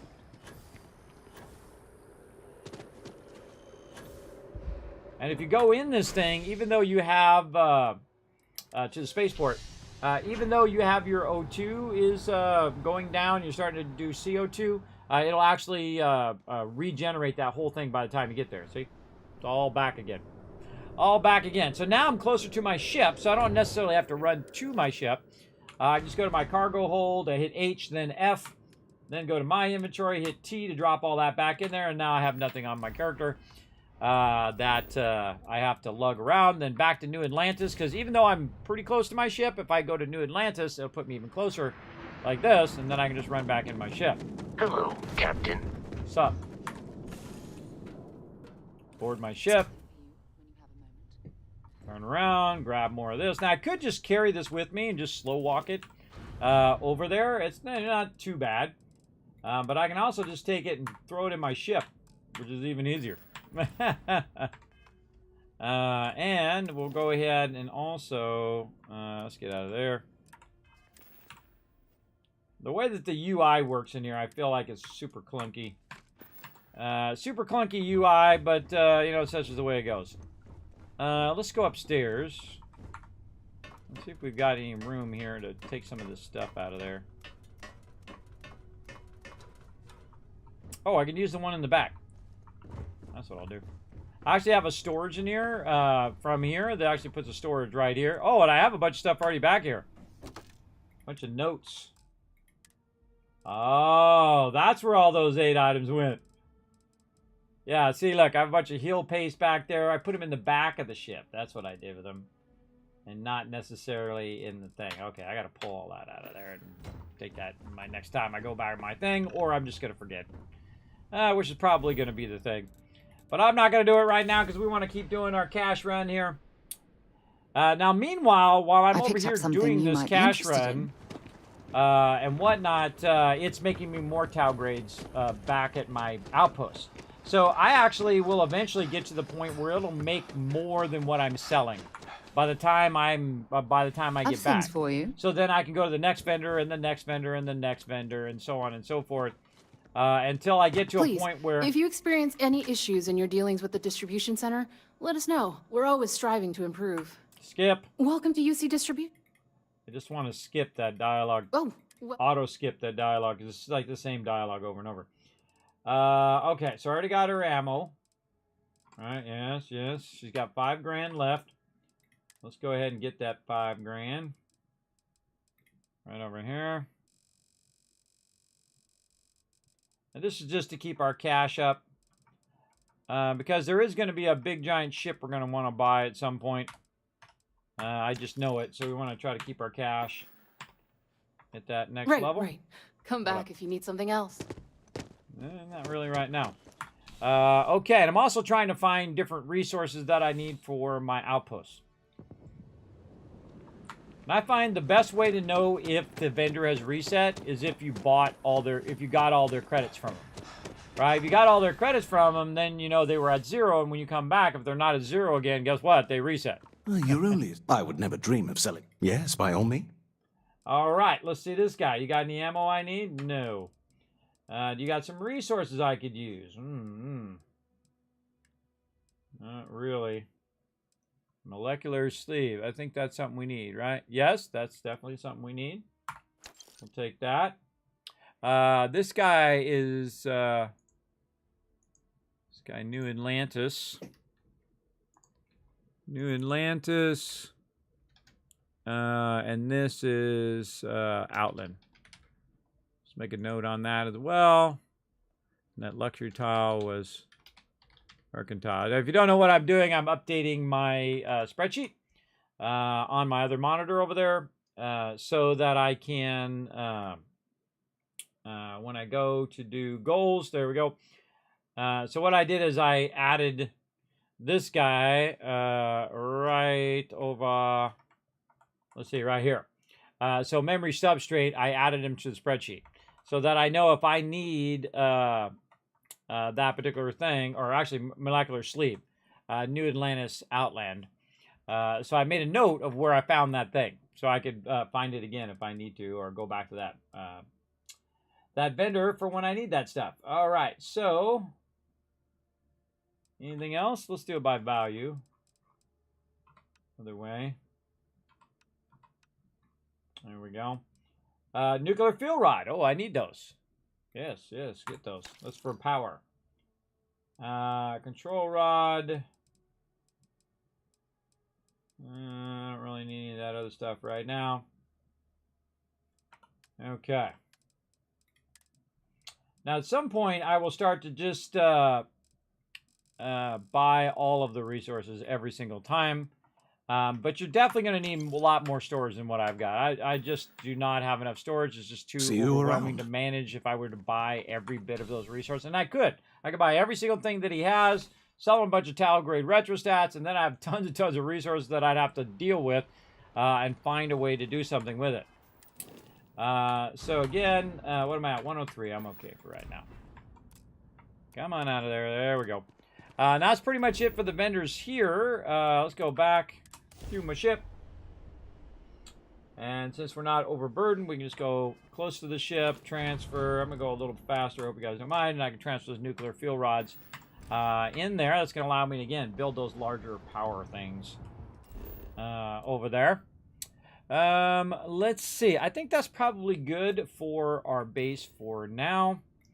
Let's go back to our aluminum mine and kind of offload a bunch of these resources and try to clear out our ship a little bit here. I picked up something you might be interested in. What you got? You've got something for me? Do you have anything here, sir? I thought you'd never ask. Here. Hallucinogen. That's it. Time to go? Yeah, always. Go to work. Let's go to work, girl. All right, back to my ship. Now, normally I try to put the beacon close to the ship, but at this particular location, the beacon's been getting all messed up. If you ever see it disappear off the planet, like your actual location, you just move your beacon back into position, into the center, or off to the side. I've noticed at this particular base that it's been encroached, so half of the base cuts off, so I have to move it past that line and get on the other side, and then it works. Hi. What up? All right, so let's take all this stuff out of here. And then we're going to go and see if we got anything in these boxes. No. There's another storage Anything box. I can help you with, Captain? Just looking for that other storage box. It was upstairs. It is a great place to leave it in the back there. Ugh. I hate when I do that. Just trying to get around the door and it blocked me. There we go. Where's that other box? Oh, right here. Okay. And it's making me want to pick all that stuff up. I don't want to deal with it right now. But I have a bunch of stuff back here, but I think it's actually a smarter idea for me to pick all this stuff up and move this to the back where I had it, which is pretty smart. I hope you're having a good day. Kind of. We're going to go back here, go to our aid stuff, and decide what we want to put in here. Suppresses addiction, amp, frostbite and burns, bandages, no, nope.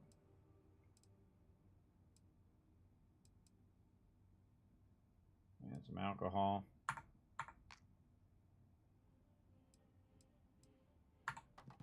Meatloaf. And this is just so we can remove our conditions. Now, if they did leave this the way it was before, this stuff would be way more valuable. But I just kind of put all this stuff back here in case I need it. Gotta remember it's back here. That's the tough part. Penicillin. Sim.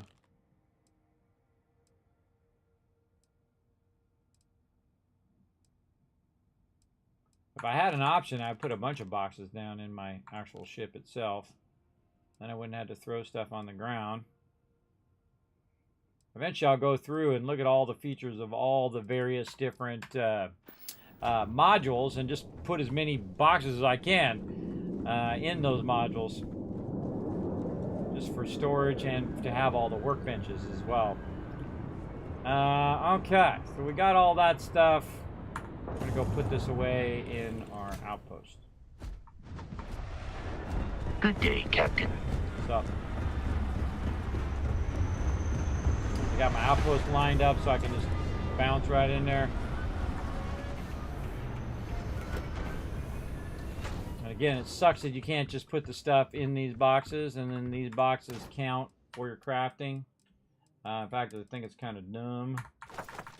Well, what do I know? I've only been playing games for half a century, longer than most people have been alive, but there you go.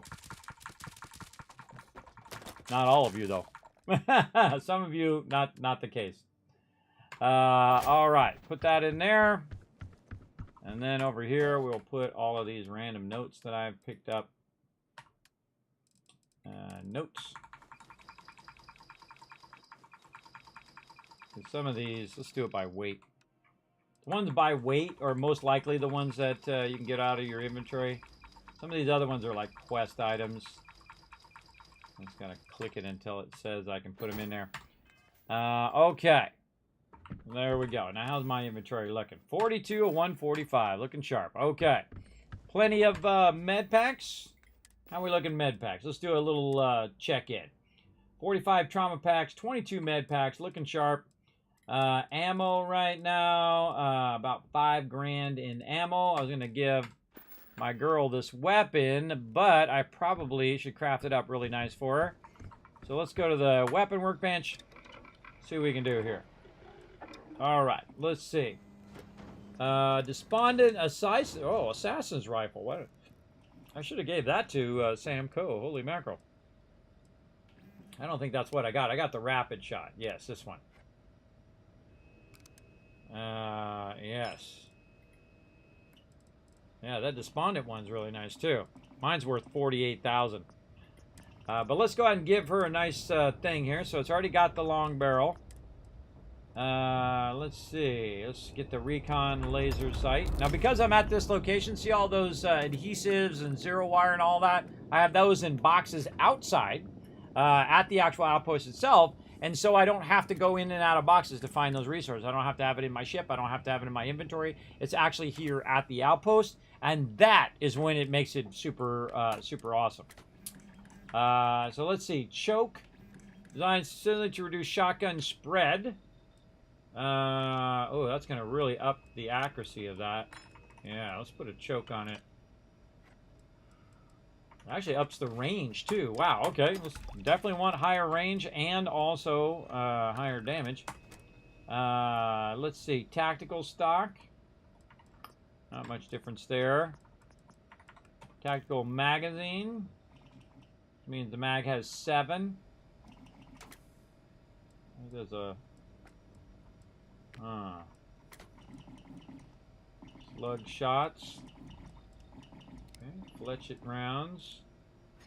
Unarmed targets and cause bleeding effect. Explosive rounds. Oh! Gotta be careful with that, everybody, in case they start shooting you. You don't want them to shoot you. I think I just want her to be an incredibly awesome sniper. That's 46 range. Get any higher than 46? No. We definitely can up the damage and up the accuracy. Yeah, let's do that. Let's go with slug shot. We should call this exploration thing quits. Large, single large projectiles that can be fired much further and do vastly more damage. That's what I like to see. And then internal hair trigger. Oh, wow, look at that. Boost the range too. High velocity. Range and accuracy. Oh yeah, let's go with that. And then receiver fully automatic or semi-automatic. I mean, she's only got 7 in the chamber, so I might as well just reduce the fire rate, but the accuracy is going to go way up. And then no skins. Okay, so I would give this to... This is basically a shotgun for my companion. And they're usually shooting at my companion because I send them in first. Want to see what I'm cap? Now, what you got, girl? She got nothing. She don't even have a weapon. There you go. Rapid shot for you, girl. And then let's give her all the ammo. What the heck was it called? 12 by 15 or something like that. Where did it go?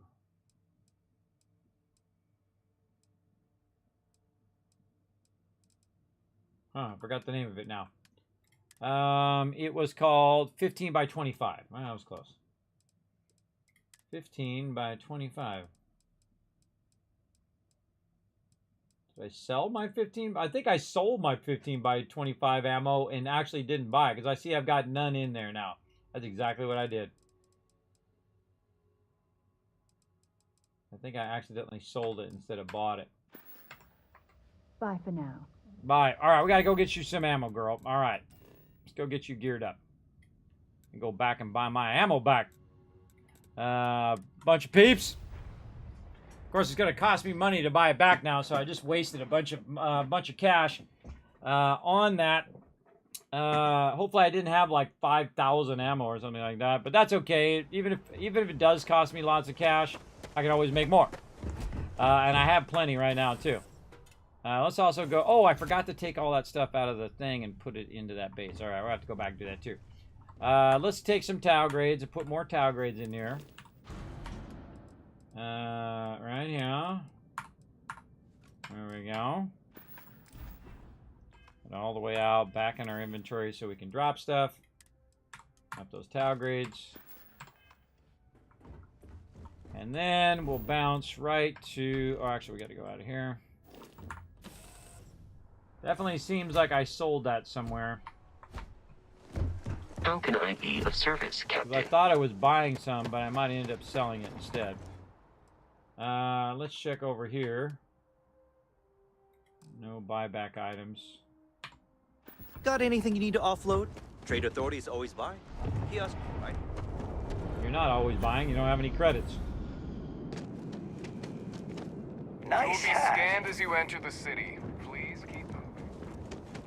Okay.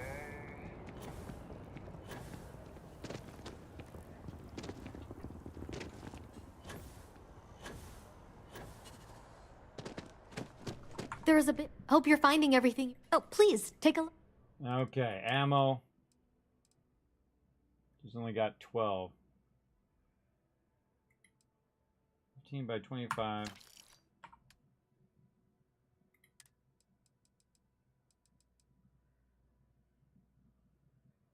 You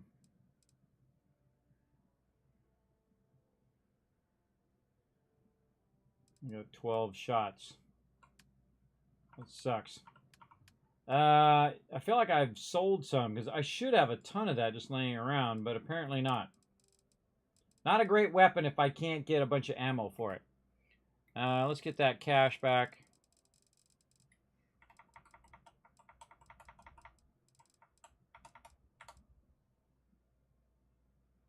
Oh, not looking at the actual total cost at the bottom. I'm looking at how many I'm selling. 312 on the dot. There we go.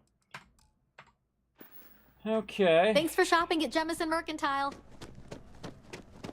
Where would I have accidentally sold that ammo to? Now I got to go check every vendor.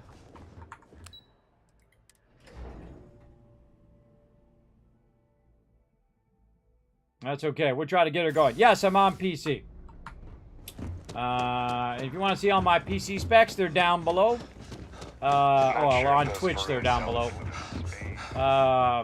Because I am streaming to 4 platforms at the same time. To Twitch, YouTube, Kick, and also to Facebook. Thing about the trade business? Even in the well. You won't find a better. And I'm a Twitch and YouTube partner, by the way. Yeah, there's some right there. All right, let's get that. And sell from my ship.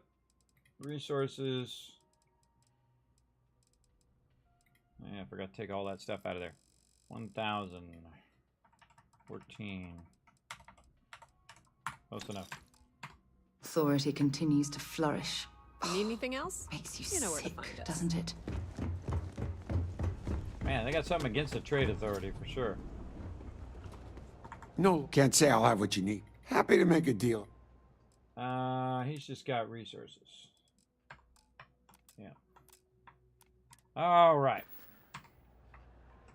Stay safe out there. I'll try. And then commercial. Yeah, maybe I didn't sell it. Maybe I didn't have it. Do I play Fallout 76 much? Yes, I do. I actually play Fallout 76 on Tuesday, Wednesday, and Thursdays typically around 3 p.m. Eastern Standard Time. I've played it since the game released, and I've been playing it for 5 years, nonstop. Not every day, all day, but a lot. Nothing good comes from the well. I have thousands and thousands of hours. Oh, God, they're surrounding me. I have thousands and thousands of hours of Fallout 76. I enjoy the game. Because it's like Fallout 4 with friends.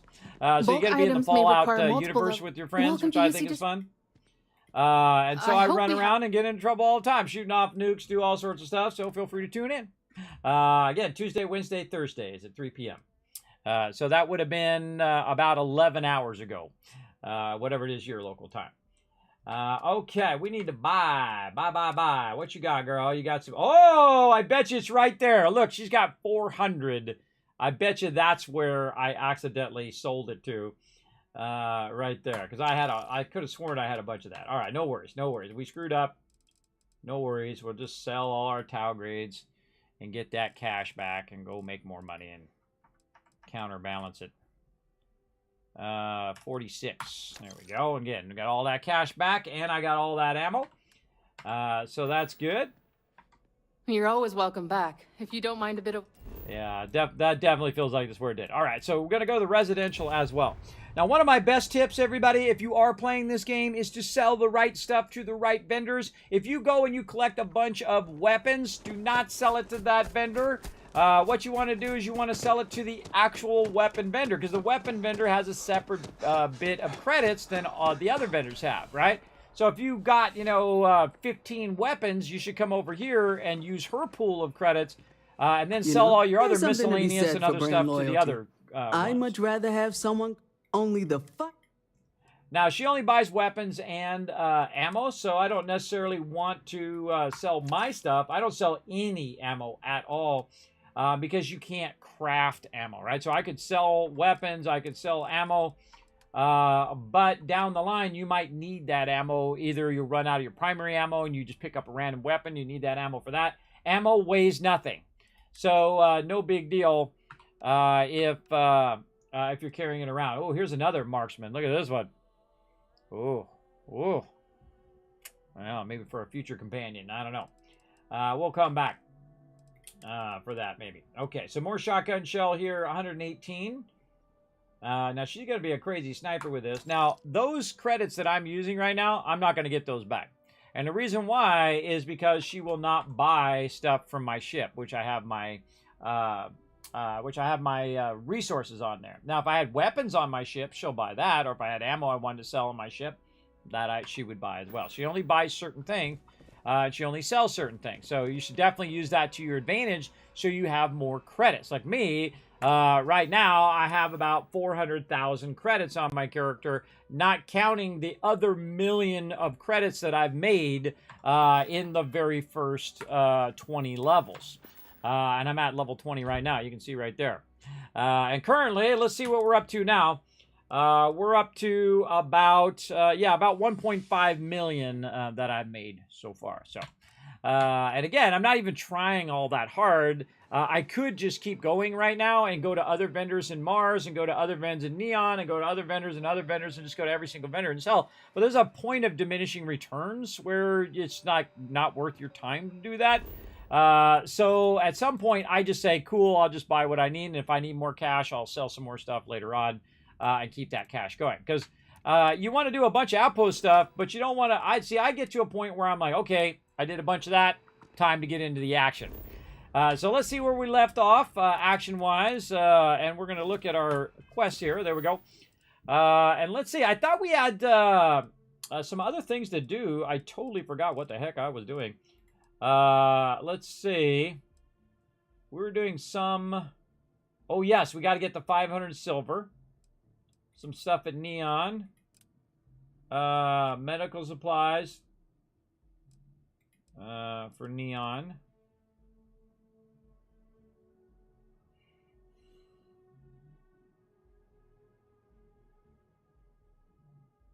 Oh, that guy wants me to get him some drugs or something. I was like, no.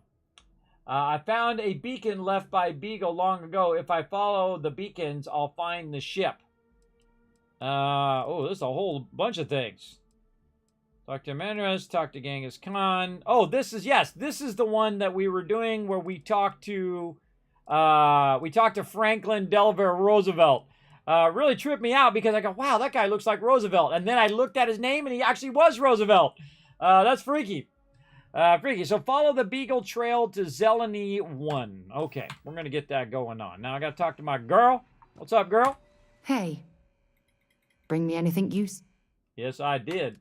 I'm going to give you a crazy ton of ammo. 640. She's going to be a sniper now. All right, girl, I want you doing some sniping. All right, I want you to watch my back. None of this running off in the wrong opposite direction stuff like some NPCs or some companions do. Okay, let's see where we're going here. We should see a little thing pointing us the way. Where is our thing pointing us the way? No pointing the way thing. Yes, over here. Oh, boy, we got to go way over here. Zelenys. Oh, boy, we got a long way to go. Yeah, we're not going to be able to get to this one because unexplored route. But we can get to this one eventually. Bolivar? Oh, that we can go to. Okay, let's go. Now, every time I roll up in a system, I suggest whenever you roll... whoa, almost screwed that up. Whenever you roll up in a system, you should scan the planet so that you have it for later. But, man, I just about screwed that up. And here's why. Let's go back to where back to my base. Because, one, I didn't clear all the stuff out of my ship. But number two, I did not switch into a ship to where I could get into space battle. My big, gigantic floating brick, a.k.a. my cargo ship, is not good for battle. It'll just get blown up. So, I want to go ahead and head back to my ship. And clear out all these extra resources that I've got in there. And put them away in here. Have that opening while I'm getting the stuff out of my ship.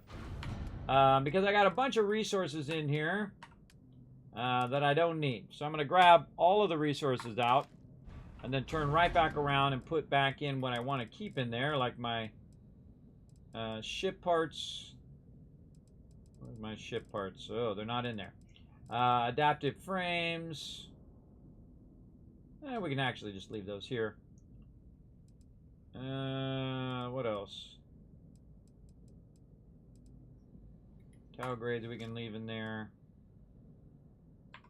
Yeah, all the rest of the stuff we can just put down. Okay.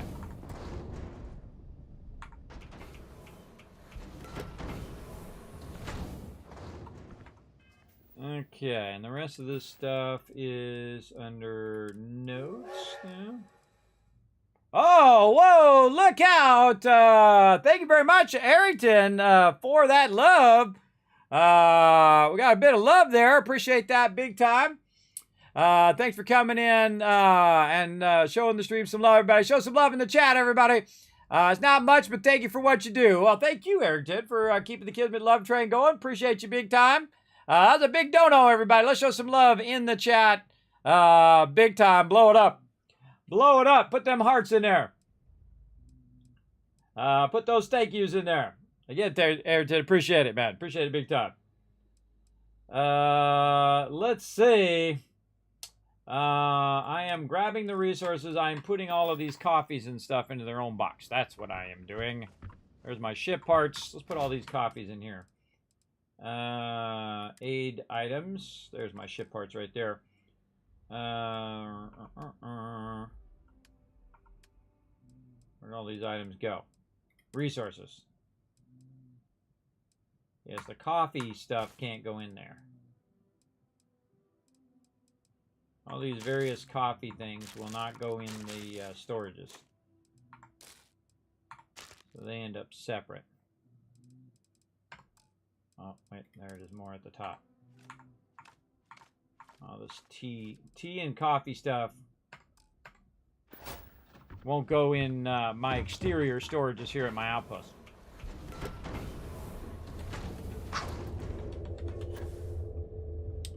Alright, and I got a bunch of this stuff where I'm just storing it in the very back. Kind of out of my way. Ooh, look out, you can start taking damage. Okay. Pour this stuff into this bottom part. There we go. Very nice. I'll run over here. Pour what we can in here. Again, because we bought a bunch of resources, so we definitely want to... oh, no, it's the same one. We definitely want to offload this stuff before we go anywhere, because our ship will be full. There we go. Very nice. And then we'll walk to the next one. To our liquids. Let's see, we got any liquids? Nope.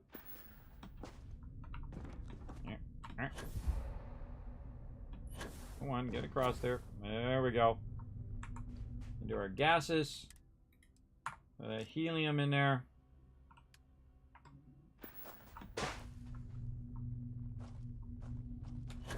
And then take our ship parts. It's stupid that ship parts is not its own separate thing. Yeah, I can see the Econo Hall is still at 1165.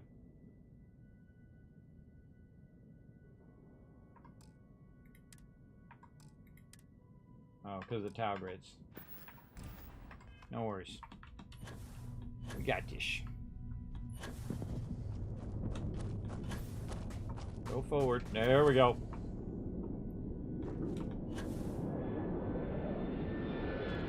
Okay, so now we're no longer overburdened. And I'm trying to reduce the cargo hold of my primary ship. Because one of the dumb things that happens when you switch to another ship, it actually transfers everything from one cargo hold to the other. Which I think is stupid. You know, hey, not everything can be perfect. And the reason why it's stupid is because on this ship, I would want to hold resources, and on my other ship, I would not want to hold those resources. So it could give you additional space in your inventory, so you could use your ships as an actual way of holding some of those resources. So kind of dumb, but rubbish already. Such is the way it goes. Okay, how much is my ship using now? Okay, 120. That's much better. Because all it has in my ship now is the ship parts. Look at that love for you in the chat, Eric. Get a bunch of love, Map. It is pleasant to see Okay, now I've got some stuff left on me, which needs to go into my base. I find this is a lot of what I do in most games is just sorting loot. Okay, this loot goes here, that goes there, that goes there. Put a 1 in the chat if you spend a lot of time doing that, everybody. I know I do. That's for sure.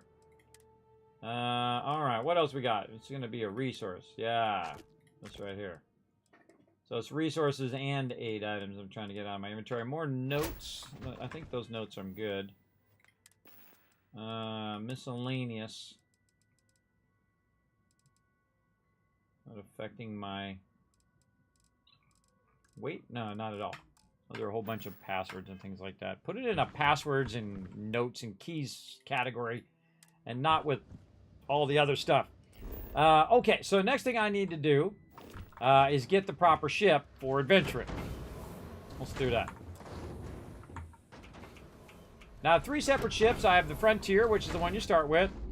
And then I have the cargo ship, which is the second ship I got. I actually bought that ship, too.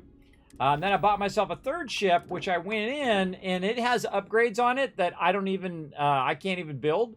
Like these weapons, like this here, and especially the shield generator. The shield generator over here is like a level 2 shipbuilder generator, and I cannot even make that. And so what I did is I bought it with the shield generator already on the ship, and thus I don't have to make it.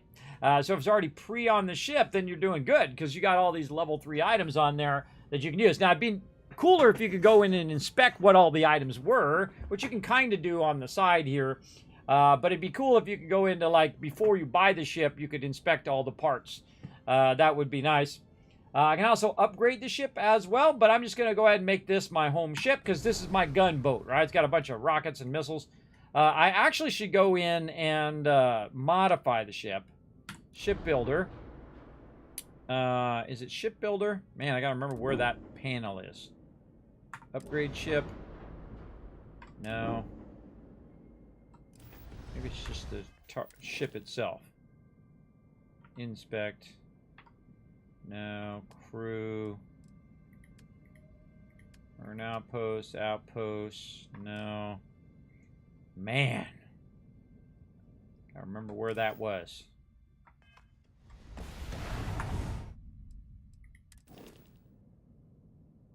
I think it was under ship builder.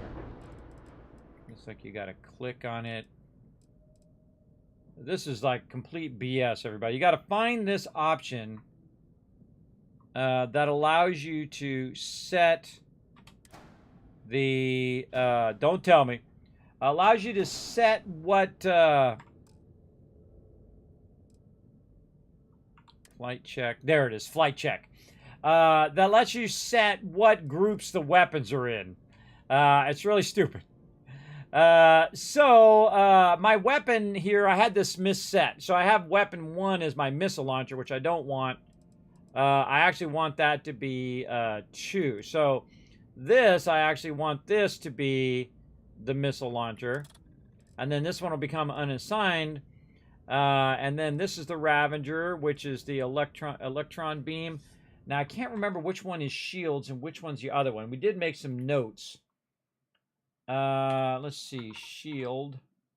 Lasers equals shields. Ballistic equals hull damage. Okay, so lasers should be number 1 because you're going to try to burn down the thing as lasers. So that'll be really 0, but put that as laser. And then my ballistic should be second to build it down. And then if I want to, I can hit G. So basically what that's going to allow me to do is use my primary and secondary weapons as my laser first to burn down their shields, and then electron beam to burn down their actual ship. And then I can use my missile launcher in between as well. But I don't use the missile launcher as much because you got to wait for it to lock on as I'm using the pulse laser. So I'm going to go ahead and make that change. Oh, and I can rename ship. Let's do that too. Rename. The Bulldog. Ah, see, I didn't even remember you can name in there. Oh, not Bulldog 3. Bulldog. Bulldog. Oh, I can't click confirm because I'm typing. All right, so now we call it the Bulldog. Now, again, this particular screen is super hard to find, everybody. I could not find this. It's not in any manual. There is no manual on how to do this. It's pretty scary, as a matter of fact. Accept. Enter. There we go. So now we named it, and now it's called the Bulldog up there at the top. Let me move my tell me nothing down just a little bit. Up here so you guys can see the name. Bulldog. Up there at the top. There we go. I'll leave it right there. So yes, now it's called Bulldog, and I've changed the weapon system so I can burn it down in sequence. So very, very cool. And again, that's a ship that I bought. I couldn't even make those modifications to it, but I can make copies of things that already exist on the ship. So even though I don't have shipbuilding level 2 and 3 and all of that, I can still go in and make copies of those weapons and make copies of missiles and so on if I have the cash to do it. Cash is not a problem. Perk points is a problem. My ability to actually make those things is a problem. So very early on, I can make a ton of cash, get myself a really awesome ship without even having to worry about it because I'm using money as my power as opposed to using your perk points. And that's what I like to do. All right, that's my favorite thing, as a matter of fact. All right, there's the Bulldog. She's up there doing her thing. Morning, Crimson. How you doing? Thanks for coming in, Crims, hanging out. Okay, so now back to our travels that we were doing. Oops. Sometimes I press it too many times. All right, so we're going way down into the corner somewhere. Over here, we can get to this one. I should probably save. Probably save because I just did all those changes. All right, now I don't have to do those changes again. All right. Again, we're trying to get over here, so we want to go to this one. Now, again, if I... which one have I not been to? Yeah, let's go to this one. So again, I just kind of travel there. Every time I travel to a system, I'll go ahead and just scan that planet. Because I'm there, I might as well. And if I see anything good... Now, by the way, sometimes you can't like look at your stuff because you got to rotate the camera because you accidentally roll over this thing. So I just go ahead and roll over that. I can't scan unless you're at that thing. This is an extreme environment, too. Iridium, all sorts of goody stuff there. But I don't really even need to go there. That's not where I'm going. I'm actually going to the planetary system next to it, way out over here. And I probably don't have the jump range. Oh, that's a problem. Can I get to this one and maybe jump that way? What's the jump range on there? So, oh, my ship, I need 27 and I have 22. So I need higher jump range on my ship. That looks further than this one, but then again, you know, it is space, so it could be just fooling you. Let's go over here anyway. Let's go see what's up with there. Hello, Captain. We pose no threat here. Quite the opposite. Our ship's full of the faithful, Sanctum Universum. I'm making another run out of New Atlantis, taking Universals out in the stars. To get closer to God and to appreciate the galaxy and all its majesty. It's nice to encounter someone peaceful. There are worse reasons to travel. I've got to go. What's involved with your pilgrimage? Let's go ahead and ask that one. Right before you jump, they always want to talk to you. It's like me going out my door. The second I go out my door, I can talk to my wife, da-da-da-da-da-da, and the second I start to walk out the door, hey, wait a minute. I got to talk to you about this other thing. Well, you can blame that on an Xbox thing, Fire Guy. You don't blame that on Bethesda. Xbox and PlayStation is known for having slower upgrade cycles. It sucks. Yeah, man, I own a PlayStation and an Xbox, and I can tell you it sucks. I'm right there with you. What's involved with your pilgrimage? We grav jump to a few different systems. We're lucky to have some pilgrims who have never been off-world. Seeing so many marvels can be a life-changing experience. It's nice to encounter someone peaceful.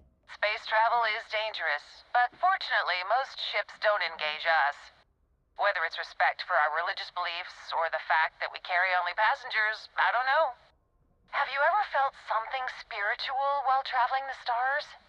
I've jumped dozens of times, and I still don't know I've had the revelation that Keeper Aquilus describes.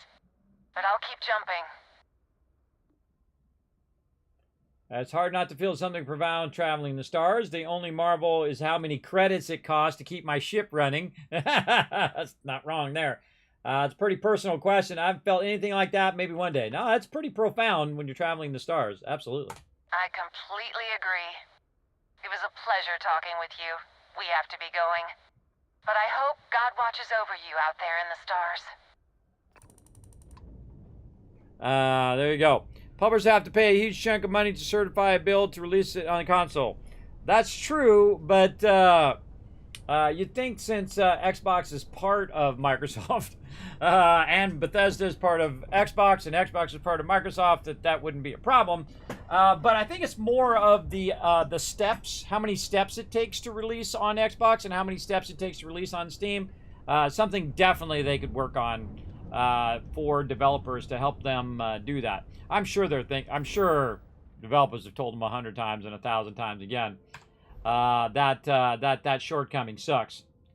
Okay, now I was trying to go somewhere and this lady's messing me up. So I don't have enough jump drive distance. I'm gonna go over here. All right, let's set course over here.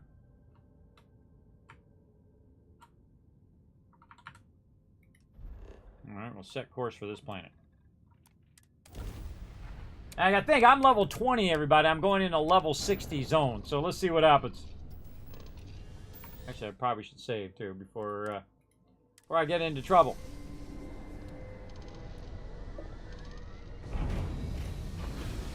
All right, taking the Bulldog over here. Let's see.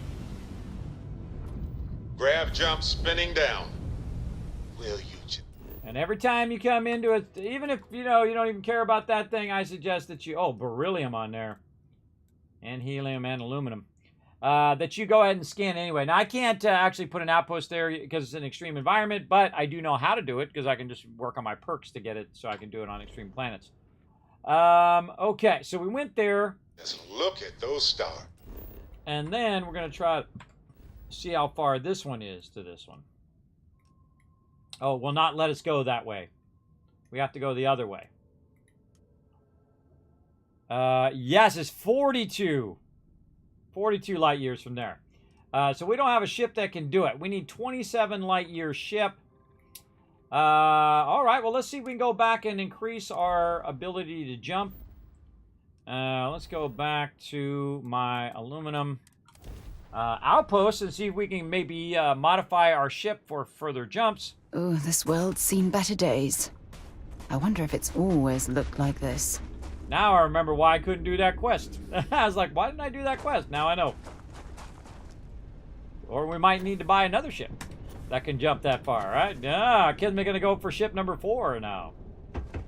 Or we can go grab someone else's ship and use their ship. All right, first we'll try the Bulldog.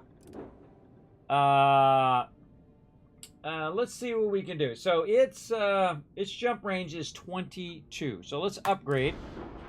Let's try to upgrade its jump drive.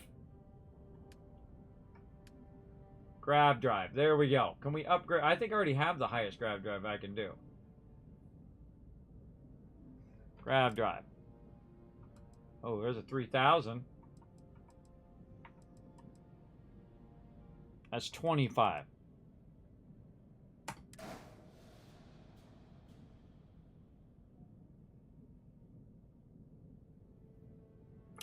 That doesn't get us 27, though. Reactor.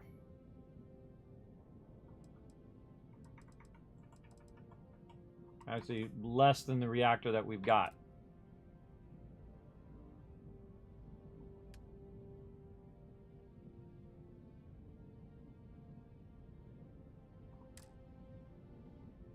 Let's cancel that just to make sure. Upgrade ship. And then... Oh, it puts our mass over. That's what it does. You can only have so much mass on your ship for it to be able to fly properly. Add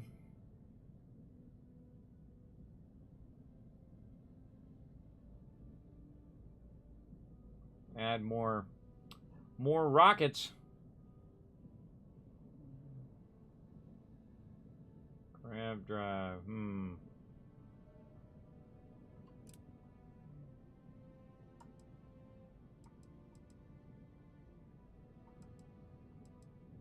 Does give me a big boost. Boost my grab drive health and my thrust to 23 and my range to 25. But 25 is not 27. And if I go there, it says that I have a mass problem.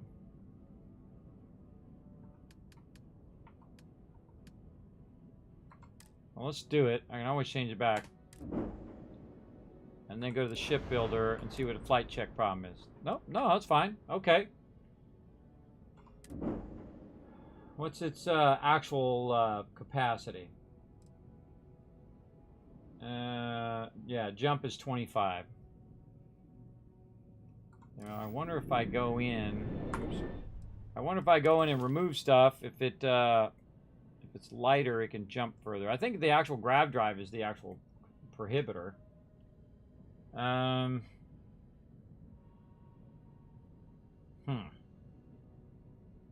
think I might need a new ship. All right, let's go see what we got for ships.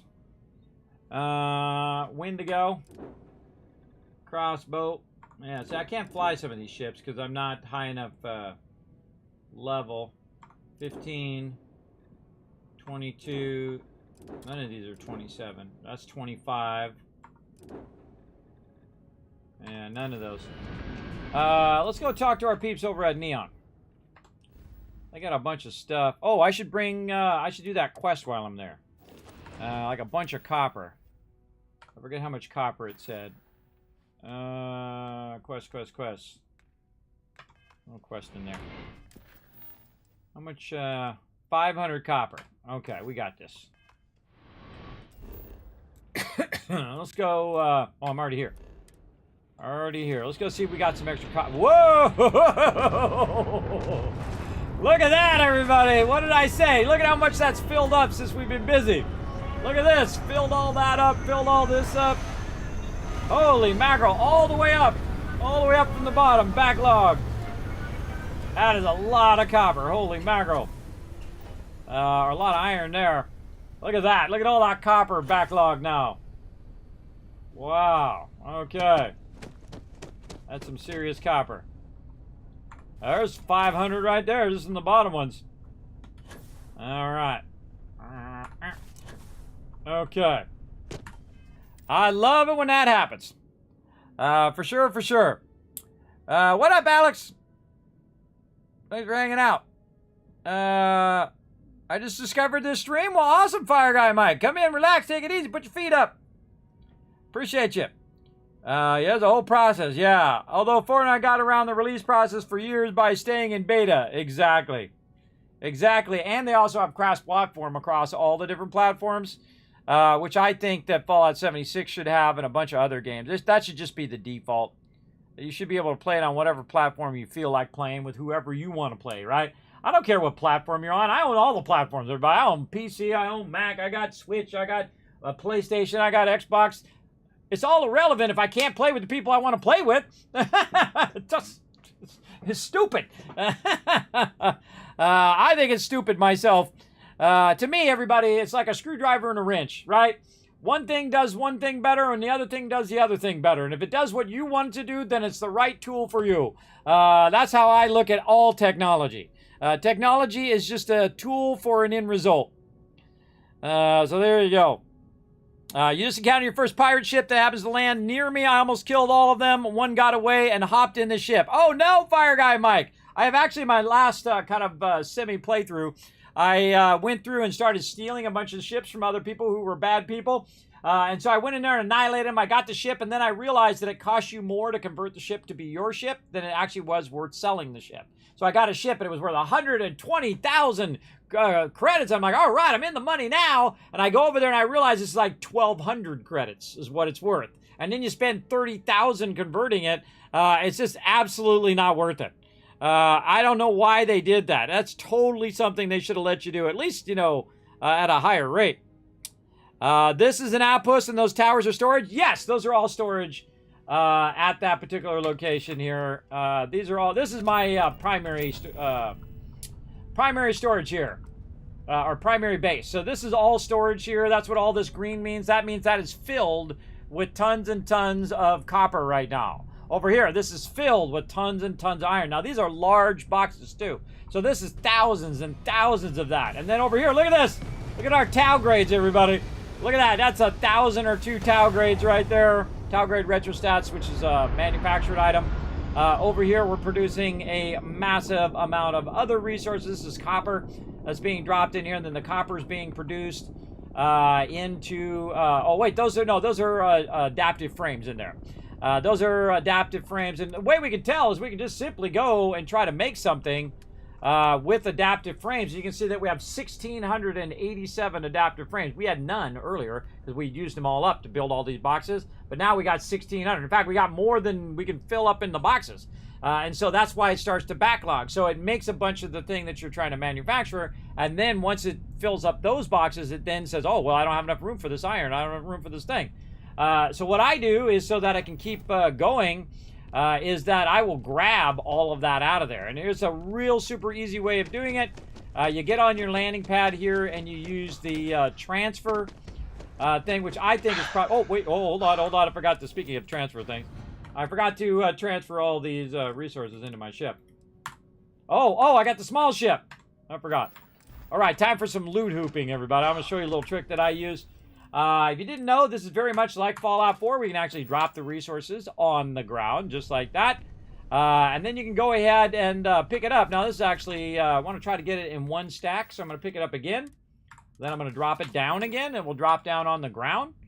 And hopefully we get one that's all together. Now, I move a little bit. Sometimes that helps. But you just keep at it, and sometimes you can get it work. Now, sometimes it doesn't work. Sometimes I'll just keep doing it over and over. There we go. And so I'll hold down E, and I'll pick it up. Like I'm shooting hoops, right? Like you pick up the ball in Fallout 4. Now, guess what? I can go ahead and carry this around just like any other object. But because it automatically thinks that ore is heavy, I can just hold down R, and it will throw it. But you got to watch it. Don't let it get away, because it's going to go flying. Because remember, we're in 0G. So now we got to chase that sucker down. Now, if you threw it too hard, it's going to go flying off the other side. We're going to try to grab it before it does. Hold down E. Oh, hold down E. Oh, too quick. Grab it. Oh, that was a good throw. It didn't go off the other side. And so now I just pick it up again and throw it toward my ship. Just like that. And so now it's going to bump against the edge of my ship. I hold down E. I pick it up again. Now, the way I throw it, by the way, is you hold down E until it picks it up. Then you let go of E. Then you hold down R, and then it throws it. When you let go of R. Now, the longer you hold down R, the harder it throws it. And so I can just carry this into my ship, just like this. Now I've got 700 copper in there. I go into my actual ship. Now, the interior of your ship is an instance. So whatever you put down in your ship here is going to stay there. It's going to stay there. I have proven it time and time again. Unless you modify your ship. Don't go modifying your ship with your stuff inside. Like, if you got a bunch of resources on the ground and you go modify it, oh, look out. Look out. All your stuff will vanish. So I'm just going to leave that copper right there. And that's going to allow me to do that. Now I can also go back and say, you know what? I also want to go get those adaptive frames and bring them into my ship as well. Captain, do you require my assistance? Not really. So we're going to run over here, and we're going to go ahead and get our Tau grates.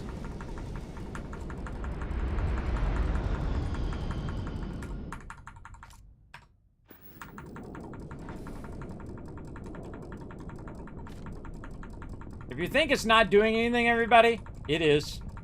It's actually cascading down from each and every one of those boxes. And so basically what I'm doing is picking this stuff up over and over and over and over and over and over and over and over and over again. Now sometimes it does get stuck. If it does get stuck, you just go into transfer, and then you actually transfer it out of there, and you can see it's coming in there again. This might take a minute. I also go out, back in, like this. And so what it's doing is it's pulling it from that gigantic stack of boxes that I have, and is pulling that into my inventory. Now, if you don't think it's coming into your inventory, what you do is you go look at the resources. You can see I have 1,200 of them on me right now that I am picking up from this box right here. Now, of course, it'd be nice if you just pick them all up at one time, but eventually we'll get there. Come on. And again, if you feel like it's not working, definitely go in and take a look. Now I'm at 1,300. Now I feel like it's being a little glitchy there. There we go. And so I go up, down, I kind of scroll off and scroll back in. But basically I just picked up around 1,400 or so Tau grates. Now if I want to pick up all of the adaptive frames, all I need to do is go to the top one here. And I need to link this into my transfer container. So you can also just put it in your ship directly. I feel like it's much easier for me to just go ahead and pick it up right over here. And now I can pick up all these adaptive frames. And again, if it's acting funky, just scroll off and back in. Now it should just pick it up. And you can see it's reducing. If it's reducing, you know you're doing it right. And there we go. So now I have a massive amount of resources on me. For sure. I have 6,000. 6,875 mass on my character. I've actually had 500,000 on my character before. I picked up massive resources. Now if I move, watch what happens to my thing over here.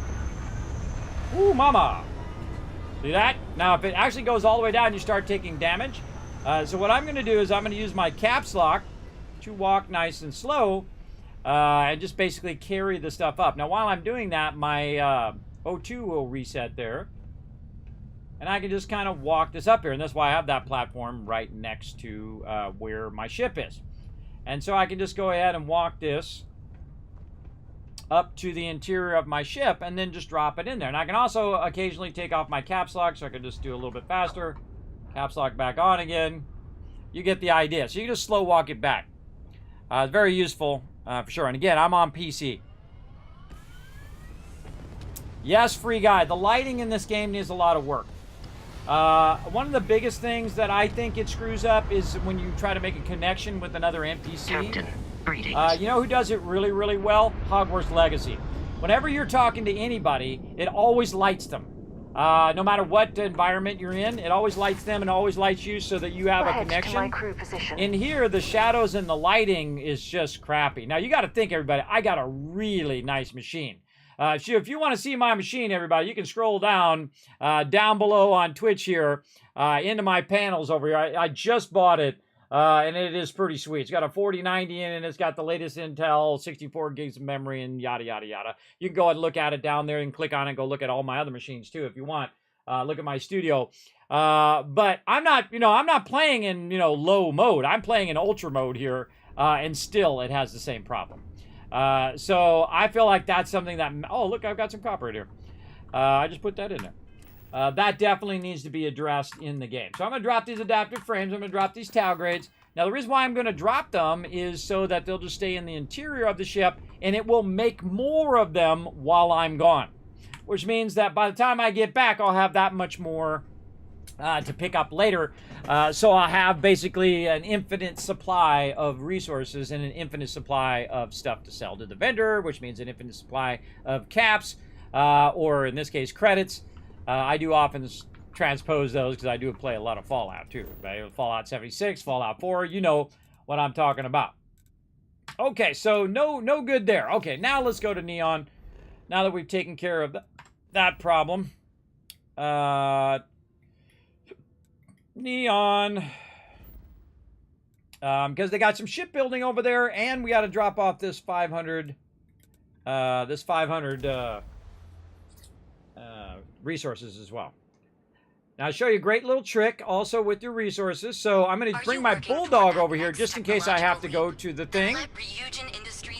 And so I can go over here and I can actually go to my ship, which is right here. I can go to Neon Core or the outside edge. So I'm going to go over here just to show you where the first one is. See that shroud covering Neon? Believe it or not, you're looking at the only city in the settled systems that powers itself from lightning. Oh, that's cool. Cool. All right, now we got a systems guy around here somewhere. Don't worry, your ship's in good hands. I worry. All right, there he is. So what I can do is go talk to the ship person over here. Technician. We'll take good care of your ship. Okay, where's my guy? Technician. He's around here somewhere. He's usually by wherever you sell stuff. Nope. Nope. God, I forgot where he is. Where are you hiding?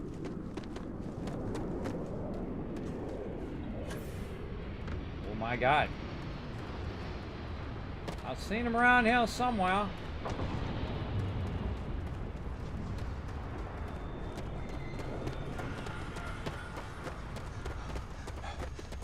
Well, apparently he's not easy to find.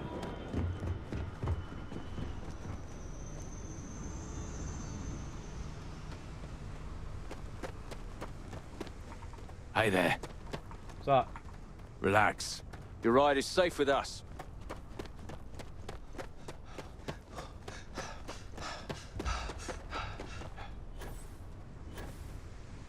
I literally can't remember. That's what happens when you don't play in a few weeks. I know it's here, though. I know he's here somewhere. Alright, well, dude's not easy to find. I think it'd be right here. It's usually by wherever the kiosk is. Where's my kiosk at? Huh. I could have sworn I saw a dude here. Maybe I'm having Dane Bramage. And here's my ship kiosk. We'll take good care of your ship. Okay, people. Hey there. Don't worry. Hey there. Your ship's in good hands. Okay, fine. Whatever, people. Is it through this thing? Don't tell me. Remember, tell me nothing. Tell me nothing. I can't remember. God, I could have sworn I talked to that guy. Alright, what I was going to do is go over here and switch my ship. But since it won't let me do it, screw him. I'll go back to, my base and do it over there. Fine. The reason why I was going to switch I'm going to show you a little trick about the interiors. It actually keeps whatever you have in the interior. I can't even imagine to tell you the number of inhospitable... It'll keep the items that you have in the interior of the ship. Not in the cargo hold of the ship, but in the interior of the ship, in any storages that you have in your ship, other than the cargo hold. The cargo hold automatically switches between ships, which is not what you want it to do, really. I think it should be individual for each ship. I think it's kind of dumb. So I'm going to go ahead and grab these items out of this ship and then go back out again and then switch the ship so I can put these items in my other ship, my cargo ship. Captain, hello. I am satisfied to see that you survived your most recent sleep cycle. Uh-huh. And so I'm going to grab all this massive amount of resources and very slowly walk my way down the thing. Now, I actually could just put these down, too, and then pick them back up again.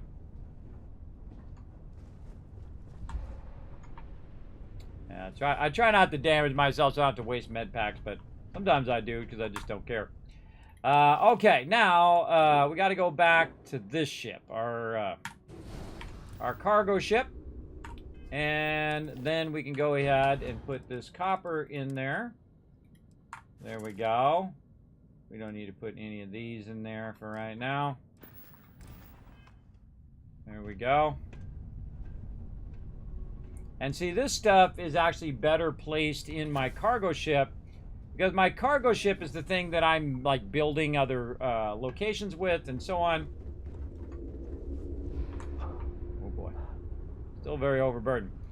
And whatnot. Now, I also find that this is actually closer and faster than talking to the NPCs. If you talk to the NPCs, there's a whole bunch of, you know, dialogue that you got to go through. But if you do the shipbuilder at your outpost, so much faster and easier. As you saw, I can just run over there and do it. Now, I also could have just dropped this on the ground, switched my ships, walked over there super fast, and walked back. But, yeah, it works as well, just walking. Depends on what you want to do. I have something for you. A little busy, brother. Okay, and then over here in my pile of sweet loot, I'm going to go ahead. Oh, no, actually, wrong side. Wrong side. Nope, nope, nope. I'm going to go over here and consolidate. Come on, fingers. We're going to consolidate this and too this. many odds and ends. Time to let something go. And then we're just going to go ahead and drop these on the ground. So there's about 2,000 of those and 1,576 of the others. And so these will stay persistent here in this ship. As long as I don't modify the actual ship itself in the shipbuilder, that stuff will stay there forever. Because this ship has a larger cargo hold, it can hold that copper that I need to trade, and my other ship cannot. So that's why I needed to switch over to that. I should have done it before I switched over, but oh well. But we're going to go look and see if we have... we're going to see if we've got a nicer ship. So I'm going to go into the core of Neon instead of going on the outside.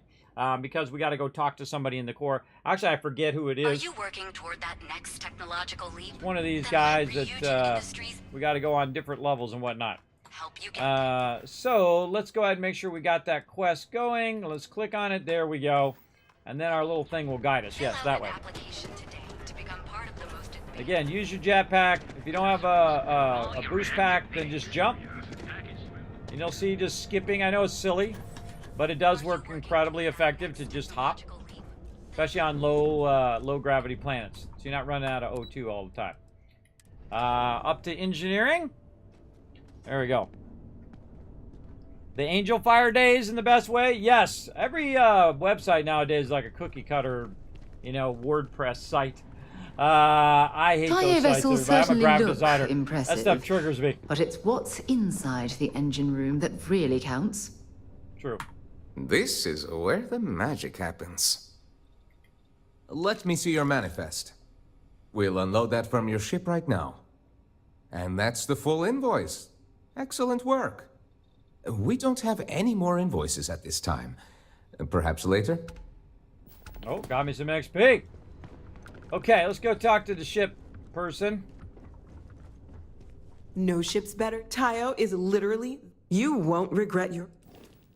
I actually did want to do that. I want to... Tayo ships are more than... See what you got, girl. Excellent. We have the... Blah, blah, blah, blah, blah. Get to it. All right, 23 light years, 26 light years, 18, 24, 19. That one goes 30, but it's a level C, and I can't fly level Cs. Yeah, that's a messed up. That's a messed up. Man, that's a nice ship, though. Whew, mama. That's got some nice parts in that sucker. And look, it's only 160 grand. The vendor's got the credits. This ship right here, the Narwhal. How much is the ship? Let's see. It's the value is 364,000. I could buy it right now. Boom! I could buy it right now at level 20. I just couldn't fly it because it limits you based on your pilot skills. So yes, basically we're not going to be able to do that quest until we get those piloting skills and we're able to travel further. But such is life, everybody. Such is life. So let's go ahead and come back to that another time. We'll go ahead and push forward on something else. Operation Starseed. Yeah, let's turn that one off. What we got? Search Kassar for Nara. This is for the UC. I don't want to do deep cover. Talk to Albin. Someone named Albin is sending distress and calling for help from list. I could stop by and investigate. Become part of the 3-star Rangers. Into the unknown. Oh, we can do some more of the main story. Yeah, I feel like doing side story. Dead Spacer had a note about a secret outpost on Dabula. IB, once in a lifetime opportunity. I should investigate. Okay, let's go check it out. Let's go check it out. I do want to switch my ships, though. It's so nice to have you here. We've got some. I forgot I could switch my ship from that lady, too. And then Bulldog. Let's get the Bulldog out there. Because whenever you go into a new system, everybody, make sure you got your big gunboat. Don't bring your big, gigantic brick. Your big old cargo boat. All right, Denebula. Let's go see what's up with that. That was a pleasant change of scenery. Oh, look out! Accidentally boosted. Well, while we're here, let's go ahead and scan this planet. What do we got? Iridium, silver. Yeah, a little something, something. Man, there's a lot of... Man, it's got a lot of resources on it. Bet you can get a good combination to 2 or 3 of those. For sure. We're trying to go to the secret outpost. Let's go. Let's check it out. Now, again, just in case I come in and I got a space battle. Landing gear. Check. Thrusters. Check. Landing site. Clear. Alright, we're right next to whatever that is. Looks like you're supposed to land on it right over there. Exit ship. You! This here is our find. So you can get the hell out or we'll kill you. The lair of the Mantis is ours. 5, 4, you get the hell... Where's it coming? Please perform a wellness check and address any injuries. Go get him, Bosco! Ready to stand and watch me get shot.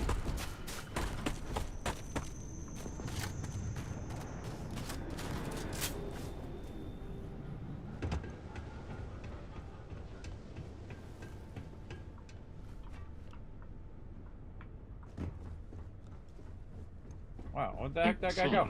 The enemy has vanished. I am detecting the enemy once more. Easy mark.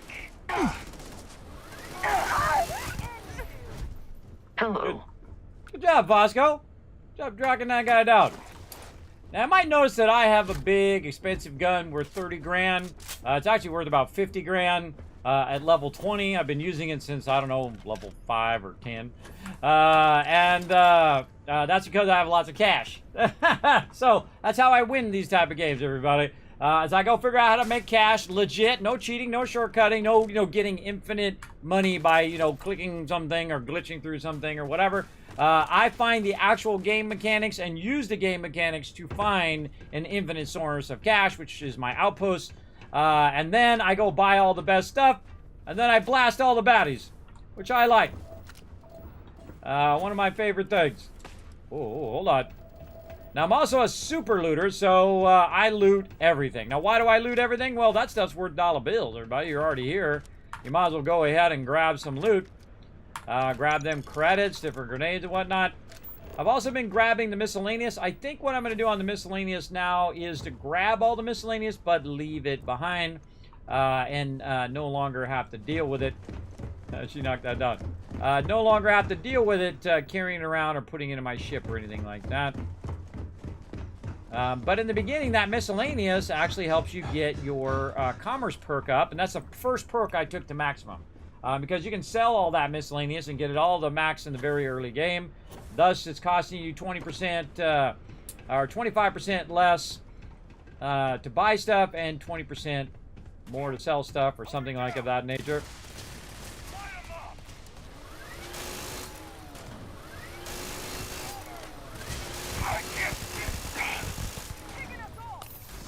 Ow.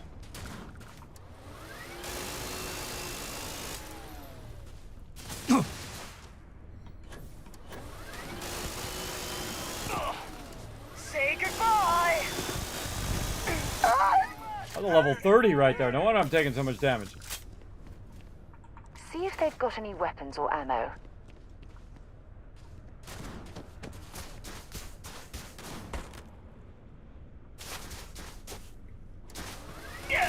You're so screwed. Backed up against the thing there. Whoa, I'm gonna shot you, Sarah. Somebody ran off this way. Oh, I see him.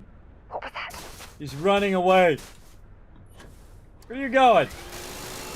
I mean, I don't blame you. You should have kept running. Oh! You guys see that?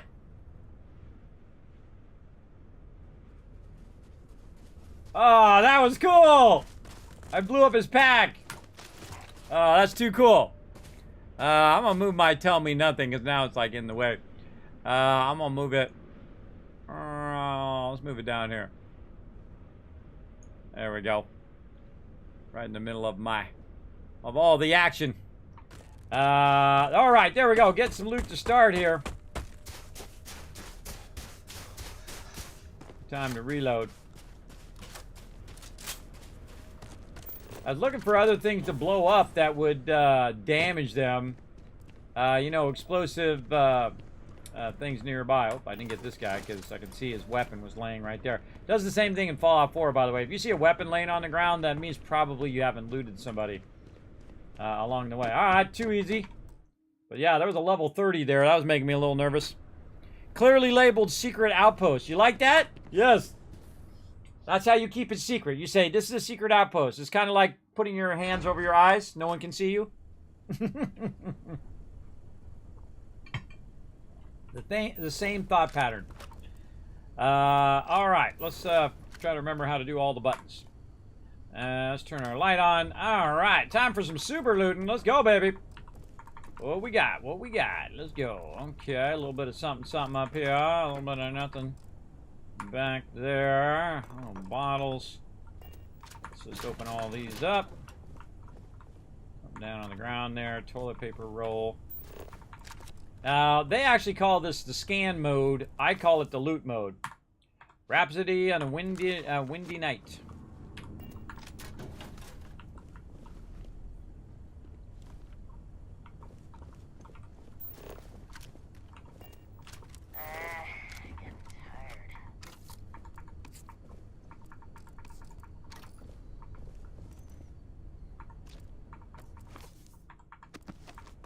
Red Rover come over. We're playing that as a kid. Learn more about the lair of Mantis. Explore the lair of Mantis. And let's do both. Always take care of danger first. Loot second. Don't see anybody nearby, so... Oh, what do we got here?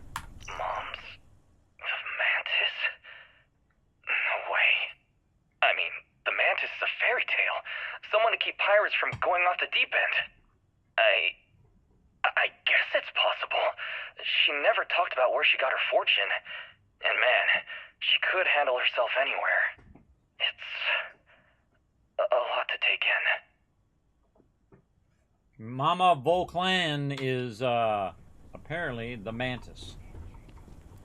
Now you can go in areas in this game where the mobs are incredibly OP versus you.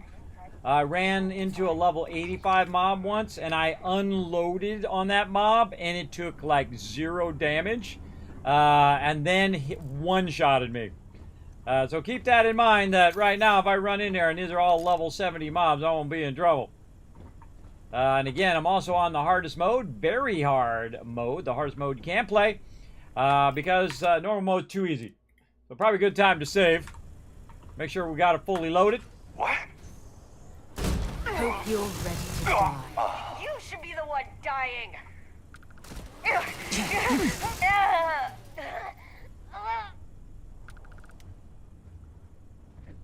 The mark's mine.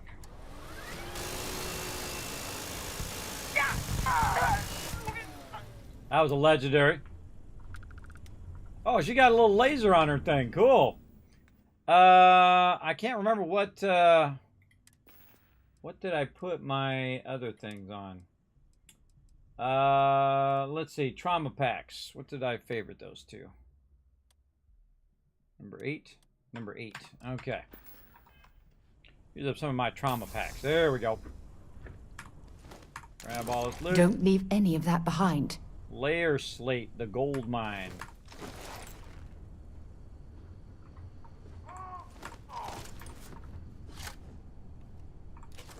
Found one.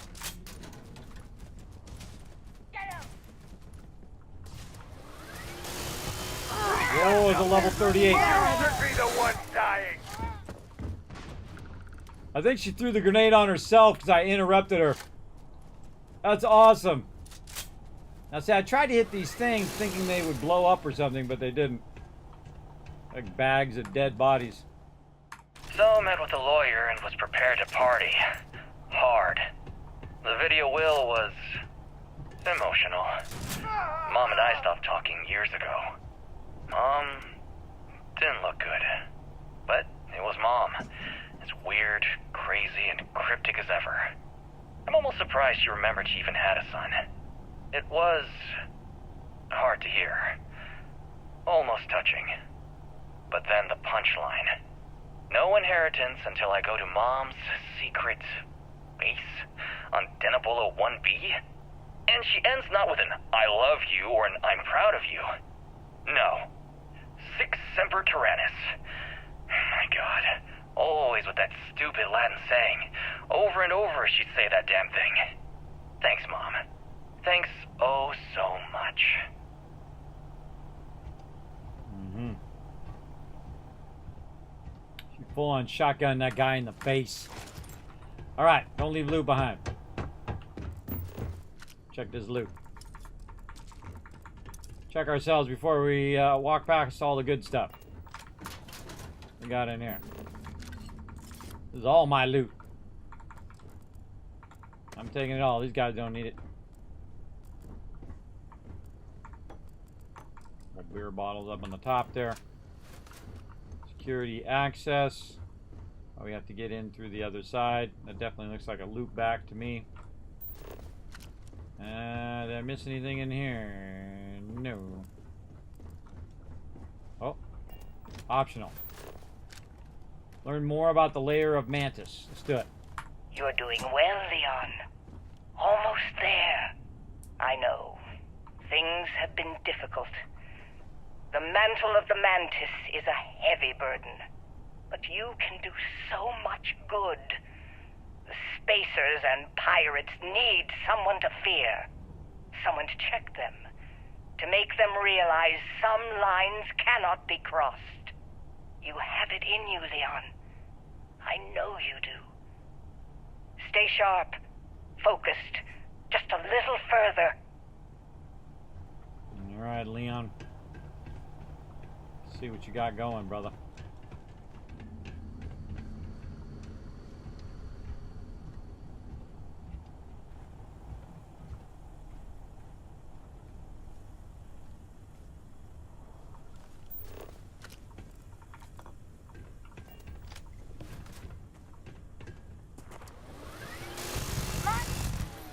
He'd do the same to me.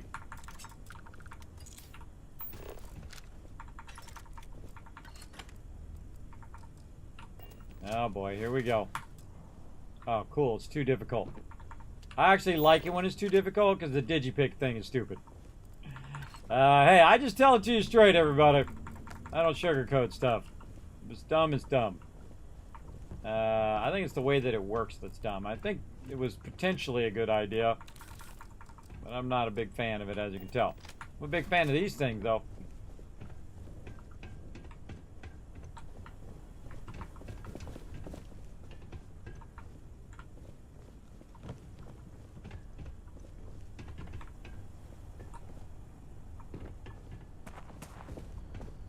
Nobody down there. You throw those up ahead, and then when the mobs come around the corner, you shoot them and blast them, and then they blow up. It's a lot of fun. I think I also got a little toxic thing we can take with us, too. Throw that down there. Alright, we got all the loot. Oh, we missed a little bit here, huh? Screwdrivers. Now, again, at first I save all this stuff and sell it to the vendor, and then eventually... from now on, we're just going to pick it up just so it doesn't keep going, oh, did we miss that loot, or we didn't get that loot, or did I loot over there or not? If I see that the area has nothing to loot, then I've probably been there. It just makes it easier for me to know where I've been and where I haven't been. Also looking for magazines and things of that nature that could help.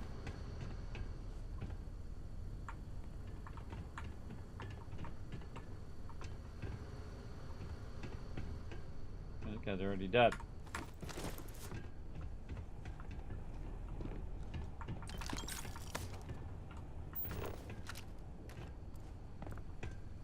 If I hear that door open, I'm running because that's going to blow up. Throw that over there. Try to use that to our advantage.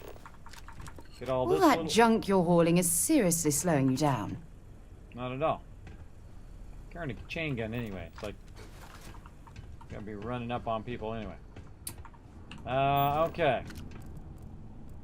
I often talk to the NPCs if you haven't noticed.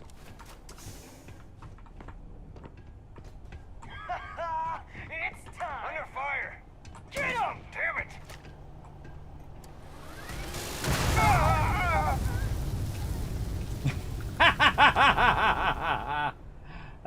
You fell for the oldest trick in the book.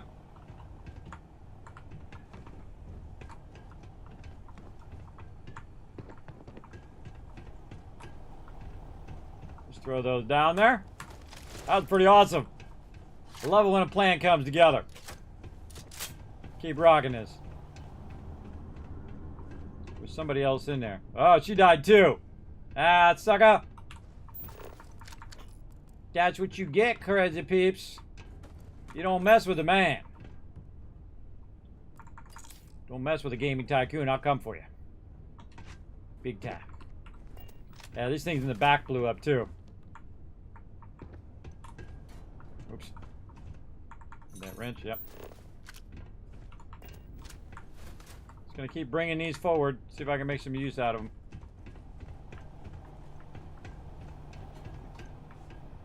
This is gonna be fun. Hit him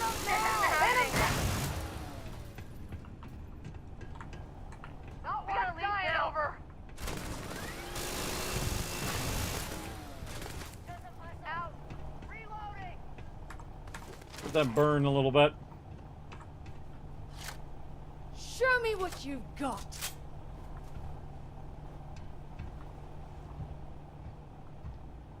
I smell credits. Ah, anyway. Give me some cover. That wasn't credit, that was bullets in your face.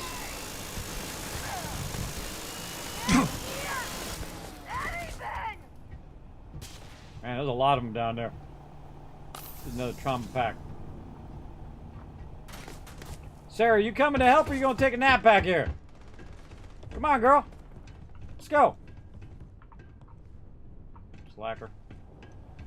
All right, Kismet, get it done. Oh, hello. You picked the wrong day to piss me off.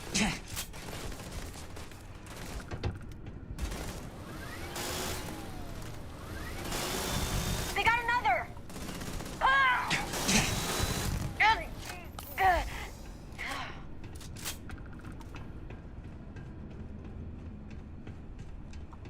She's still just back there chilling.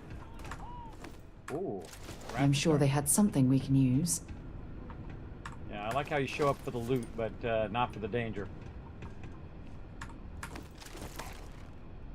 She's talking in my ear, but she's not right next to me. Alright, we gotta find a spot to put this loot down. I dare you, come on up here. Alright, we need a drop spot. Where did I see that box? It was back this way.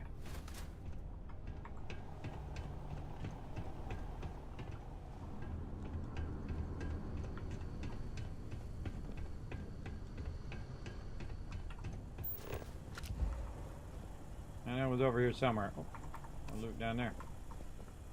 It was over here somewhere. Oh yeah, way back in this corner. Now some of these, like the ammo case, they have no max limit to the stuff you can put in it, right? So you can take all these like 10,000 weapons that you picked up and put them in there. And so it'll hold all of this extra stuff for you so you don't have to run around overburdened the entire time. I know, cool, right? You can go in, put all these extra packs in there and whatnot we might have picked up. Space suits, a bunch of helmets, apparel. And this stuff doesn't really weigh that much, but you know, every little bit will make a difference in the long run. 8 items, I don't need all of that, just my med packs. Notes of any weight right here, and all the other ones that don't weigh anything, doesn't matter. 8 items, miscellaneous for sure. Now miscellaneous I'm actually going to try to put in a separate thing if I can find one. I don't think I have a separate here. Or I might just put it in and then leave it in there in the long run. Again, sorting it by weight, putting all that stuff in there, because all the stuff that doesn't weigh anything is typically stuff like your digipicks, which are going to be at the bottom. So we're going to go ahead and put all that in there. And now we're down to 39 weight. Now's a good time to save. Whenever you drop something in a box, you want to save at that moment so you can back up in case you forgot where the heck you dropped it. I know, it sucks when that happens. Alright, now we're good to go. Pick up some more of this loot on the way down. We'll check all these mobs.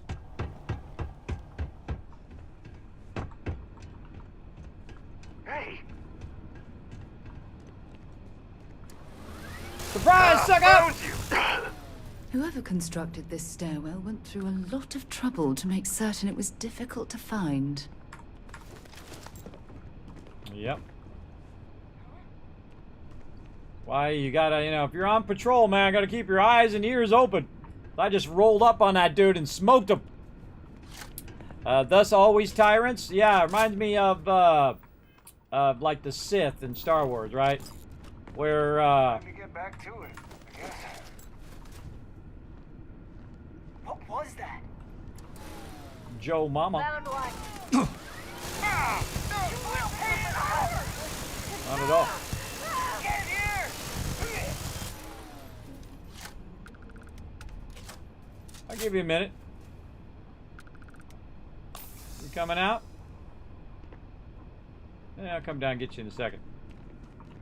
I'll pick up some tape first.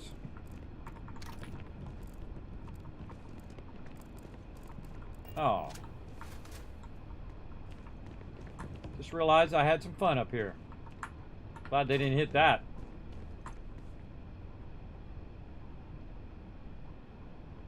Yeah, I could have just thrown that down on them. The real trouble with throwing that down, though, is that they might hit it while you're throwing it, and then you get blown up.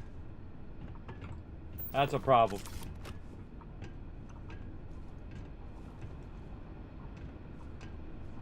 It's a whole different direction over here. Yeah, let's go where the action's at.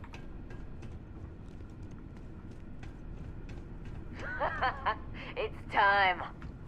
No more dying over. Too late. Leon Mantis revealed. Moms.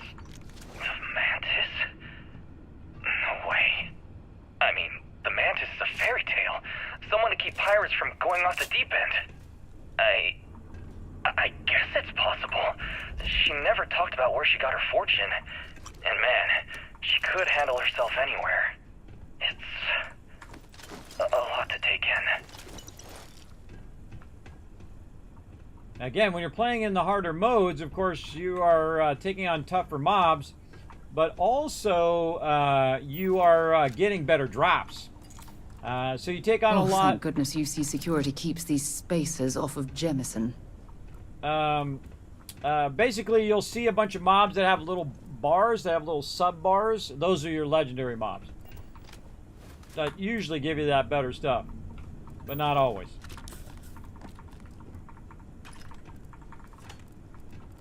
And again, most of the time, I'm really looking for books and things of that nature. Unique items that sometimes, if you're not a thorough looter, you just walk right by and not even notice. So I take my time. I'm in no hurry. I paid my ticket price, and I'm going round and round on the carousel. Like some people are kidding me. I can't believe you haven't finished the game yet. You've been playing it like 300 hours, which is not a joke, everybody. That's a true statement. As a matter of fact, 302 hours and 302.9 hours, and have not finished the game yet. And I will take my sweet time. Especially your first playthrough, everybody. Don't rush that. Don't rush your first playthrough. That's your jam. That's your moment of exploration and discovery. That's what it's all about right there. Enjoying the journey. Also gives them time to fix stuff. You can sift through this place, but spacers rarely leave behind anything that holds value. Well, that's true. That's why I gotta kill them all to get that loot back. Look out. Big tanks there. Those tanks, they hit those tanks, some toast. Oh! All roads lead to Rome, apparently. Gotta go 68 in that direction. That means it goes in a circle. If you're wondering what that means. Okay. Another good time to save. Let's do our thing.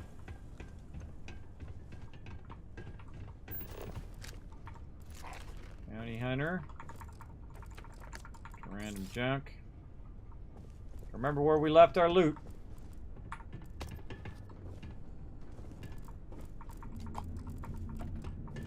Girl, you're in my way. The problem is when I go looking for loot, I'll turn around and I'll see this screwdriver or whatever there, and then I'll wonder. You got shot in the booty, girl. Alright, it's all you. Go get it. Your turn. See, they don't have it like they have in Fallout 4 where you can tell them. Look at that headshot. Whoa! Some stuff went blown up. You can't just say, go out there and go kill them. Most of the time they sit in the back and do diddly squat. Well, I gotta do all the work. Go ahead, stick your head out of there. Whoa! Ow! Look out. Somebody's got it, got us beamed in. Watch where you're standing for sure. Oh yeah, look, there's level 30 legendary. We get to drop on him. You're dead. Dead. Oop, I just killed Lively.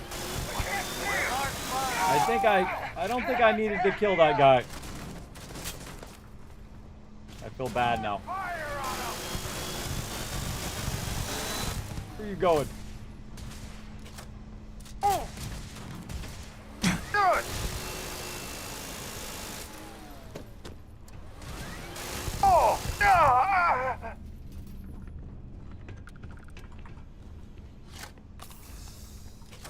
Notch another one for me. Good job, girl. Take this. Oh, ow. Ow. This is gonna end badly for you.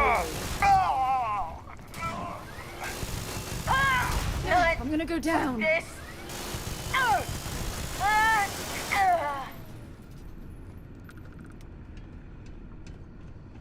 I don't think I should have shot this guy. Livey. Alright, I'm gonna go back and see what happens if I don't shoot him. That was my bad. My bad. I just saw, see, he was a named mob. And I just thought he was a baddie. So let's try that again. Not forget to loot all the stuff again. Oh god, don't sit down in the chair. Why don't they make it where you got to hold down? They have it where you have to hold down the key on just about every other thing except for sitting down. The thing they should actually have it where you should hold down. I know, it's annoying. Same problem in Fallout 4, everybody. They did fix it in Fallout 76. But that is annoying.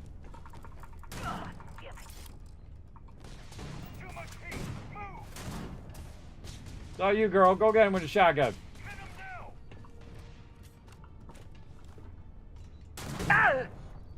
You're done! Oh, my head! Come on!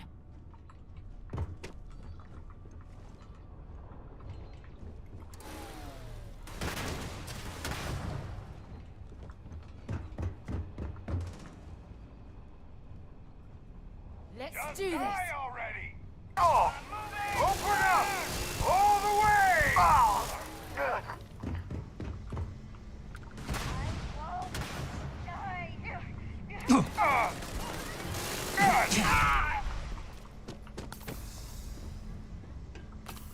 Push forward! This isn't happening!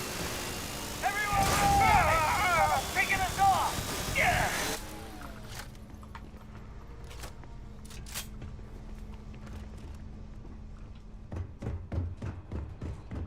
Look at him running away.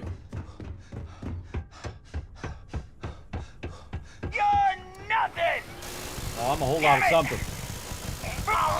You're the one who's nothing. Well, I suppose they're not going to need it anymore. You're right there. All right, I got the hard one. I'm gonna come back for some of these other guys. Come back and loot all this here in a minute. Please, don't shoot! I surrender! I thought so. Mark. Ooh.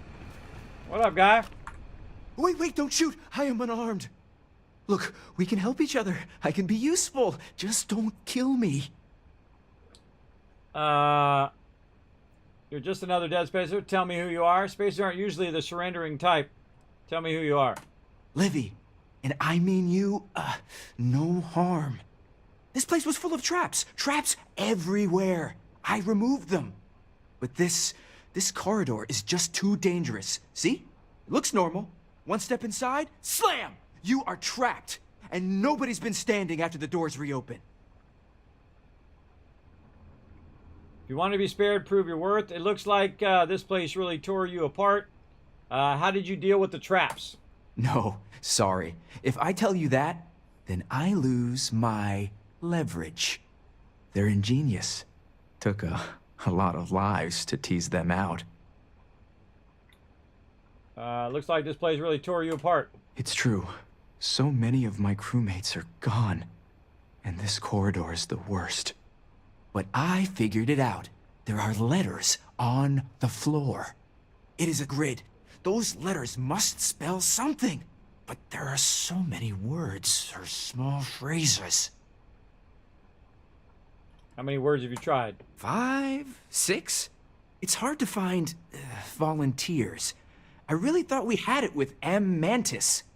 Oh, poor Fred. You're smarter than you look. Why does everyone always say that? See? I've been helpful. You could let me go. Or better, I can help. I know these traps. I know how this Mantis thinks. Please, let me help. And just give me a taste of the cachet inside. You can trust me. I like to think of myself as a merciful person, and I love giving people the benefit of the doubt. But I don't know about this one. No deal. Say your prayers, Livy. Just get out of here. I don't need you. You really think I'm going to trust you? Betray me and you'll die. Spoken like a true spacer. You won't regret this. I will hold back here. And, well, good luck. This place has killed so many of us. Okay. Well, then it's good. Probably loot all this first. Get that out of the way. And then we'll do a thing. So yeah, see, when I see a named mob like that, it's usually that kind of thing where it's like, don't shoot me, oh my god, and I just annihilate it. That's why you don't stand by spacers. Oh, Leo Vulcan! Leon, there he is, he's dead. Final recording. Oh, did it not start? It didn't auto start. What was it? Miscellaneous. Leon. Final recording. Miscellaneous. Notes.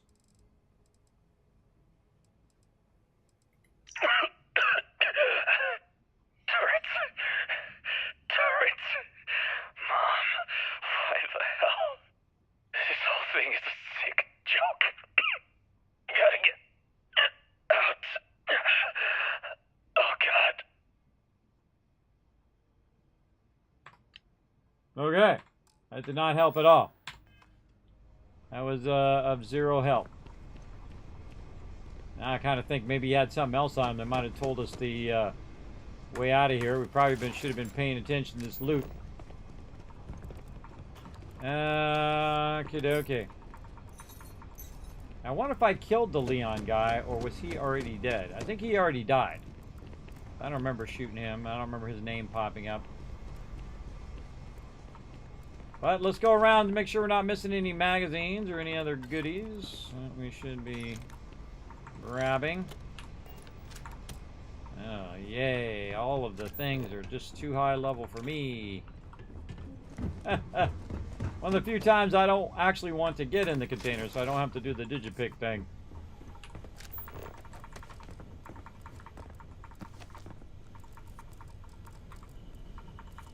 And later on, I'll spec way into that, and then I'm sure that'll be a lot easier, but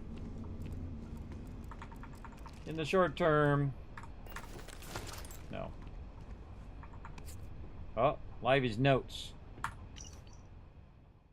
Last letters for ion tearing, anything plural could be 4 letters, then dies. Start with am, failure, sheer dies, absolute, business, guardian, stealing, am, mantis. Anything plural.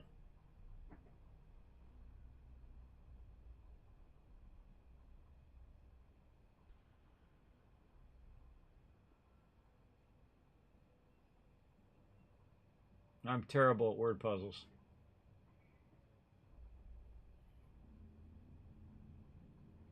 Last letters for ion.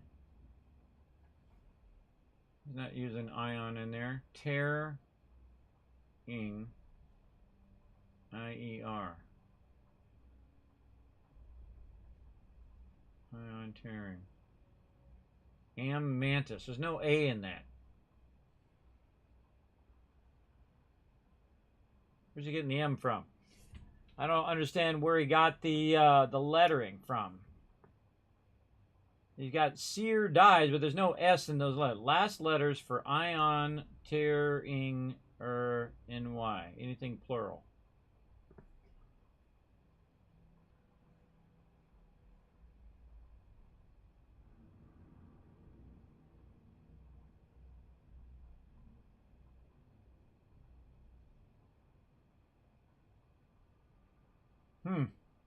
That's a tough one.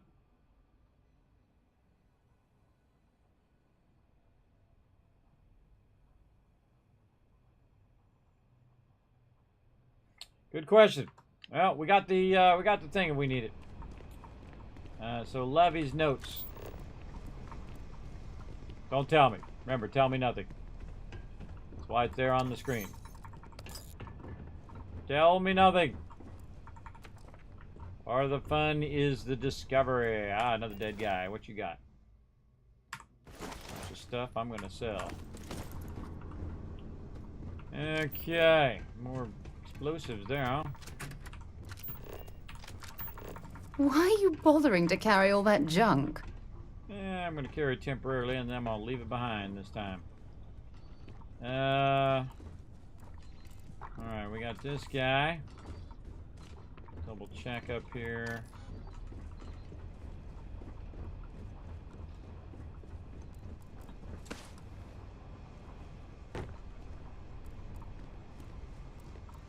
Do a lot of double checking. That could be the one thing that I need. Up here. And let's see, am I overburdened? Yes. Let's drop some of these weapons in here. I always keep a good sample of weapons, just in case, you know, I run out of ammo. There we go. Just underburdened, just in case something happens. Let's save that one as well. So now we have 2 containers that we need to go and clear out. You got nothing else for me? Keep your eyes on anything. Death is everywhere. Let's reload. Alright, here we go. Let's just leave that, get that on the way out. Letters on the thing. That guy got really far. A. Damn it! Whoa! We're not kidding. Man, I didn't even see it. There's a bunch of turrets up there. Okay, we're gonna be dying a lot, I have a feeling. The Mantis has been a bounty hunter for decades. Imagine the treasure.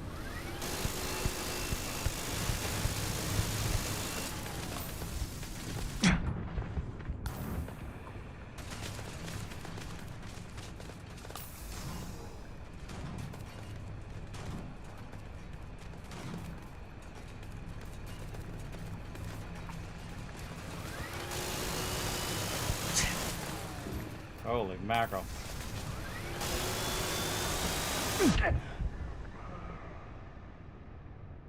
Thought I'd just see if I could take out the turrets. Turrets are level 45. I'm level 20. So not good. Not good.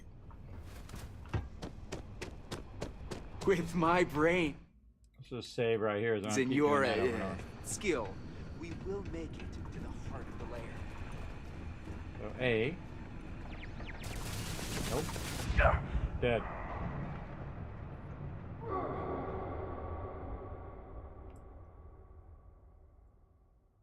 With my brains and your skill, we will make it to the heart of the lair.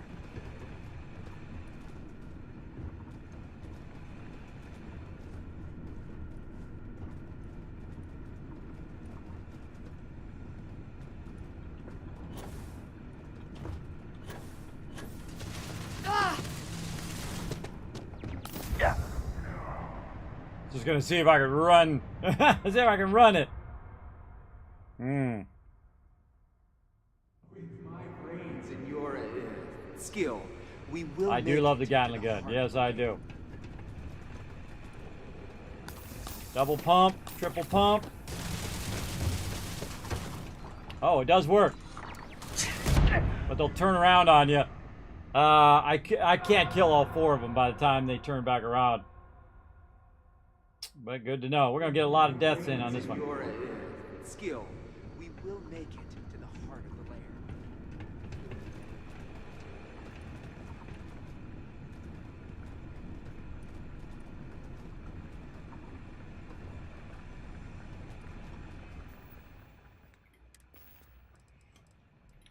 lair. Okay.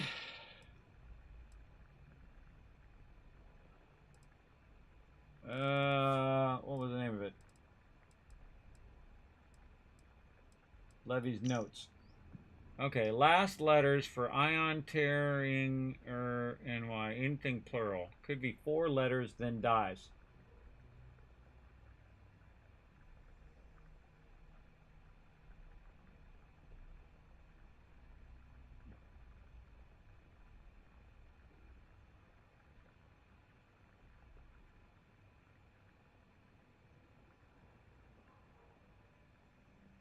I don't understand what this even means. Don't tell me.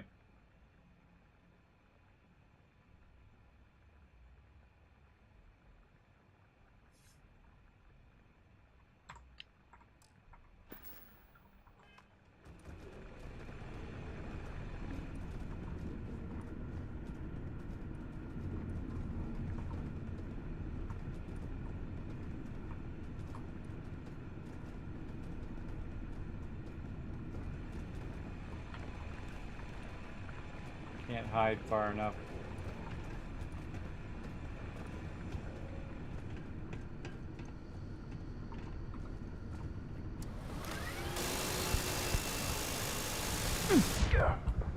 Wow! Zapped. She got right in my way, too. I was gonna activate it and then go around the corner. Your skill, we will make it to the heart of the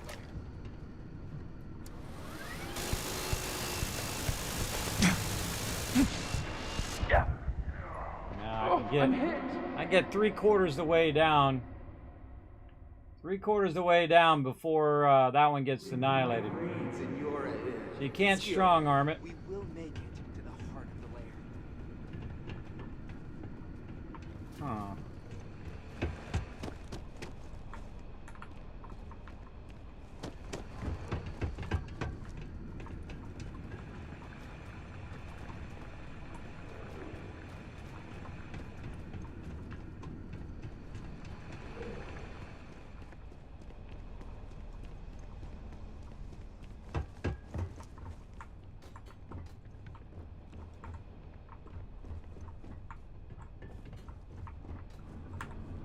Try some alternate ways first, and then we'll go and try puzzle way. I love to try alternate ways to finish stuff. One of my favorite things. If there's any more of these up here. That's where I put all that loot. Oh. And on the thing. Okay. This place has killed so many of us.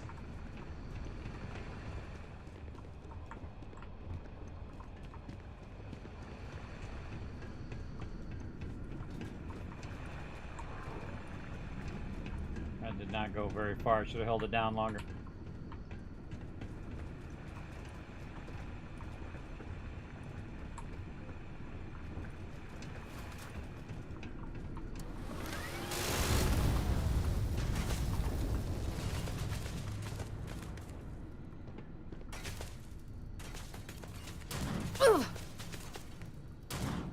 Let her do all the work.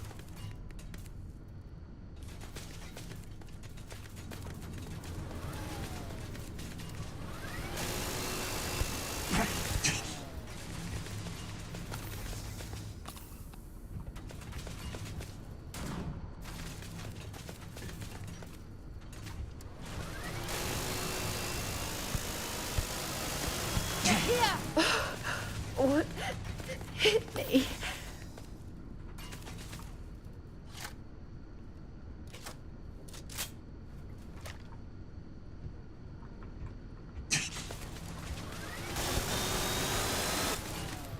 Oh, what the heck? Just reloaded it.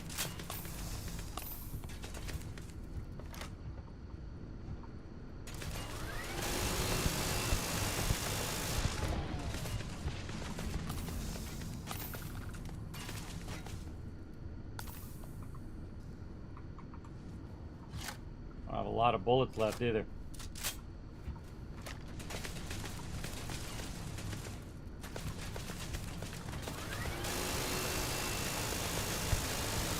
I think I took out that last turret.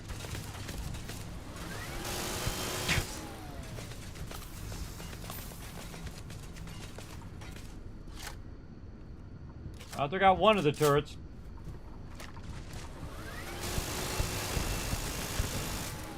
Another turret down.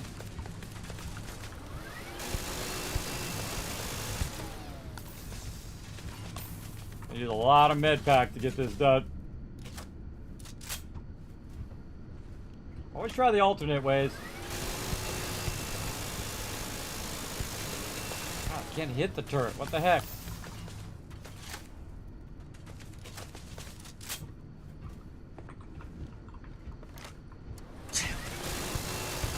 Another turret down.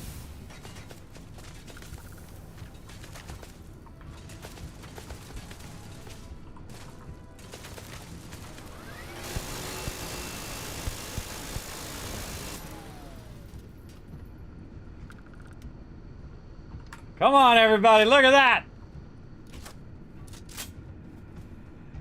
All right. Alternate ways for the win. It doesn't matter what it is now. Oh, I could have just ran across and hit the button. I didn't even realize there was a button there. I could have just ran across and did it. See, and that's how you do it by having so much cash, everybody. Because I have so much cash. It's amazing. Now, you must be careful. There will be traps, robots, probably turrets. Very dangerous. Keep your eyes on anything. Death is everywhere. All right, probably a good time to save.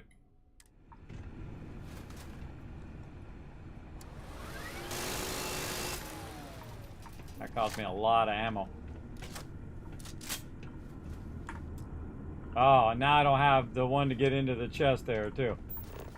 That sucks. Oh, look at this. There's these containers right here. I could have shot those and blown up the turrets, no doubt. From that. Ah. You have anything valuable?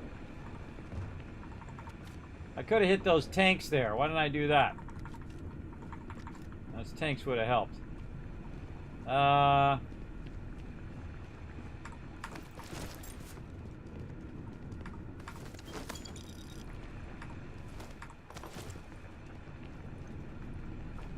And now I want to know what it is.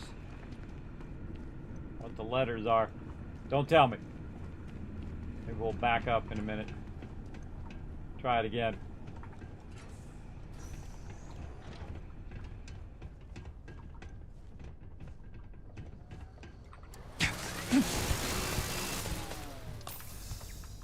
Get around the corner, bro.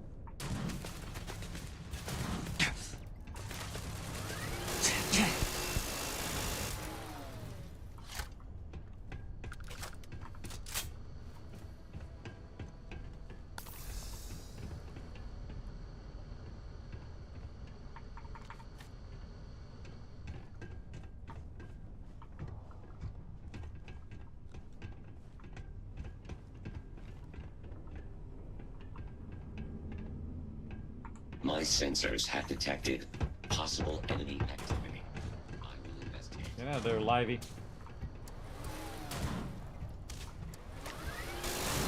I am taking damage. I am unable. Repairing. Damage register. Damage. All systems.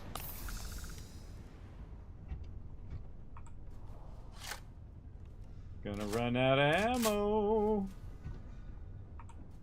Ugh, I hate it when it doesn't reload it. You gotta do it again.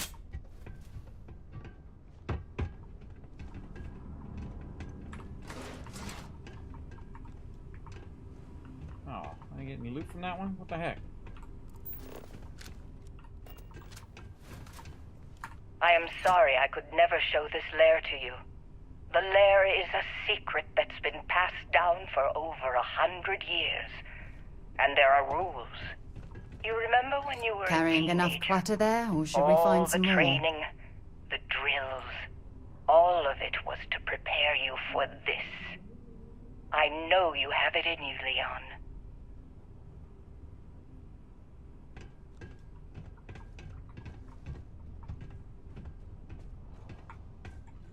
Dude, stay out of the way, brother. I'm working here.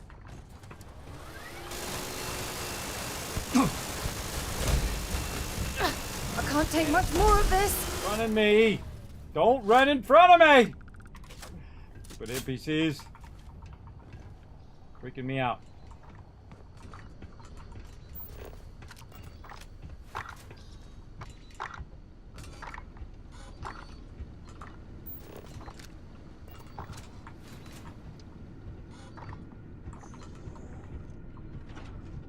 Lair of the Mantis.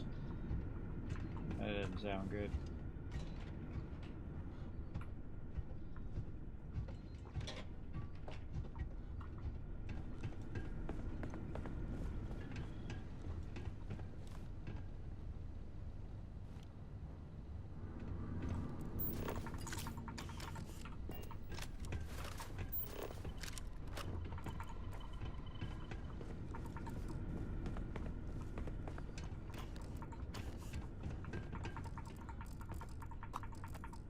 Don't you hate it when put a 1 in the chat if you hate it when NPCs run right in front of you. Well, there's the way out right there. Oh no! I'm blocked in. Well, now's a good time to save. Only got 3 rounds of bullets left.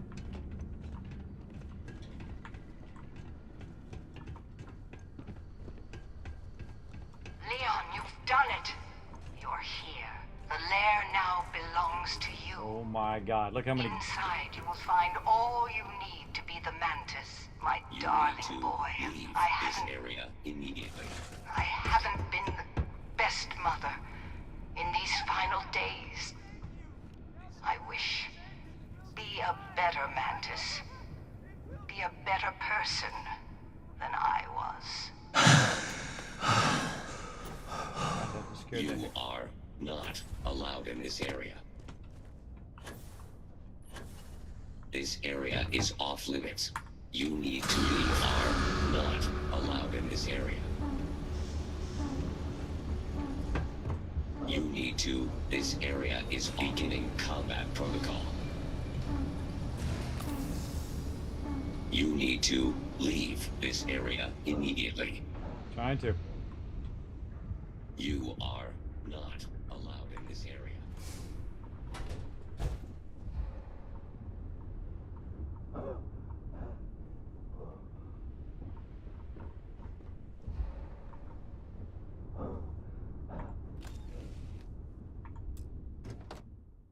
Oh!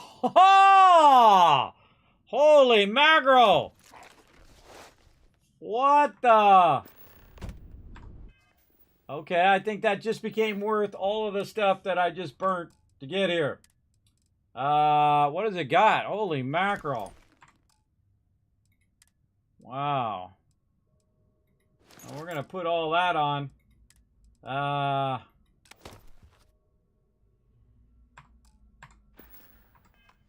Massively overburdened too. Some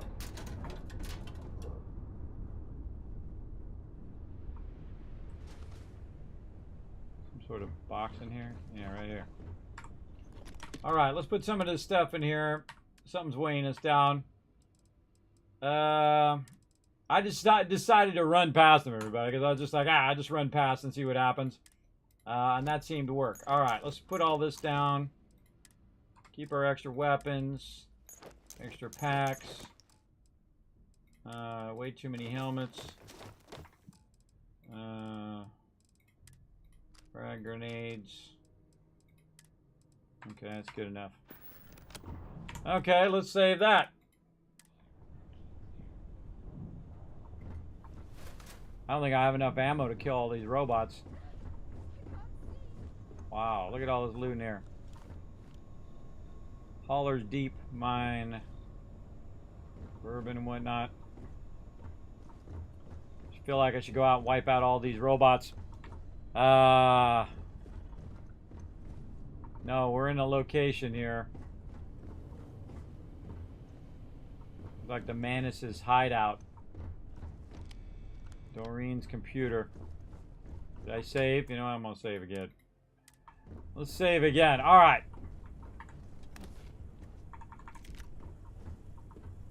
She's down. Heal. Sure. You need to leave this area. Smoke him! Damn it! Blind! Total. Not gonna last much running longer. in front of me. Catastrophic damage. Ha! You're a damn joke.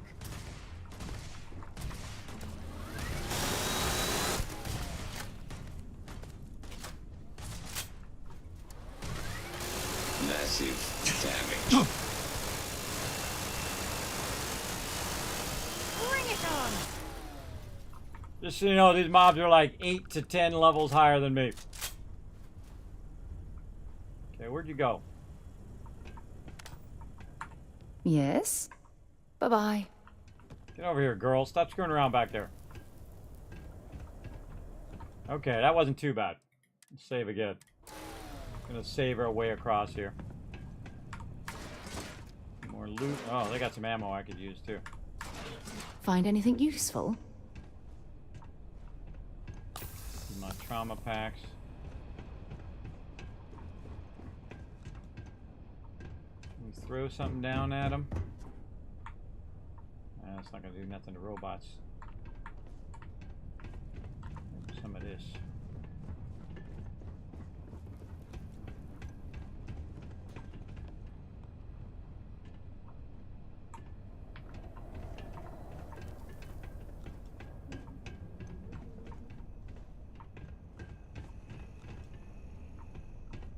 I don't even know what that did. Starship lift controls. So it lifted the ship. Can I lift it back down? I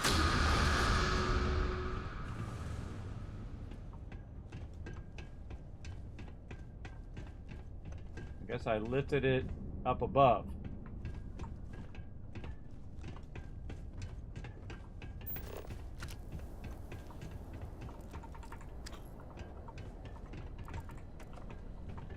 Thought there was more robots over here, but apparently those were robots on the other side talking to me. Let's go ahead and super loot.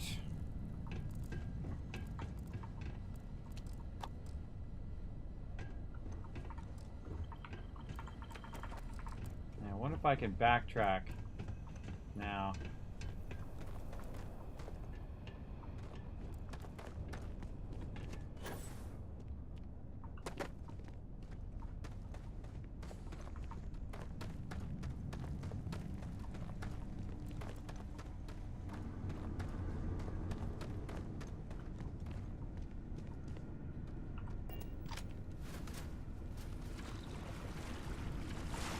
Radioactive.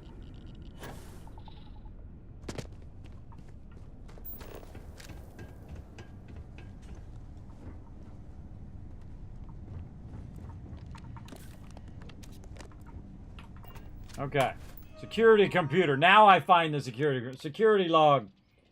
Explosion detected. Emergency wipe. Defense contingency scorched earth initiated. Mainframe failing. Hard wipe at 98%. Security offline. Process terminated. Access granted. Deleted logs unrecoverable. Oh, well, I tried. Bunch of random stuff.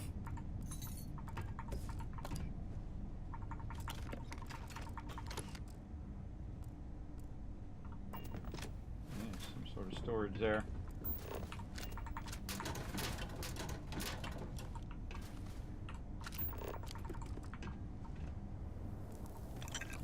Something, something.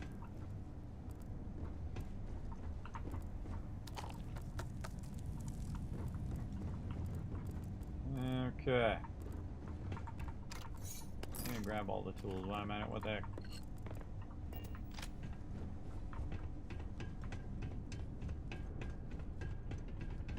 Biggest thing I want to know is if I can backtrack and go get my loot.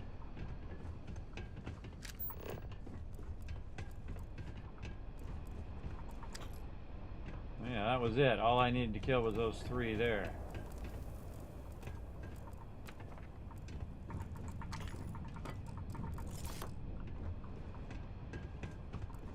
I think you need to get rid of some of that gear.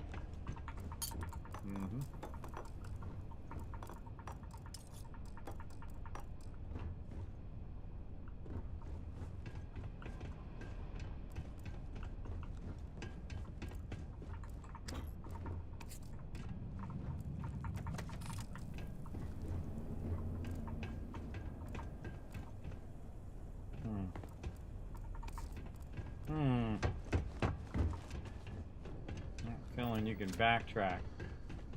Oh, yeah, okay, it's open now. And there's the elevator. Get out of here.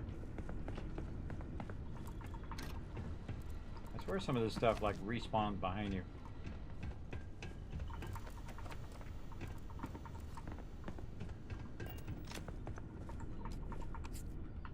Okay, now before I go back that way, I'm gonna find something by the exit, so it would be right here probably. Show have anything out here that we could use. No. That is a bummer.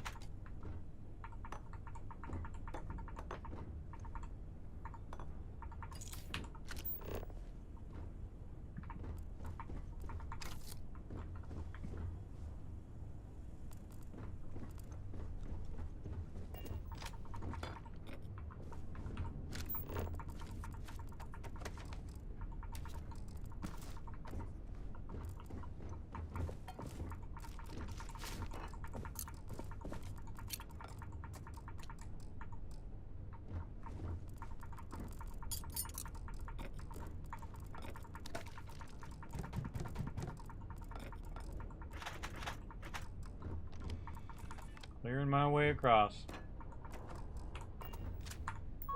Doreen's computer. Scorched Earth warning. I'm in alert. Please log off this computer process. Scorched Earth has detected 3 undisclosed documents. You have 1 hour to comply before admin override. You've earned it. Doreen, you must have thought I was crazy, but now you see I'm right. All of the people I could have chosen, I know you will fill the role of Mantis the best. In these computers, you will find the history of the Mantis, what the Mantis is today. It wasn't always the case. When reading the logs about the first Mantis, don't judge her too harshly. It was a volatile time before she passed the mantle. She recognized that the Mantis could be more than the opportunity to make money, could be a symbol. Make the settled system safer, strike fear in the heart of those that believe they are above the law, above reproach. But most importantly, keep the secret safe. Now I'm off to retirement. Don't try to contact me. You won't be able to find me. I've left all you need here, the former Mantis. First kill. I've been forced to take lives before, but this is the first time I had to do so at the Mantis. It felt different. I was scared. More about letting everyone down than the fight itself. At one point, the Mantis ship, the Razor Leaf, was light years above everyone else, and she still flies, and true, it's clear. I need to upgrade pretty much everything inside it. The hole's what matters, though that's the symbol. But in the end, I got better. I got the better of the Redder. I imagine there will be celebrations in the streets of Aquila City, total scum. But I can't shake the feeling that tracker work is at its heart of the murder for pay. I'm not sure why the old Mantis chose me, but pretty much every Mantis had said that about Leon.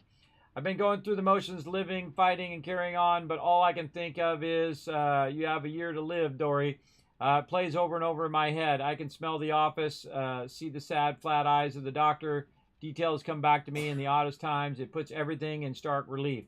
What's important, what's not. The most important thing is choosing the right successor, and I just know Leon could have it. I have failed him so much. The job always seems so pressing. If I'm brutally honest with myself, the nannies and the boarding schools raised him more than I. But there is a greatness in him, if only he could see it. I'm going to talk to my lawyer first thing when I get in the system. The wheels need to set in motion. I'm having a good day. I feel so normal, but I'm walking through the whole world like it's a cloud. I know that all too well. All too well there. Go to the Mantis starship. I will in a minute. Yeah, let's get all the loot first. Open the thing. I can't get it there. I can't get it there to get the loot. The second thing is you can't, like, break the glass. It didn't break. Actually hits on the far side. Oh, I just noticed that. It goes through the glass. Huh. I go in and hold down E on it. Slide the door. Click the button. No. Oh, well. Take the toilet paper then. Okay. Just stuff over here. Oh, that's behind the glass. Behind the glass. Sticker plant.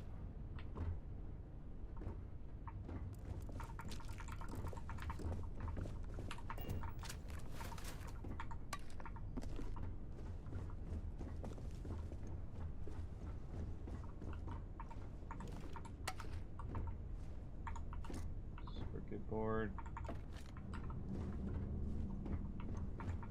Oh boy.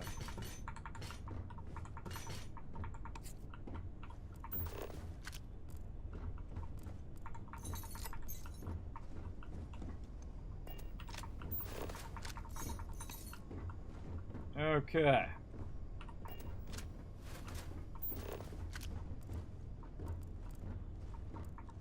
All that junk you're hauling is seriously slowing you down. Yep. Okay.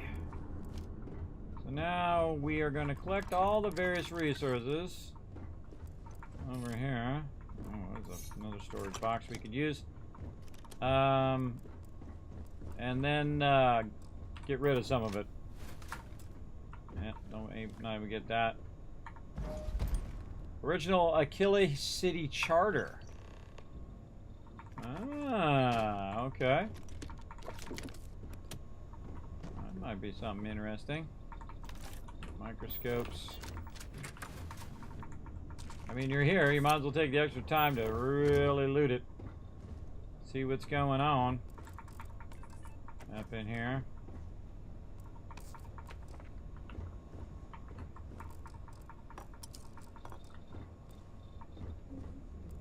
So yeah, not only are these mobs like 10 levels ahead of me or above me, but also I'm in very hard mode, so they hit really hard, as you saw when I died over and over there.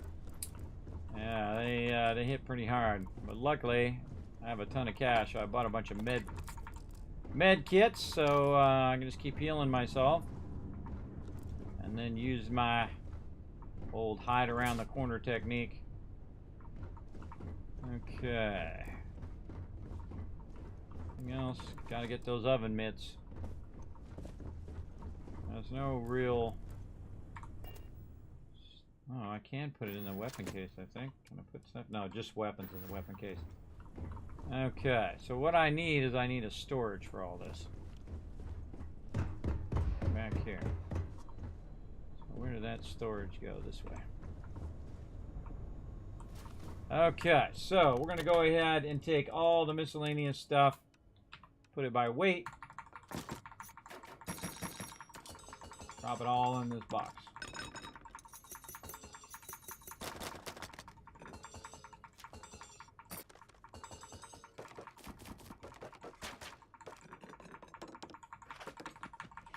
Put all.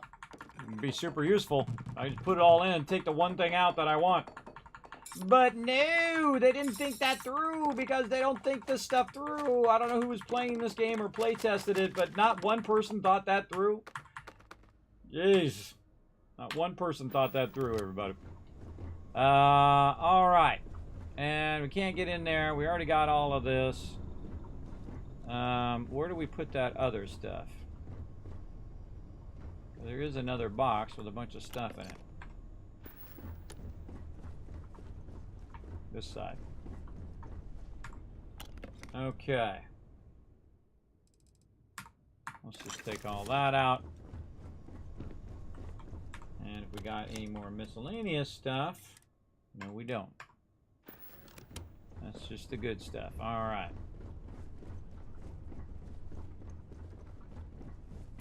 Now, we need to get this good stuff out the elevator.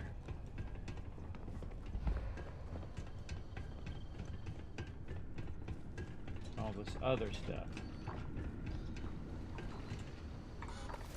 Livey died!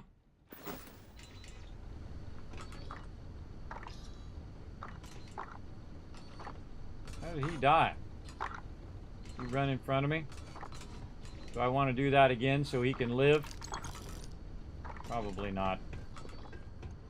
Probably not. He's just going to end up betraying me at the end anyway. Kind of feels like it. Maybe in another playthrough we'll let him live. Something to look forward to in the future.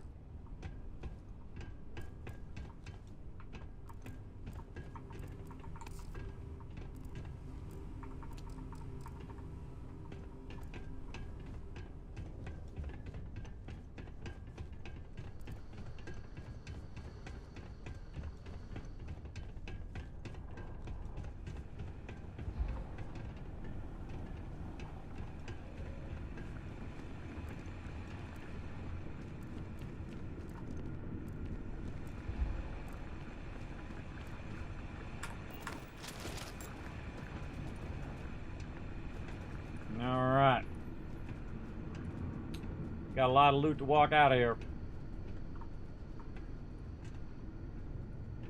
Look at my cool new outfit. That's cool.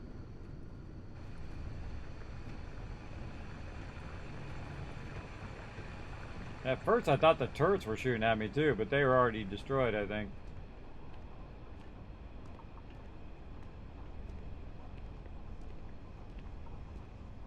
Okay. I think I put it up here.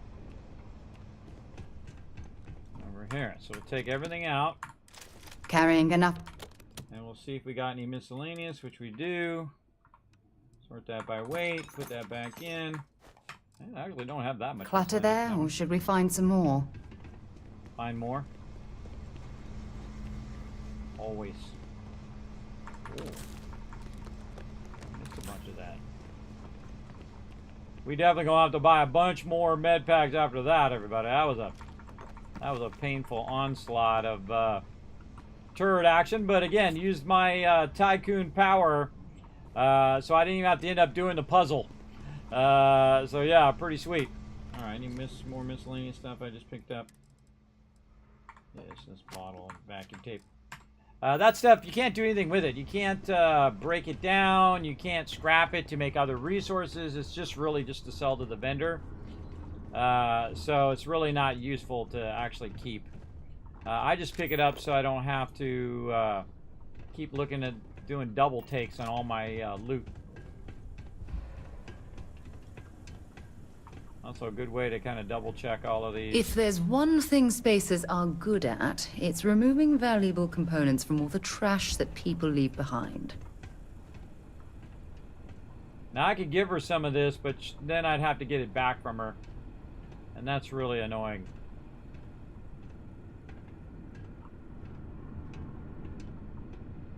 I didn't have enough boxes along the way to put all this stuff in here. Oh yeah, it would be nice. I can't believe they didn't even add it to the game. It's actually so different than most of their games that would make it completely useless, other than getting your commerce perk up. That's really its only benefit. You know, you sell it to the vendor so you can sell so many items to the vendor. I mean, that's the only use I've found out of it.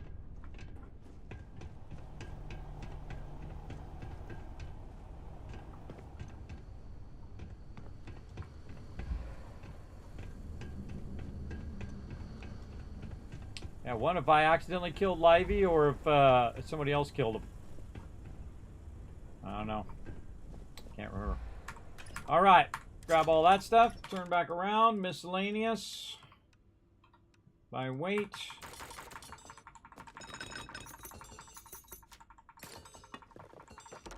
The reason why you do it by weight is so your digipicture are at the bottom. Okay, 488. Come here, girl. Something you need? Carry that much. Have something for me? But we'll have her carry some of these weapons. How many weapons can you carry? We're about to find out.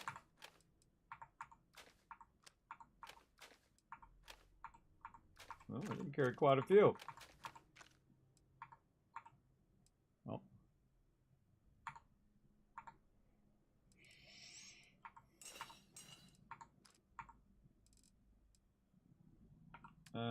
What's her 134, 135?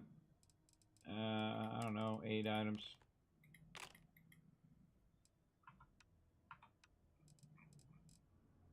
Point 3, point 2, point 1. Can't carry anything else. Oh, it gets 100 weight off of me. So long. A little better. Now the question is, go up or go back down? Probably just go up at this point. Though I do want to know where that comes out, though.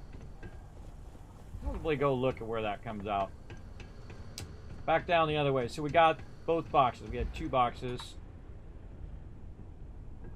So we're going to go back the other way and go check out that thing. I guess I could have just left that loot down there and got it on the way back. That would have been an idea. That would have been not as overburdened. Running into walls. Yeah, if I'd left it back there, then I could have got some of that stuff, given her a bunch, and then I would be 100 pounds lighter right now, probably. Or more. And then on the way back, it wouldn't have been as bad. Of course, I thought I was going to walk out the front, but then I changed my mind. Sometimes that happens.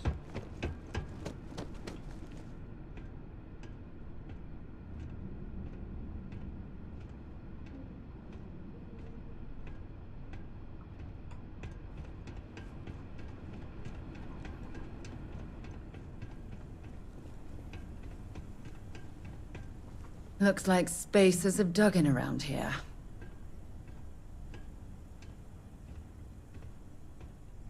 Slow looting walking. Always fun. Is this a new run through again? Kind of. I did stop my other playthrough. It's not like I ran all the way through on that playthrough. It's just too easy in normal mode. So I just stopped at level 16 and then started again. So this is my true first playthrough in the very hard mode. Because that other mode, too easy. I mean, all this stuff would just... I'd just be walking all over this stuff, everybody. And even when I'm doing it at my level with my stuff, I'm still walking all over it like I just did. Now, that did cost me, you know, 5,000 ammo and a crazy tons of heal packs to just get past this part here.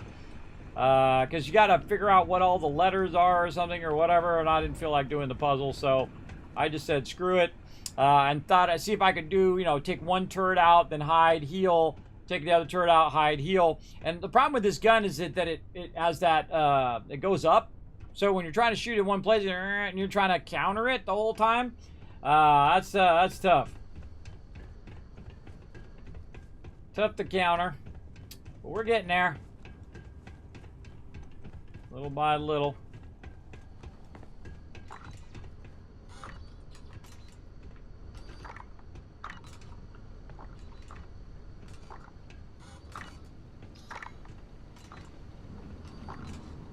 What's that noise?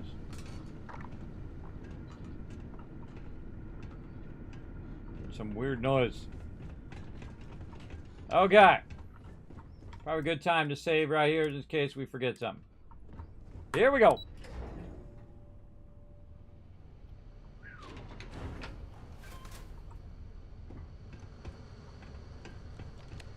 Oh, this is the emergency access thing. Secure access. Oh, right here. Open door. Yeah, that's where we first came in. There's a huge difference between being prepared and carrying too much.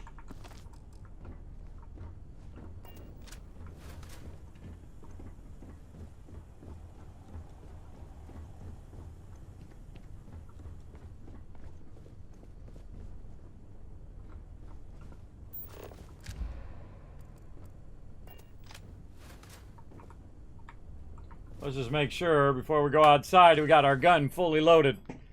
There you go. You got 18 now? Yeah, I think I'm level 20, 21 in my new playthrough. This is as far as I've been. Okay, are we close enough to our ship where we could transfer some of this stuff into our ship?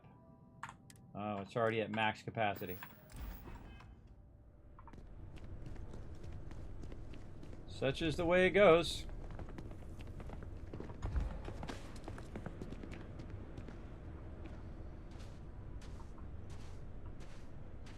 All right, and see, some of those mobs were really tough. Some of them were level 30, everybody. So, you know, they're level 30. Well, I think one of them was level 35.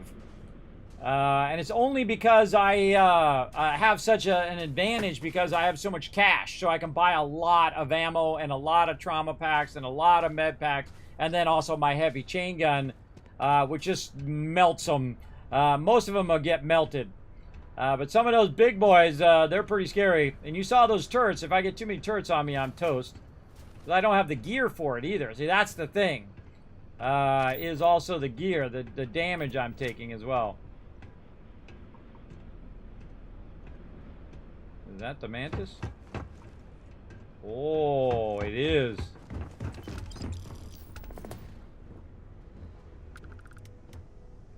Is it really giving me this ship?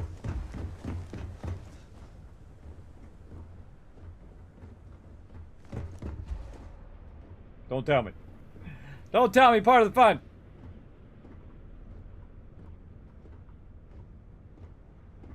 Yeah, I did the same thing, Harblore. I went in and, yes, tell me nothing. Tell me nothing. I'm on level 20. Don't tell me anything. Razor Leaf. All right. I'm going to assume we got it going. So, where to next? Really? Did my thingy?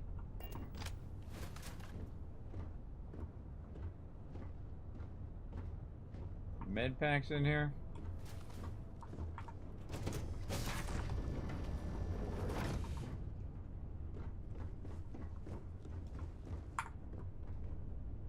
That's my ship. That's my ship, baby.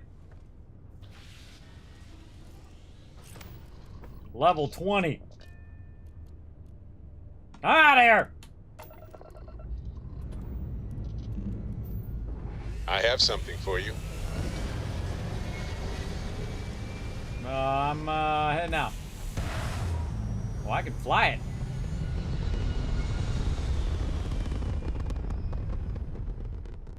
Recalculating. I miss my dear darling and Orbit stabilizing.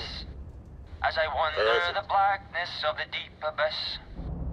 My ship is in tatters, all dented and worn, but I trust my old engine to get back by morn. Way out in the blackness, way out in the void. Way give me back to my true love, as quick as an old asteroid. What's up? Always happy to meet a stranger. Hope my singing was to your liking. The song really made my day. Oh, and now you've made mine. Afraid my ship's got the next jump plotted in, so I'm away. Fair travels. Take it easy. I'm going back to my thing. I can't believe we just got a whole set of legendary stuff. And a whole big ship just randomly. Just a random quest that I chose out of my stuff. Pretty wild. All right, let's go back to my base and land. And see if this is really my ship. I have something for you when you have a moment. Well, right now I gotta find which way my ship is.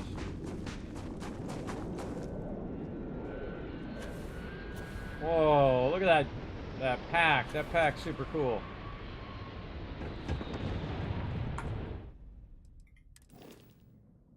That's really my ship, everybody. I just got a free ship. Do I have to do anything? Yeah, it's an A reactor. That's cool. So I just got a totally free ship. Its value is only 19,000, but hey, it is pretty cool. What's its shield? 390. Yeah, my other one is actually better. But I'm all about free ships, everybody. If you want to give me a free ship, I'm all about it. And there's the Frontier. Yeah, so that literally just gave me a free ship. Well, let's go inside the ship and see what's inside there. Or wait, here's a better idea. Let's get our cargo ship up first. And then we can transfer all this loot off of us. And then we'll go look at it. Man, we gotta stop by the weapon shop. We gotta stop by a bunch of places to drop this stuff up. How we doing on time? Oh my god. Holy mackerel. Time went flying by. 8 items. We'll just put that in our thing. Oh wait, no, that's on the thing. What am I doing? Spacesuits. Yeah, my old spacesuit I don't need anymore.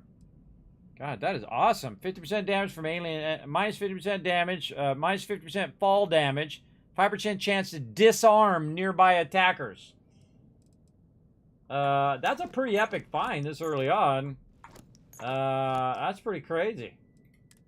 And I love the pack. The pack is really cool. There's mine, deep mining one. And then I had a legendary one that I was using. I could give these to my companions, I guess, but they're fine. They're fine. Walk it off. Let's see. Yeah, let's put all those in there. Throwables. I'm gonna clear out my inventory. Yeah, too cool. Wish you could, wish there was a cosmetic thing.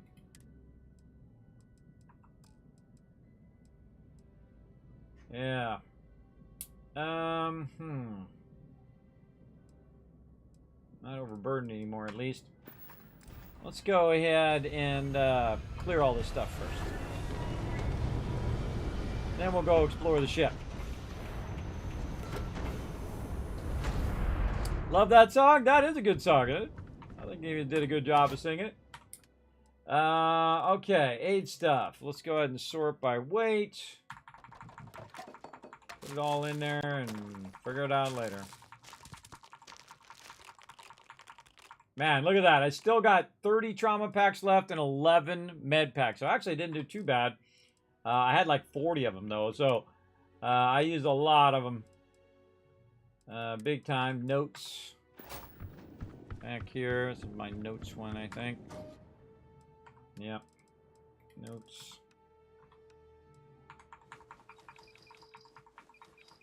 Yeah, Killer City Charter. Can't get rid of that one.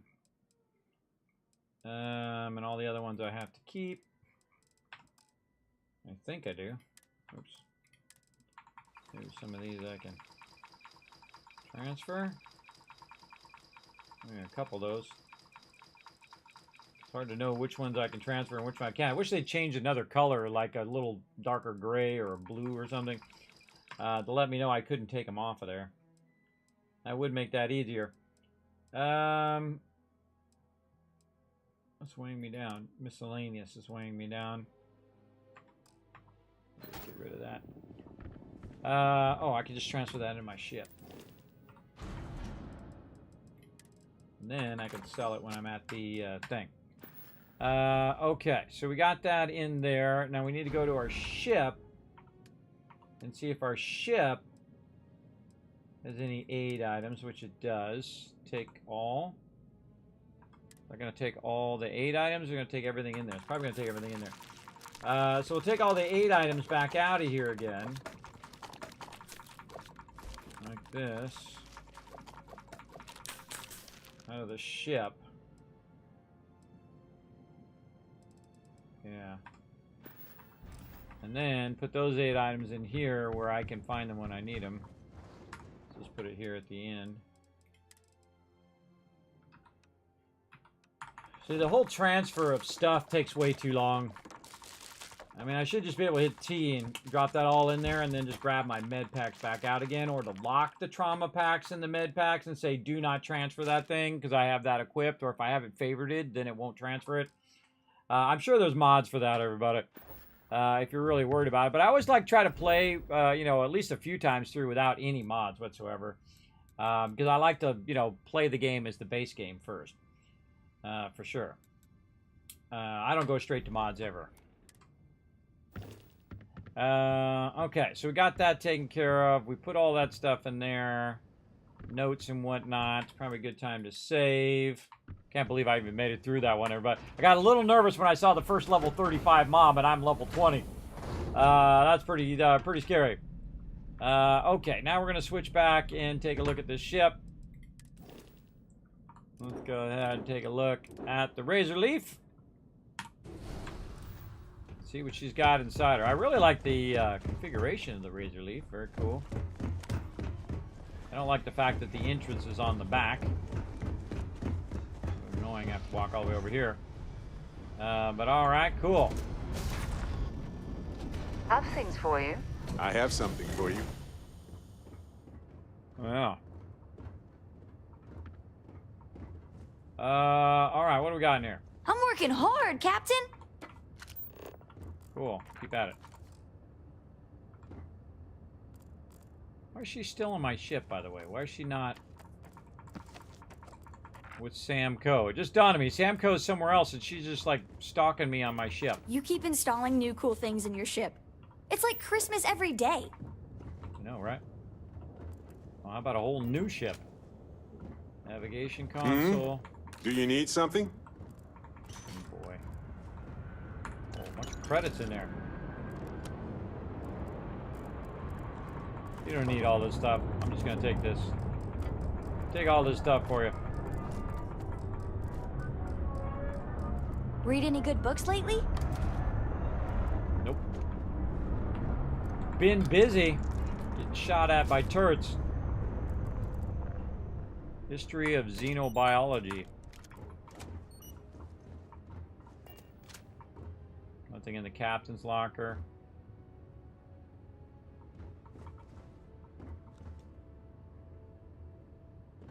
Jump seats. Let's see. Miscellaneous stuff I just picked up. Oh, it's already maxed because of switched it. Already maxed out. So nothing in the captain's locker. I'm all ears. Is there a way to go faster than the speed of light? And none of that grav tech cheating?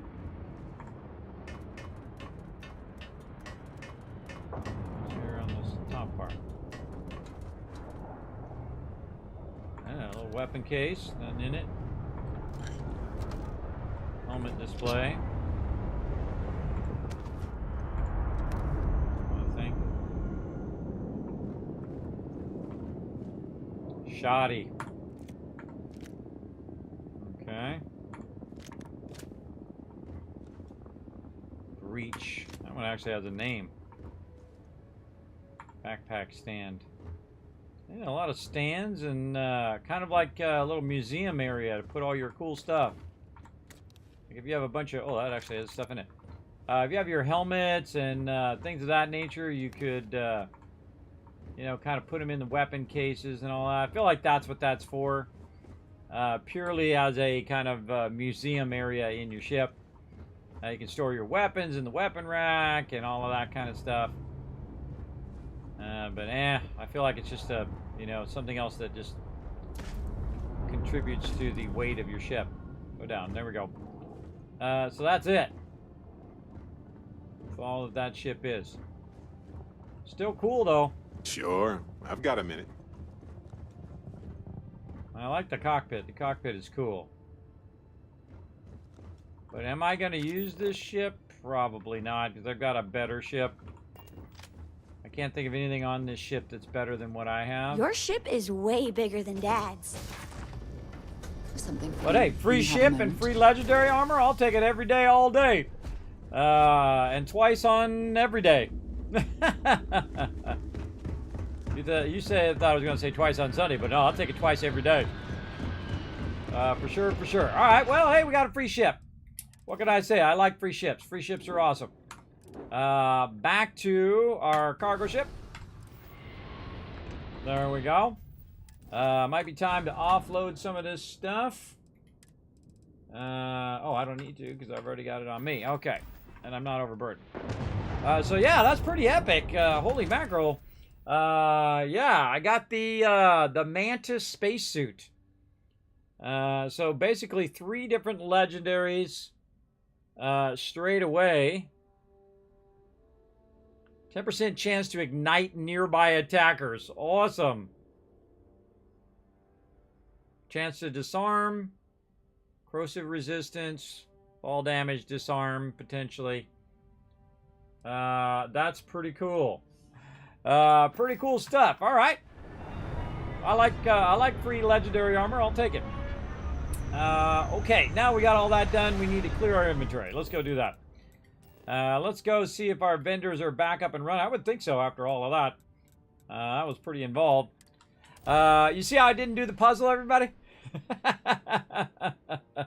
Sometimes I'm just like, screw it. I don't feel like figuring out because I'd have to like die over and over again. I did not understand what the puzzle was about. You might be interested in. And so I used my Tycoon power, everybody. My Tycoon power is I have lots of ammo because I have tons of cash, and I have lots of med packs so I can outdo and out-survive those mobs.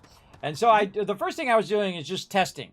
Just testing to see You should inspect your ship for heat leeches every couple landings. If I can go ahead and potentially be able to kill those turrets, right? If they just insta-killed me over and over again, even if I was using my med packs, then I would know that there was no way. But it did look like there was a way if I was patient enough to duck back, take one out, duck back to think. Had I known there was those explosive things, I would have hit those explosive things straight away. And then that last turret on the left would have got damaged, and then I could have took that turret out, and then I would have used a lot less med packs. There's a bit more in the... If it belongs on your ship... Oh, please, take a... Oh, she's reset. Okay, now that thing in the front doesn't always reset at the same time they do. They actually reset more often than the one that comes in right by your ship, which is a huge bummer, by the way. Let's sell the stuff from my inventory first. Or wait, no, let's start with the basics. Let's go ahead and buy more ammo. We're definitely going to need more ammo. Let's buy her more ammo as well, my girl. I don't know how good that weapon was. I don't know. She didn't really kill anybody. But there we go. And do not accidentally buy any of that stuff. Let's go ahead and buy more med packs and more trauma packs. Okay, now she's got 10 grand. So now I'm going to go to my ship and sell her all of this other stuff. Should I give her the Deep Seeker thing? See, I don't even feel like gearing up my my companions. Oh, that was pretty close. 188 there. Let's see. Got anything that's 188? That's a good question. Probably not. I guess a little bit of this stuff.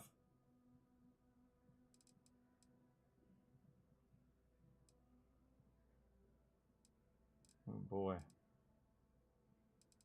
Oh, that's buying. I want to sell. Oof.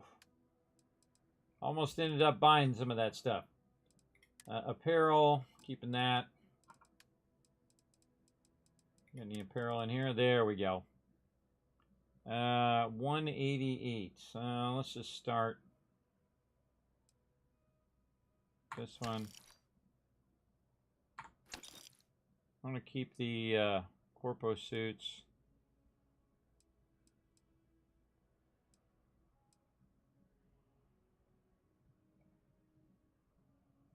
I should probably just... Where did my one that had... Let's 10 diplomacy.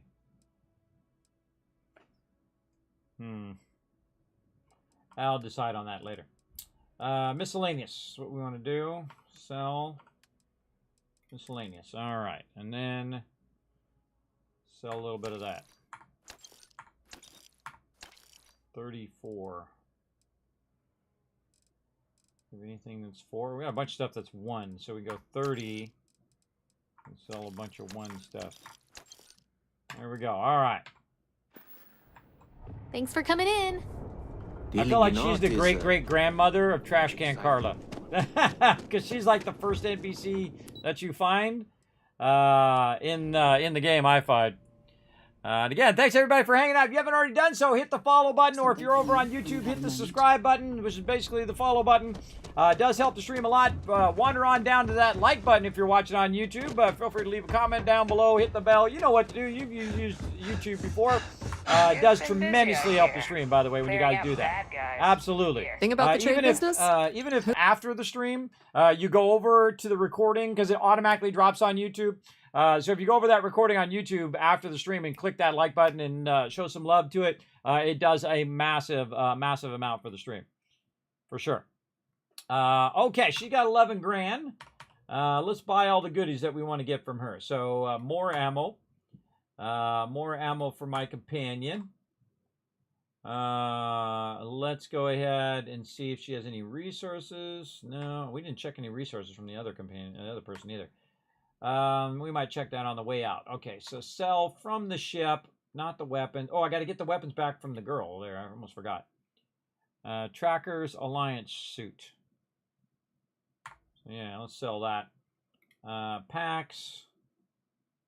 Oh, kind of tempted keeping that one.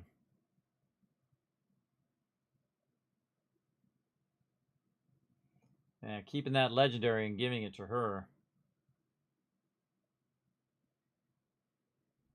Oh, that's where my chameleon came through. Blend with the environment while sneaking and not moving. That's where that came from. I'm a little tempted to keep that, but we'll let's just get rid of it. I'll probably get something better down the road. Stop holding on to trinkets. Gotta get rid of this stuff. Clear it out. 6,000. Keep the weapons. Keep the apparel. Get rid of the throwables. Oh, wait. Actually, we could sell those throwables. Miscellaneous. Definitely get rid of all of that.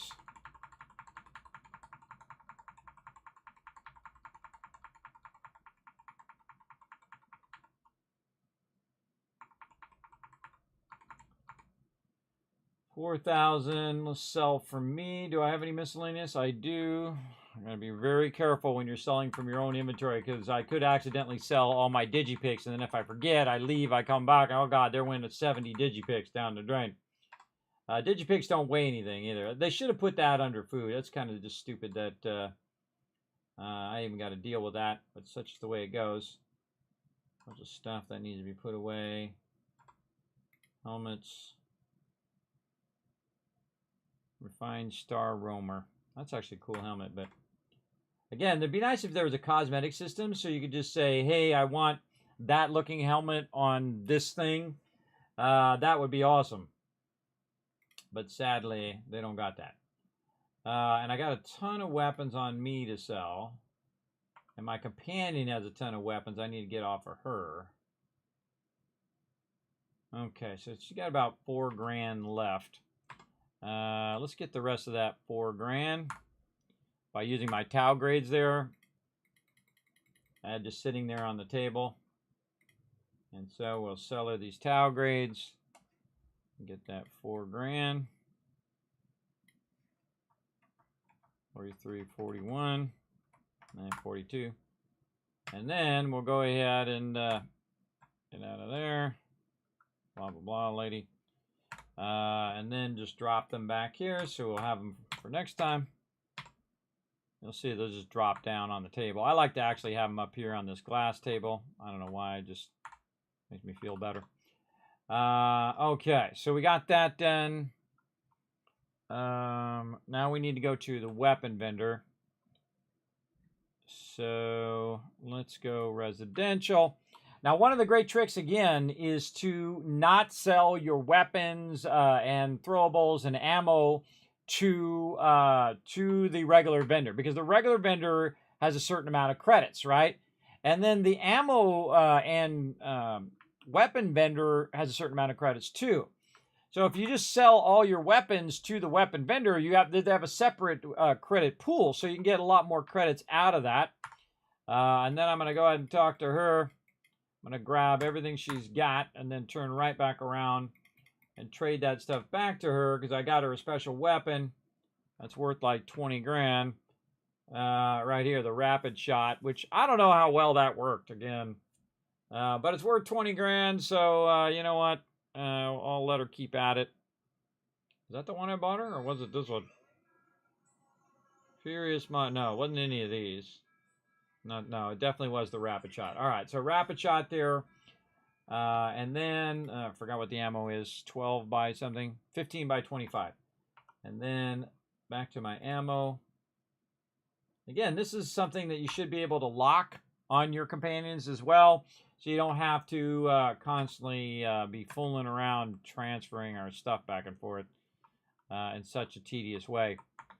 But it has the same problem in Fallout 4.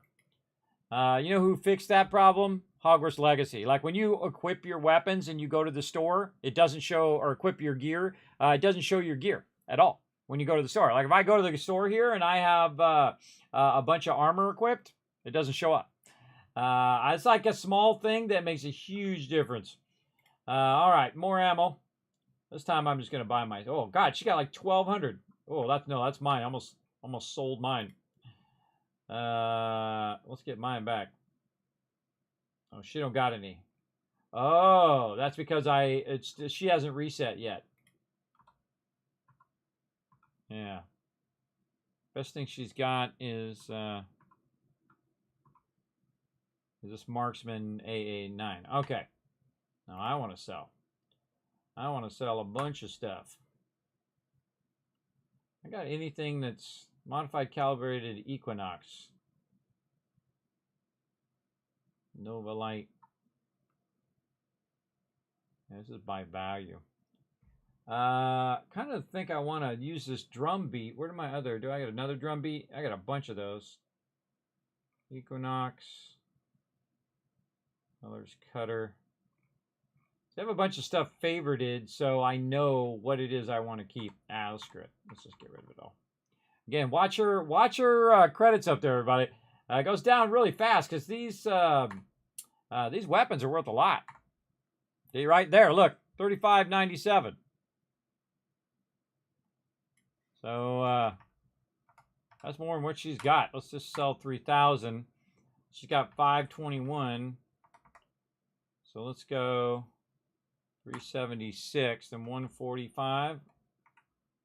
117. And she's got 28. That's probably good enough. So I just got an additional 10,000 credits from her just for the fact that I went to her instead of going to the other credit thing where they didn't have enough credits, right? They would have ran out of credits, and she doesn't even have enough credits. And I think I'm too close or too far away from my thing to be able to transfer anything. Can I transfer these weapons? No, I'm too far. Okay, now this is the same thing. So if you are overburdened and you need to get back to and put stuff on your ship, what I do is I just run, and what's going to happen is this is going to go down. Even if you start going into your CO2, it's okay because by the time you reach the other side, one, you'll be close to your ship because you'll be at the starport, and two, you'll have the ability to transfer the stuff off your character. So that's what I do. So I appear. First thing I do is access my ship hull. I go to these weapons now, so I don't have to carry the weapons around. Honestly, I don't know why I just didn't put them in my ship to start with. But now I can take all these weapons off of me. And then another great thing about putting them on your ship is that you know you've gone through them and said, okay, these are the things that I don't really want. Let me move those off of my inventory. Now they're in my ship's inventory. So we got a lot of that. And so again, save. Right over here, and then we know right where to go. We actually have a quest over here as well while we're at it. We're going to go over here to Aquila City. Again, since I'm not overburdened, I can get over there quick and easy, just like it is. Boom, and we're there. We're there. Holy mackerel, this stream went by so incredibly fast, everybody. Man, you should ask Sam about Aquila sometime. He has some pretty amazing stories to tell. Oh, I have asked him about it. Look at me in my cool Mantis outfit. I feel so special.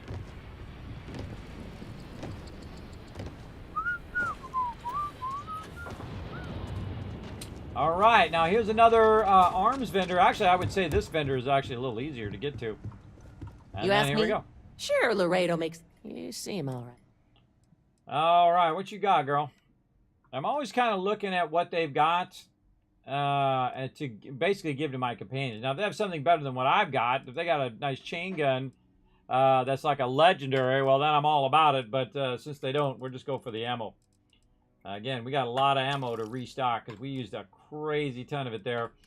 And she's got about 6,000, so let's sell the weapons over here. Oh, let's get rid of the throwables first. There we go.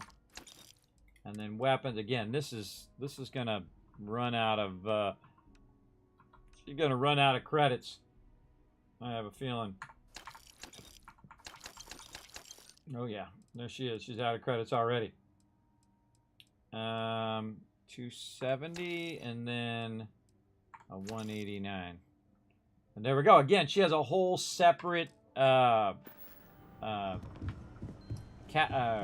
is it? Credits. Man, I'm trying to remember the name of these things are called. She has a whole separate credit pool than all the other vendors that you sell other stuff to. There are two certainties in this universe: death and eating at a Chunks restaurant. And to be honest, death is almost preferable. There you go. Man, I gotta remember where this other...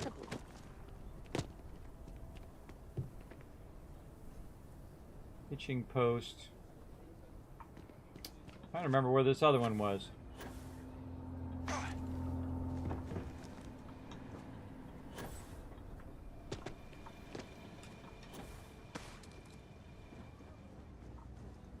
I was on the higher... Yeah, we come in, we go straight. It's kind of in the back. This way.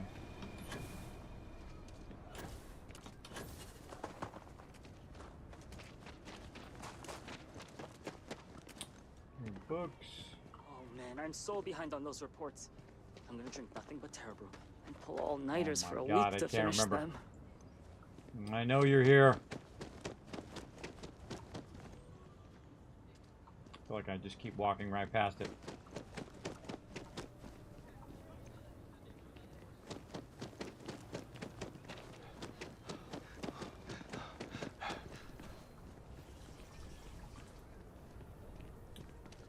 On a Blake. Okay. Got our minerals there. Terra Brew. We got the UC in the back.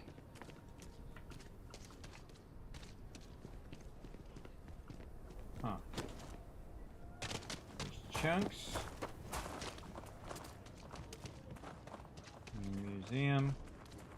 Always finding all the things that you're not looking for. You ever notice that? That your ship that landed not too long ago? Sure is. I know you're around here somewhere. Man, really?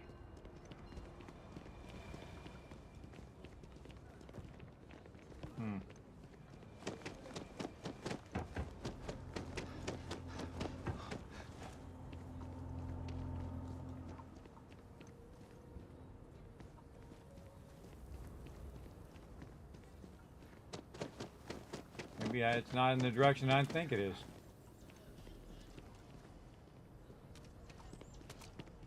Apparently not. Okay. Can't seem to remember. Alright, let's see if this thing's useful. Business directory. Rolling arms, hitching post. 10 minerals. Laredo Firearms in Midtown. That's what I'm looking for. The Rock isn't exactly massed, but as seats of government go, it's still quite an impressive structure. Okay. For some reason, drawing a total blank, everybody. So this is this side. Trade Authority.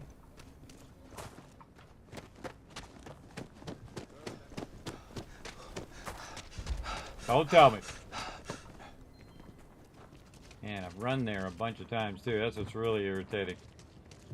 I know I've run straight there. Okay. Enhance there. Midtown. This way.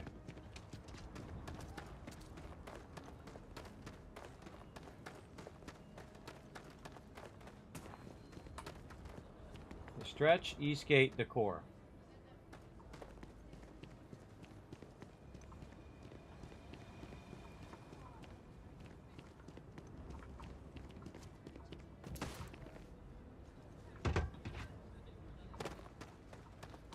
Asta are sometimes spotted by the farms. That's why we only use robots outside the walls.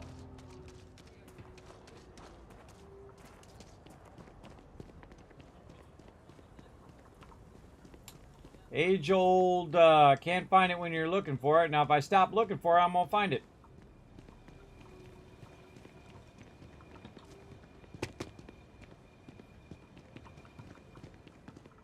No, my parents are down there. All right, fine. I'll go. You some kind of an acrobat. I'm gonna go say hello to my parents. And I'm actually gonna pay to get in this time. All right, let's save. We just did a bunch of stuff. All right. This is just about the saddest place I've ever been. Step right in, ma'am. This doesn't really look like much of a zoo. More like a sideshow attraction. I can read the sign. Of course you can. But can you believe your senses? Creatures great and small from the furthest reaches of the settled systems. Here, in the stretch? Yes, right here, right now. Things you would never see in a million years for just a small price of admission. Huh. Well, it's not that much. Come right in. All right, guys. You can travel the whole of the settled systems, and you won't find an attraction to rival my alien extravaganza. There's a place like this in Aquila. Welcome, welcome. Let me ask you a simple question, friend. Are you prepared to see something so wondrous and strange that you're sure never to forget it? You're gonna sell me something, aren't you? No thanks. I know this scheme when I hear one. Sounds interesting. Tell me more. With pleasure. We got animals from the deepest, darkest corners of the settled systems. God, I hope there's a persuasion quest in here. What you'll see will delight and amaze. Just a modest fee, and you can feast your eyes. I envy you, truly, for this opportunity. Yeah, don't tell me anything, Malgili. That's what that says. Tell me nothing. Don't tell me anything. This whole thing's a sham. Is this for real? Absolutely. There's a reason folks around here call me Honest Earl. Sure they do. All right, 10 credits. That's pretty good. Step right through this door and take as long as you like perusing the menagerie. Oh, and please don't attempt to feed the creatures. In fact, it's best if you don't touch them either. Okay. I mean, admission is kind of cheap. It's probably worth a laugh at least. Yeah, 10 credits. That's worth a laugh. Can I buy some of these plushies?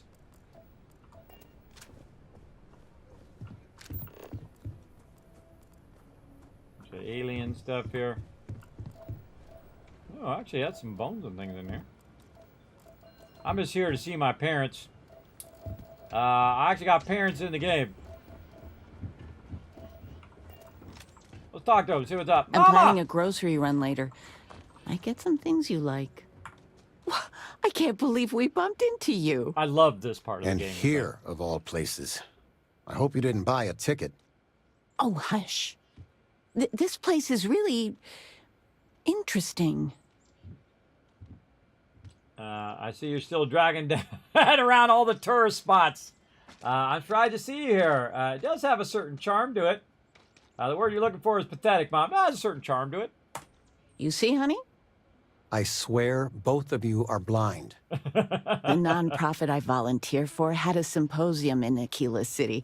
They sent me, and a couple of others. And I get to be your +1. Your mom's not one to toot her own horn, but she's getting to be kind of a big deal. She keeps it up and she'll be running the whole operation in a few years. Oh, stop. Go, Mom. Well, I was just getting bored puttering around the house, so I figured I'd try to do some good. Seems like you're just free labor. Sounds like things are going well for you. I'm glad someone's taking advantage of your skills. Oh, thank you. So, what are you doing in Aquila City, sweetie? Is it Constellation business? Honey, he does more than just work for Constellation. Well, then why are you here? Just passing through. It's a bit of a hub. Looking for paying work. I figured there might be some around here. Constellation business, like you said. You must be so well-traveled now. Well, it was nice bumping into you. I know you must be busy. Love you. Love you, Mom. Let's talk to Dad. Hey, Dad. Overall, I really like it here. I think the Freestar Collective suits me. Overall, I really like it here. Same thing. I think the Freestar Collective suits me. All right, well, enjoy, Mom and Dad, the thing, and do your thing, and I'm out of here. They didn't even say anything about my cool new legendary armor, did they? They didn't say anything. All right, let's go up the hill here. Aquila Community Center, which is closed. I don't even know where I'm going now. Over this way. Yeah, this is in the op direction where we just ran down. Stoner route in. God, it's like right in front of me. Sinclair's books. I just know it. I just know it. I've gone to it a million times, or at least a bunch of times. Don't you hate that when you get a block, everybody? It gets you a block and your brain just goes, ba-da! Mine does it all the time. Sleep apnea sucks. I got real bad insomnia and sleep apnea. That's why I'm up at 5 o'clock in the morning. I could be up playing games, or I can just be up staring at the wall. Either way. So I just do as much as I can. I'm going to find this place now. Now it's like a mission. Now it's like a mission. I ran past it a bunch of times, too. Yeah, I feel like I'm just going in circles here. Let's go this way. Man.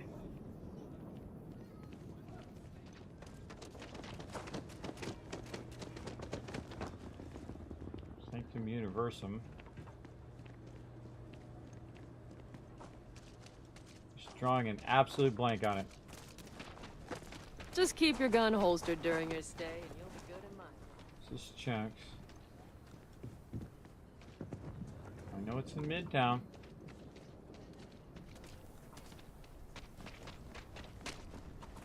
I think it's the first time I even bothered looking at this thing.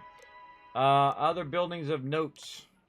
Rock, Co-Estate, Memorial, Spaceport, Galvanite, Sanctum Universum, Honest Rolls, Aliens, Travagana, which we went to, and the Trade Authority, which we did.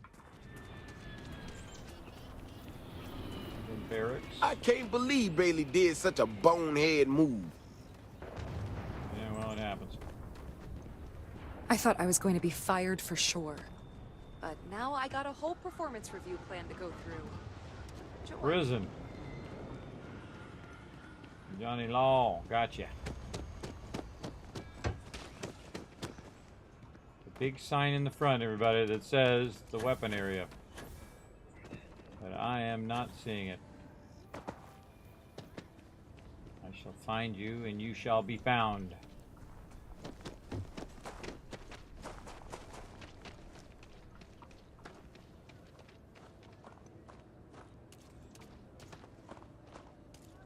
Star Collective up there.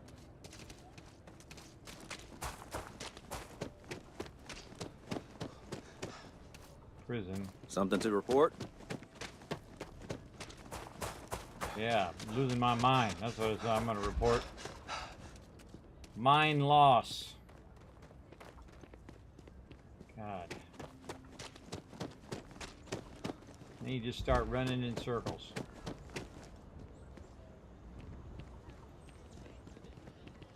Collective.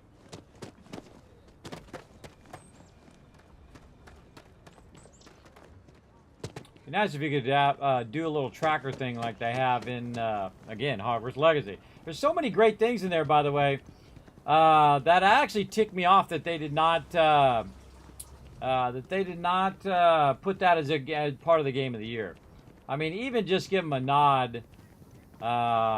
That is just ridiculous. A lot of the game systems in that game are incredible. I'm not even a Harry Potter fan, everybody. It's not like I'm, I've read every book and I know all the characters and all of that stuff. I've watched the movies with my kids, but that's a great game. Let's be certain to stock up on and some the fact that they did not recognize it for such a huge, the huge jump through and all of the huge. And our very own Aquila. Shush, people. That they didn't even acknowledge how incredibly great that game was by putting it even on the list. Screw them. Screw them. I mean, I have no dog in the race. I don't care who wins. But still, I think that's just messed up. And it's basically because of two reasons. One, probably they didn't want to have any controversy, and they wimped out. And number two, because it's been so long since the game's out. So that's one of the drawbacks of bringing the game out at the beginning of the year, is that you have that problem of people forgetting about your game by the time it is awards time. Either way, it sucks. So the second I went in there, and I was going in there to vote for Starfield as RPG, because I really like it. I think they did a great job on the game. Very, very good. And I haven't played any of those other games, so I can't go in and say, look, hey, I'm going to vote for these games that I haven't even played. I'm not a big fan of doing that. But the fact that they didn't include it is a huge oversight, and just screw them. A lot of that stuff, by the way, as someone who's been in advertising for a very long time, if you ever notice, all the people who advertise with that particular magazine or newspaper or whatever are the people who wins. That's usually what goes on. See you, gaming's fun. Thanks for hanging out.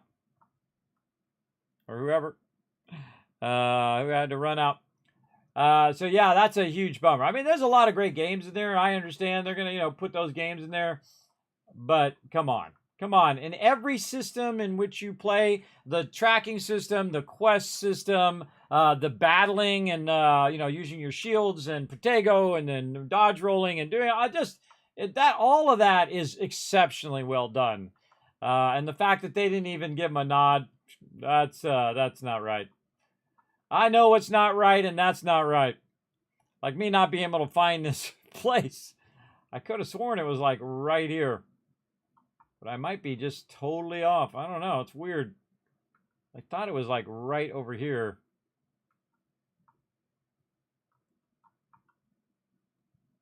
Again, it's in Midtown. This is the core this way. And Midtown's this way.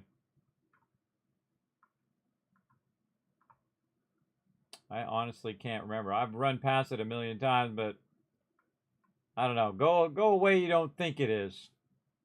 That's what I'll do. I'll run this way and go a direction that I don't think it is. Oh, that's outside. Going this way. Got a big arrow that says go this way. And that's where we first come in. Oh, cool. I don't know if I even been up on this side.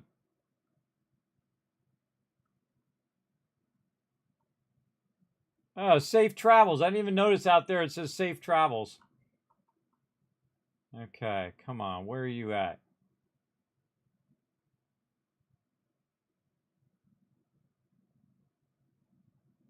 Huh. That's how I found it in the first place. I was wandering around up here. Wandering around on the rooftops.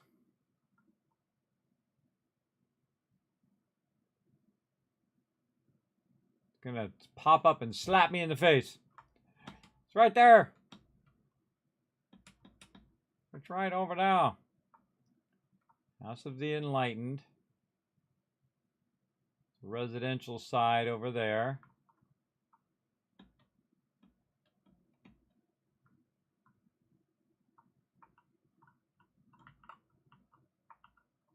This is the bar.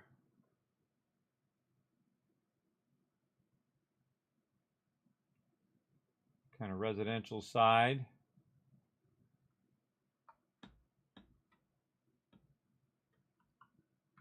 Downtown Minerals.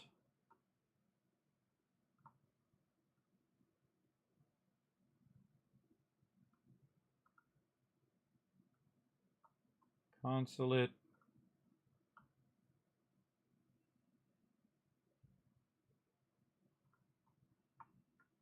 This is this kind of display thing.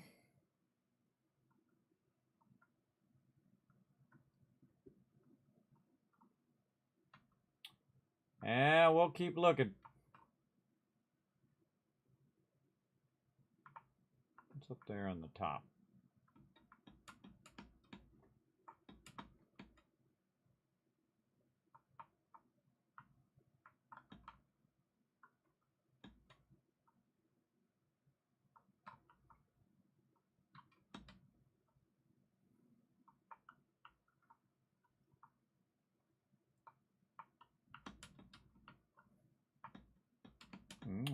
been up to that door.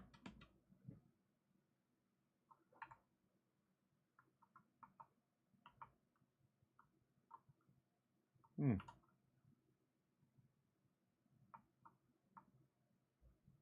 maybe I have. Gotta be kidding me. I can't remember. I got the Dane Bramage.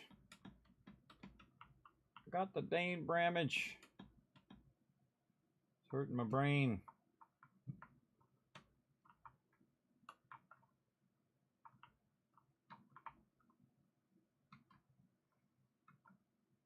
It's right on the side of the thing. You're walking along and you look over and boom, there it is.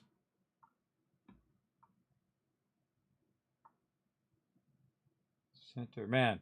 See, one of the things about doing this, by the way, when you're looking for something, is it really helps you remember next time. Because you spent all this time looking for it, and then you just have to ingrain it in your brain so you don't look for it again for another 20 minutes next time. Oh, man. I've run past it many times. That's the East Gate.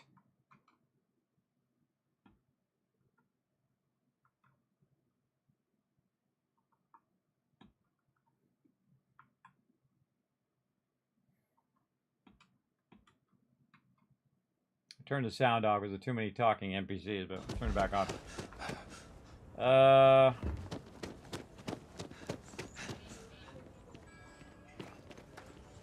Back to the Co estate again.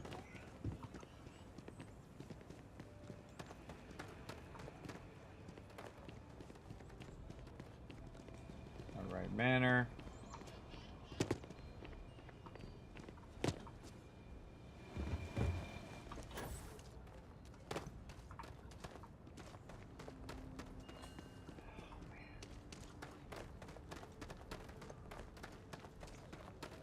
You know I went to chef school? You know, this ain't exactly where I saw myself.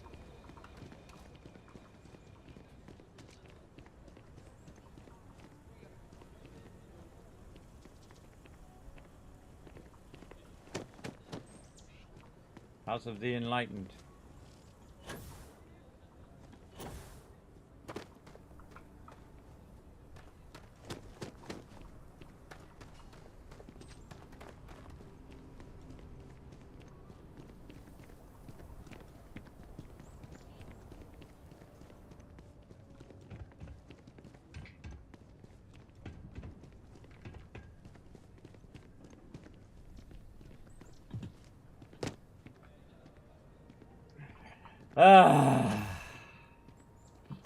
There's a bunch of kids cats for not telling me. There it is. It's on the low side of this. Okay.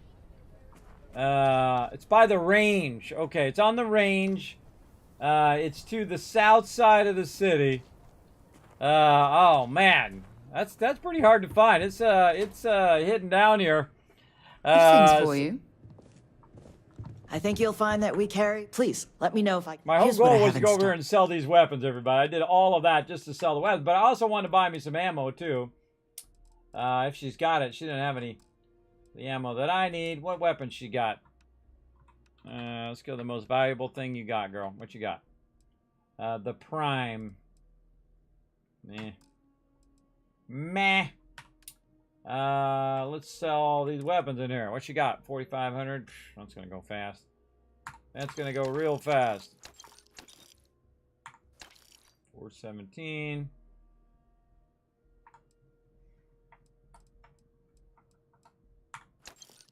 $43. All right, good enough. Good enough. Might want to steer clear of the stretch. Okay, now I really got to burn this into Lots my brain. of Where the crime heck over was there. this? Because I know I've run past it many times, but because I was down the ground level, I kept climbing up. So it's by the shooting range. Well, how could I have gotten here? So yeah, it says Midtown is that. It's behind the Trade Authority. Ah! Behind the trade. That's not. Midtown's over that way. See, it says Midtown that way, and it said that was in Midtown. That's not in Midtown. That's off to the side. Behind the Trade Authority. All right, that's it. I'm going to add that to my spreadsheet now. Let's go look at the vendors. And let's go Aquila City in case that happens again. Laredo. Behind Trade Authority. Down behind Trade Authority. All right, there we go. Make a note. In case we go crazy in the future. All right, now we're bouncing out of here. Let's go to Neon, see if we can get rid of some more stuff. Oh boy, we got to rest up though. We got to go rest up so we can come back and do it all over again tomorrow. Let's go to Neon. Try to find ourselves a place to sell some of this stuff. At least at Neon, you can go straight to the vendors. I think they should do that at all the locations, that you could just go straight to the vendors, like especially like Atlantis. You just go straight to them, especially the well. The well would be super useful for being able to do that. Let's see. Is there an actual weapon vendor in here? I can't remember. Let's just look. I wrote it all down. Let's see. Yes, Neon Tactical. Which is right here.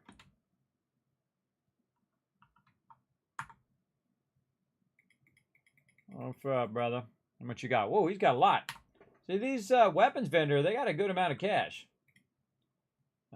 Which is good. And get rid of all of this. Very nice. What kind of ammo you got? More 7.7. Nice, nice. Anything else? What's your best weapon you got? You got the Boom Boom. Laser sight, large magazine, high velocity. Alright, thanks, guy. Oh, we forgot to turn that thing in. Okay, bunch of saving going on now. We got to go turn the thing in back at Aquila City. Duh, I should turn that in when I was there. I should have turned it in. I shoulda, woulda, coulda. But I didn't. Alright, there we go. Back to Aquila City. Over here. And we out of there. We out of there, everybody. Holy mackerel, this stream has flown by. Oh, and I got a level up to do, too. Man, we got lots of stuff to do. I have things for you. Okay, well, I'm busy. I'm busy right now. Oh, I just hit the wrong button. L. War relics? No. What is it that we got? What's the name of that one? Miscellaneous. Bare metal.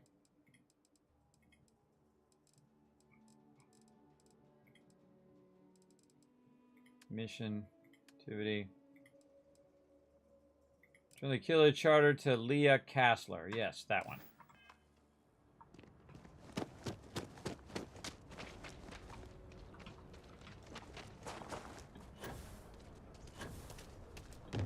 I spend way too much. Nobody's allowed outside the city walls after nightfall.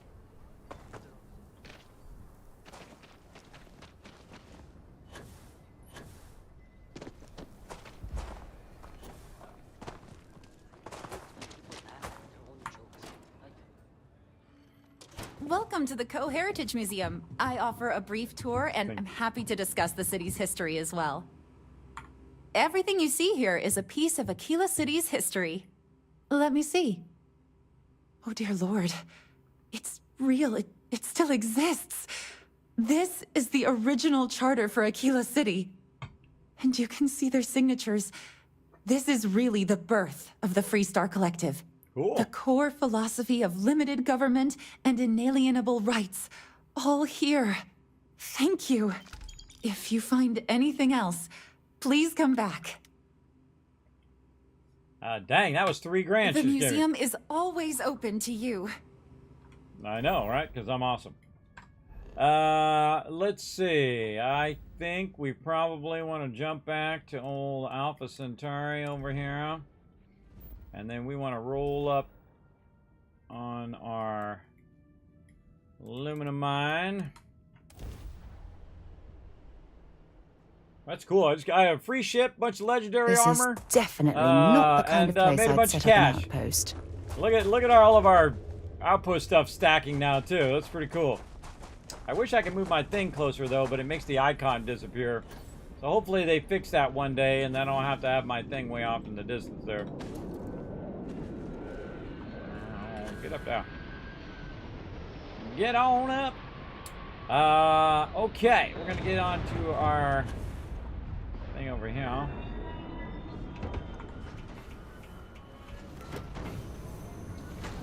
All right, and then probably a good time to save because we did a bunch of cool stuff. And then we're gonna go ahead and look at our perks.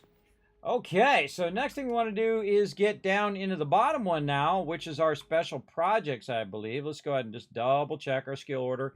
Yeah, special projects was going to get us special gun mods, experimental projects, and industrial workbench upgrades. So we're going to go for that one. Let's get rank number 1.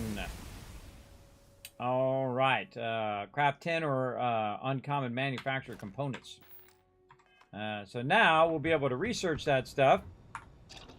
Let's go see what we got. Nothing in there. I always go down the whole thing every single time. Outpost development. Oh, power generation number 4. Nice. All right, let's do it. Oh my goodness, look at all this stuff in here. Boom. Hopefully I get some criticals on these and get the other stuff from them. Yeah, tungsten, lead. Yeah, Rothosite magnet. Oh, I knew I was going to need that magnet. Where did I see that? Oh, man, I saw that somewhere.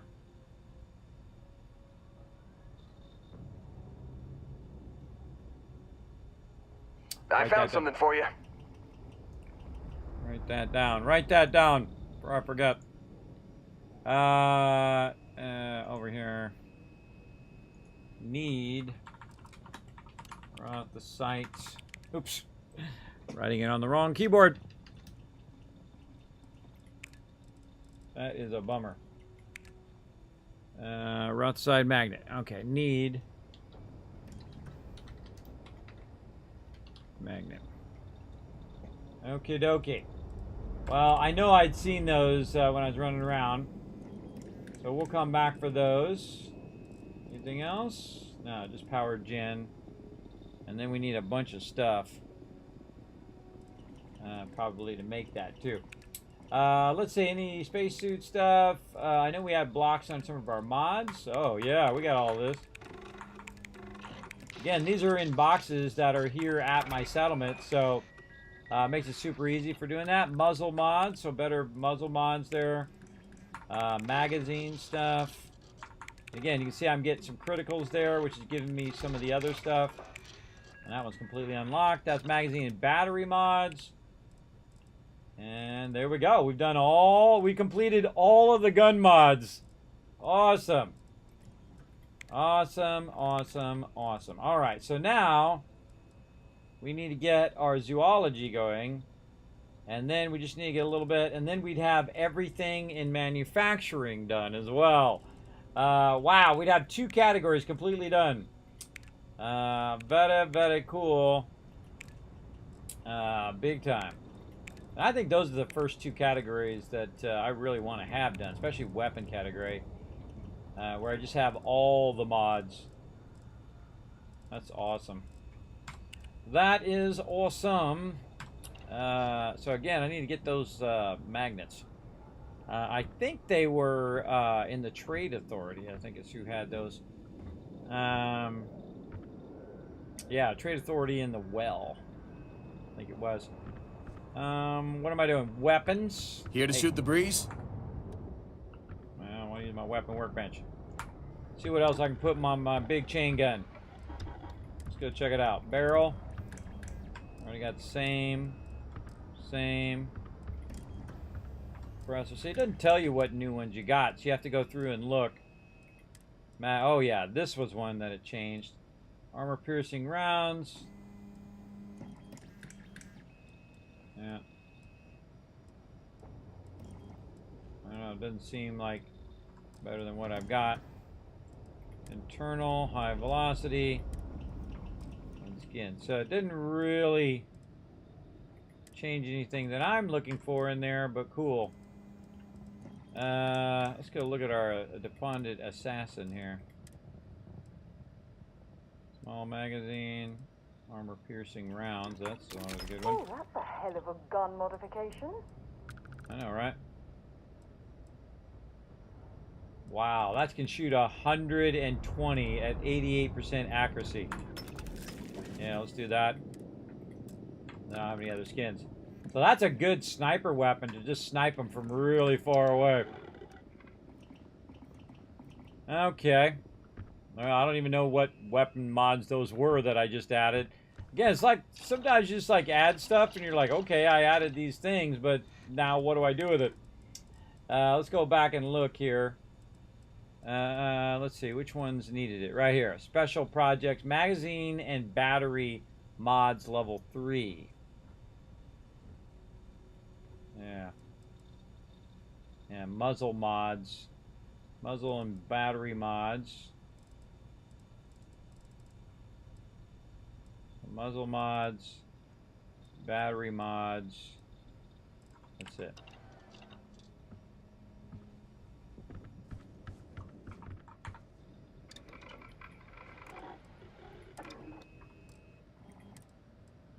Okay, muzzle. Stealth lasers. Alright, let's add it just for the fun. Stealth lasers, magazine, and battery. Tactical battery. Electromagnetic rounds that can knock living creatures, can knock out living creatures as well as disable robots for a time. That's a mod level 2. Initiation beams. Lasers do more damage and now burn enemies. And see, it shows you on the side here which ones those are. Yeah, let's go with the ignition beams. That sounds fun. What was the other thing? So magazine and muzzle. Yeah, what was the other thing? Oops. And the muzzle. Oh, that's only level 2. So what else can we do? Let's see. Magazine. White hot rounds. Level 1 and level 2. So which one of these go to the actual level 3?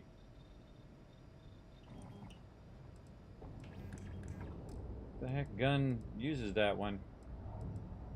I don't know. One of these guns use those mods that I just unlocked, but none of the guns that I'm using. That's always the way it goes, everybody. Always the way it goes, except for that incendiary one, which does work. Okay, we're gonna have to definitely have to pick this up for next time. And what were we gonna do before I log out and forget where I was gonna go next? We turned in the charter. We probably should pick up all of our resources first. Yeah. We're gonna need to grab all of that. Why are you bothering to carry all that junk?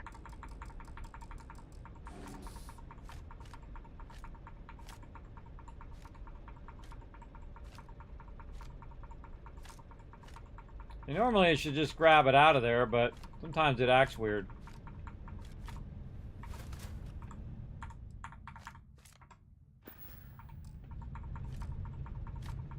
You gotta kind of rotate it out like this. There we go. And the cool thing is I can just jump down and I'm on my stairwell. And so that's why I have it turned that way, so that I can jump down on the stairwell or I can jump up. But this way I can go ahead and walk this. Just walk it. Doesn't have to be faster. Don't have to be running. Just walking is good. I just walk this back to my ship. This is my my cargo ship. I can't wait to get to the shipbuilding so I can build myself a massive cargo ship. Now, I would imagine if you build a ship too big, it's not even going to fit on the landing thing. Hi. Because you can build some Please really disregard. big ships, I've seen. I attempted an informal greeting, but I am really dissatisfied big with the results. Let's see if this is reset. Nope.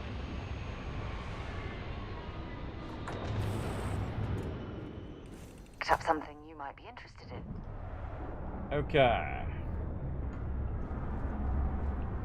Pick this up, pick that up, and then we'll drop these down on the ground. There's 3,000 adaptive frames, 3,000 tire retrostats.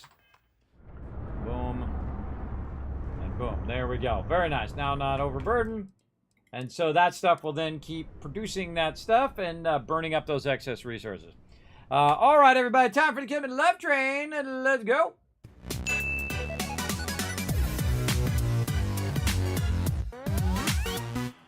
Whew, that was fun, everybody. That was incredibly fun. Man, this game is good. It's so good. And man, did we really upgrade our primary base, man. We got stacks and stacks of stuff. We also upgraded a little bit of our other bases, stacks and stacks of resources being backlogged. Just need to keep working these quests, working this side quest, get my character leveled up so I can unlock more outposts. We can start to work on those. We found where we can get our resources so far to keep building up our primary one. I'd love to get to the point where I was making my own resources that could make all that work. But for now, as long as we know where we can go to buy some of it, we can upgrade it a little bit at a time as we go. Then eventually it'll be all upgraded, which is pretty cool. Thanks to all these awesome people coming in, showing some love. Appreciate all of them hitting that follow button, showing that sub love, and all of that. Especially big thanks to all my awesome peeps. Thanks to Arrington for that donation. Thanks to all my awesome Patreon supporters right down there. You can become a patron as well, simply by going to patreon.com/Kismet. I'll go ahead and throw that link for you in the chat. Now, if you guys want to know the next time I'm going to be here, well, you know, it's always up in the air, but I will try my best to be back at 3 o'clock p.m. Eastern Standard Time, which is in about, not too long from now, 6, 7, 8, 9 hours from now. And I'll be back for some Fallout 76 during the day. We're going to try to shoot off a nuke and get into some trouble with my crew, as well as, again, check those weekly quests out. Then what we're going to do is go ahead and come back again tomorrow night, 10 p.m. Eastern Standard Time, and play some more Starfield, pick up where we left off here, keep going on our giant mega run, where we're going to be doing all the side quests, doing all of the stuff in the entire game, which is very, very fun. Then a Lego stream. You haven't seen my vintage Legos from 40 years ago. That's right, from the 70s and 80s, everybody. We're going to be building a few of those sets on Friday night at 10 p.m. Eastern Standard Time, and then Alpha 21, 7 Days to Die on Saturday at 10 p.m. Eastern Standard Time. If you didn't notice, everybody, everything on this side, 10 p.m., everything on that side, 3 p.m. So there you go. So that's it for me, everybody. Let me go ahead and shower you guys with a bunch of love right over there. Again, thanks, everybody, for being here. Again, don't forget to take a quick moment, show some love on YouTube. If you're watching this on YouTube now or in the future, hit that like button, hit that follow button. Also, toward the end of here, you also see a thing pop up that says, you know, click here in the little circle or watch more videos. It does help a lot if you do go show some love there. So, again, go show some love on those social medias, everybody. And go definitely take a look at that Patreon. Again, patreon.com/Kismet.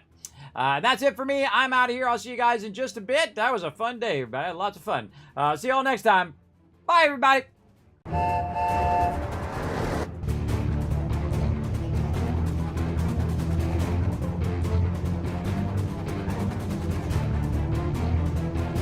Hi, this is Norver. Thanks for watching.